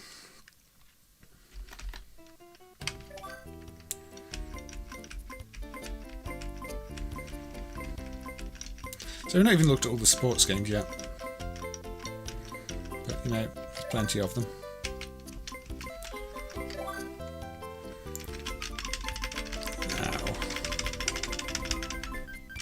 X training. Again, this is kind of like the ninja one and the other one, but it's also got a high score table like the bouncing ball one. You just got to avoid the dots that are fired straight at you with your ladybird. So it's more ladybird training. Bullet hell shooter without any enemies and anything to shoot. We played Eat Bean already.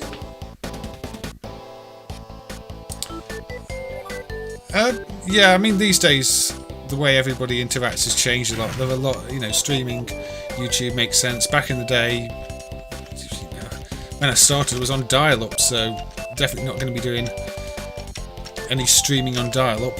I mean, we didn't even have YouTube.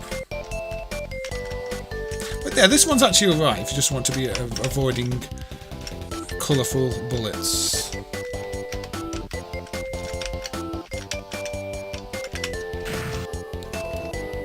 Dan Maku training, yeah, it's actually alright. I mean, somebody did comment on one of the videos that this is the only good game on any of these units, and they might have a point. It's not actually terrible. It's simple, but it works, and the longer you can survive, the better. I don't think it really gets more difficult, but you have to maintain concentration to survive, and if you don't, then that happens. Excellent video quality with real player, yes. There you go. That is X training.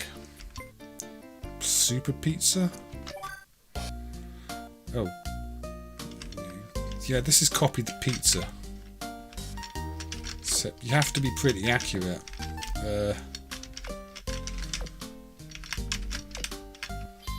Perfect. Good. Perfect. Perfect. Good. I got a 91% accuracy pizza.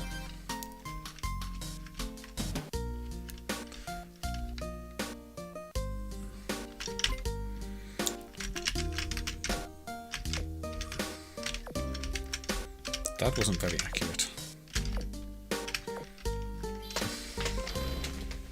Not bad. Good. Perfect. Yeah, 56k modems. Oh, good fun. And game over. I guess I wasn't accurate enough. My pizzas were not super.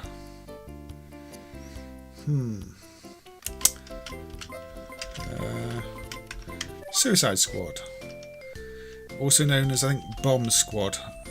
Again, it's one of those... It's a bit like IQ Cow. You've got a number of pieces you can place. And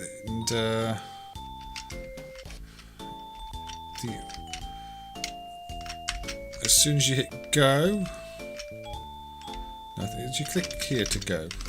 Oh, yeah, there you go. Flies that way, and gets to the bunny.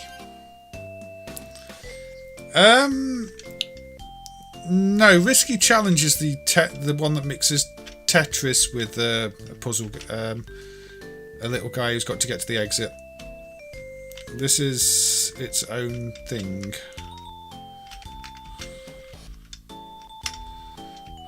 Risky Challenge is actually a very good game.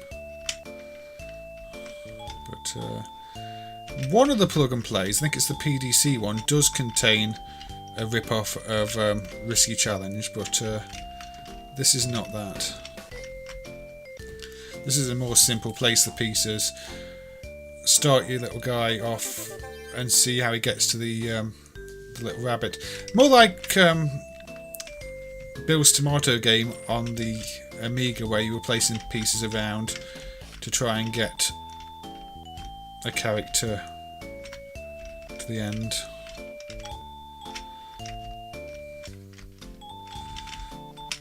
I think you just have to place all these here, don't you?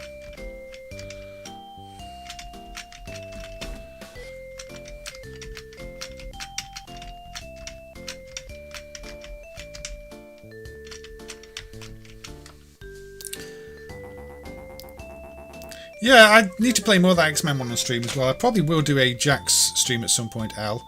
But yeah, that X-Men one is a good one. I'm glad we got that one emulated.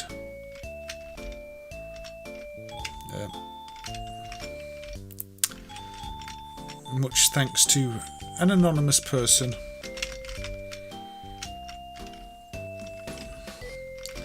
Yeah, you can only place blocks in empty tiles, so nothing too tricky here. You can see why they renamed this from Suicide Squad, though. There's not much suicide in it. And Suicide Squad's not a very family-friendly name.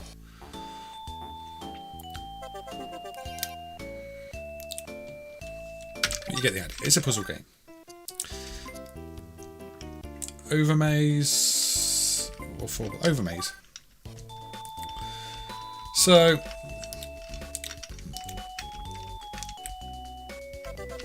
yeah, keep this thing out the way, I think. Yeah, the red block can't touch the maze, but it's got to get to the green block.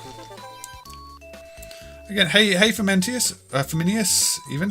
Hope you're doing well. Good to see you again. I think we are getting towards the end of the stream. It's getting tighter. I think we will be ending fairly soon. But good to see you. We have been going on for over 4 hours now. Closer to 5. Oh. So this is sort of like an inverse irritating maze. You're moving the maze around the piece. How are you still playing these after 4 hours? I really don't know. Probably will be ending soon, and I might finish them off on another stream. But yeah, you get the idea. Oh, this one doesn't even show you the path when you're playing it. You have to remember it. But hey, Karazo Hikari or Hikari. Yeah, these are challenging to play for an extended period of time, and this one's tricky because this thing in your maze is moving here too. Game over. That is actually a tricky game. Karuzo Hikari. That's it. I'm trying to read and play at the same time. 4 boxes is 4-sided Tetris. Or something like that.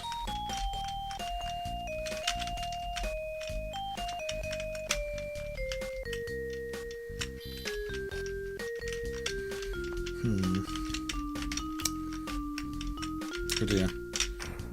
Yeah, if it goes all the way to the other side, you get a score piece in the playfield.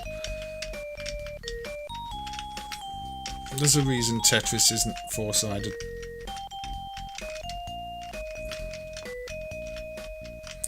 Why are some games in red but not playable? Generally, if there's known to be a significant issue of some sort, it will get flagged as red. I mean, a lot of people ask about, say, Virtua Fighter, I think it is still, but they say there are major gameplay bugs with it. I think that's still flagged as red, but they say the collisions are all broken, even though a lot of people don't notice. Same for things like Primal Rage. They're not, you know, if there is a known issue, it will get flagged as red, even if it might not be obvious. Although some, like the consoles, quite often get flagged as red if major games don't work. For example, the PlayStation Drive will run a lot of games, but things like Metal Gear Solid don't work properly, so it still gets marked as red because people are going to want to play Metal Gear Solid. Strider 2 randomly crashes, that's marked as red. There's usually a reason, even if it's not obvious. Yeah, I had to play a lot of these when I was testing them, Bob. I'm just, you know, I'm glad that the Sun Plus emulation holds up now to the point where I can play them. There's more educational games in here, which I don't really want to play on this stream. Jumping eggs. Oh, because eggs jump, yeah. This is another one of those that's in a lot of things. Get the egg. Oh.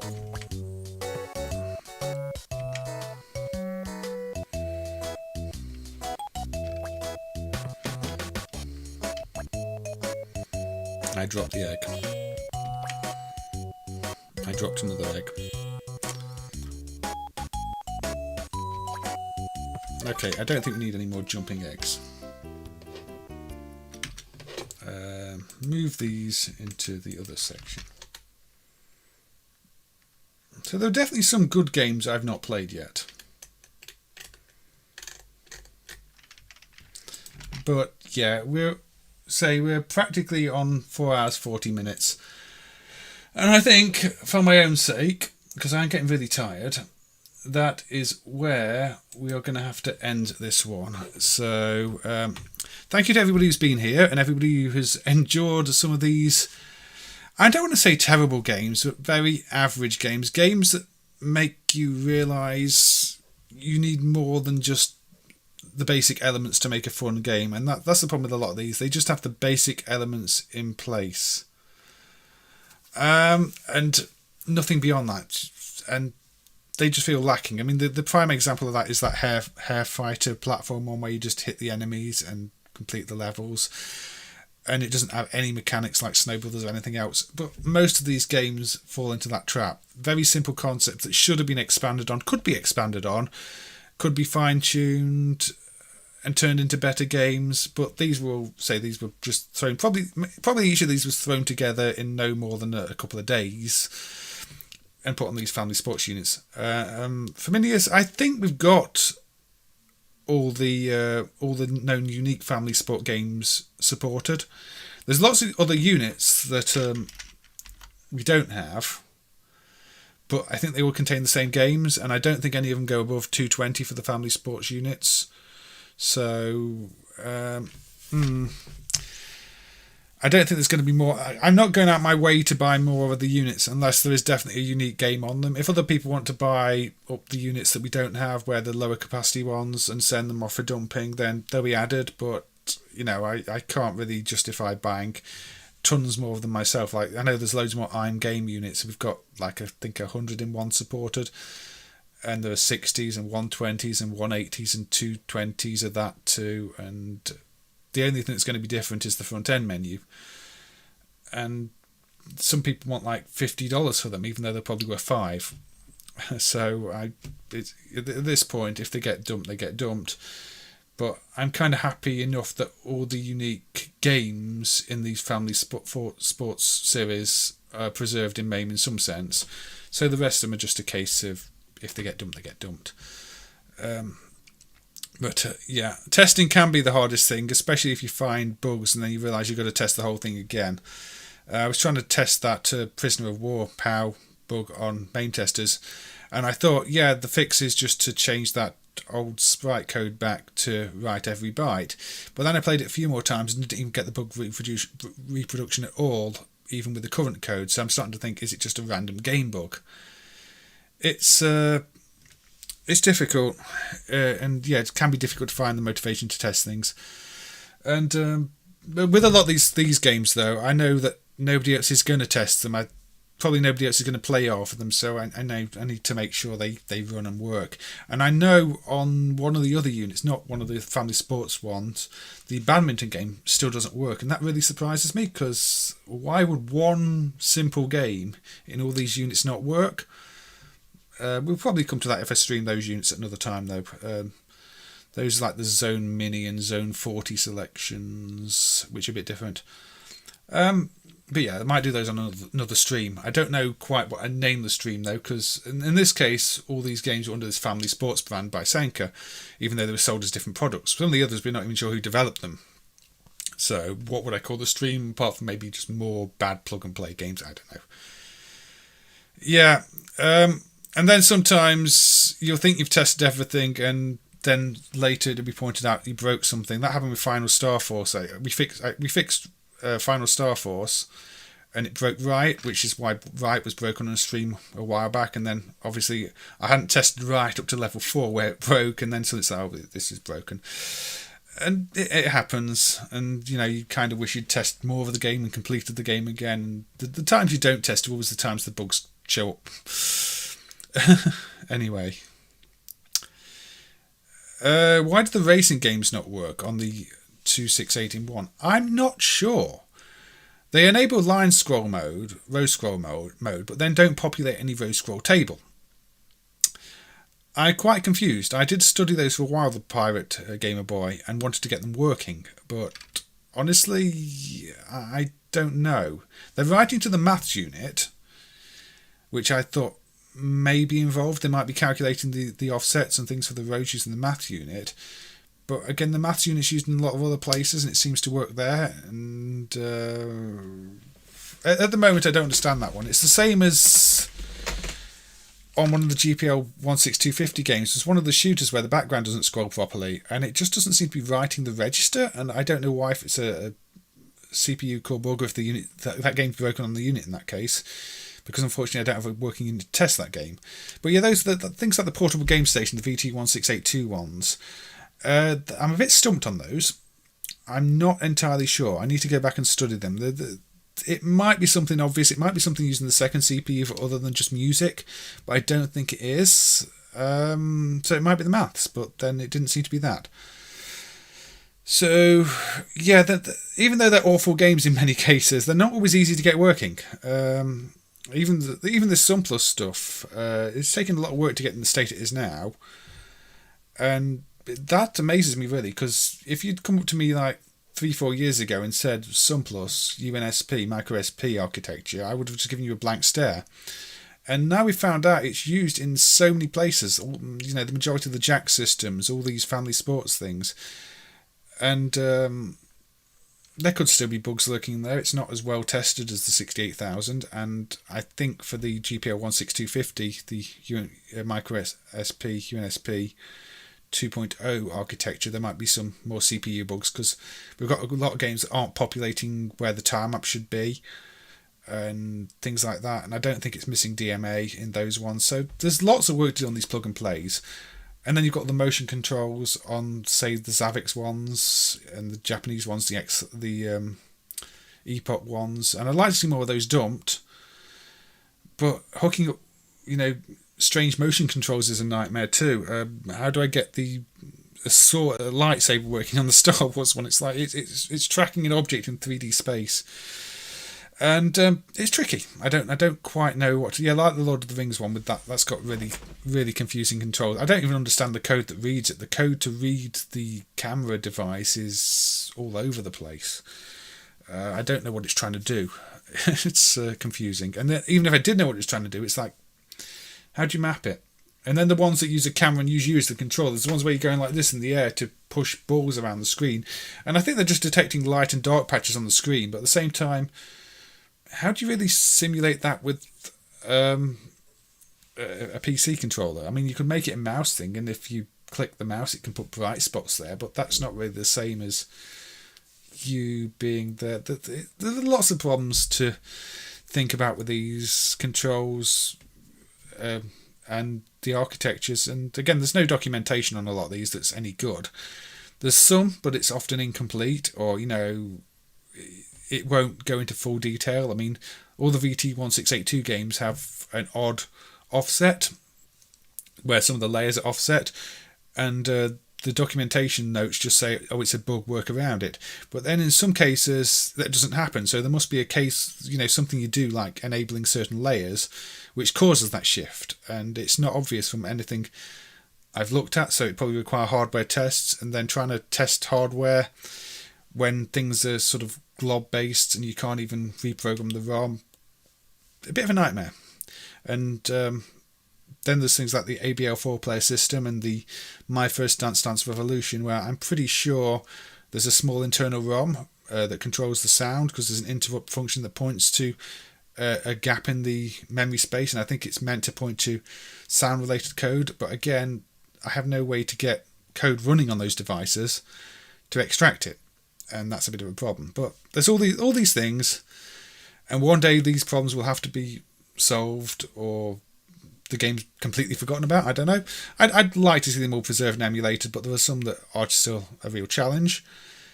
But anyway, I think I've waffled enough, and I will probably see you on the next stream, because like I say, we're now 10 minutes away from this being a 5-hour stream, and I probably just want to go and watch the remainder of one of Big Clive Live's Saturday night streams and get some sleep. So I will see you on the next one, where I may or may not look at some of the games I didn't cover on this one, because there's still a sizable list, probably for another 3-hour stream, but there are other units I might want to cover too. So take care, everybody, and I'll see you next time.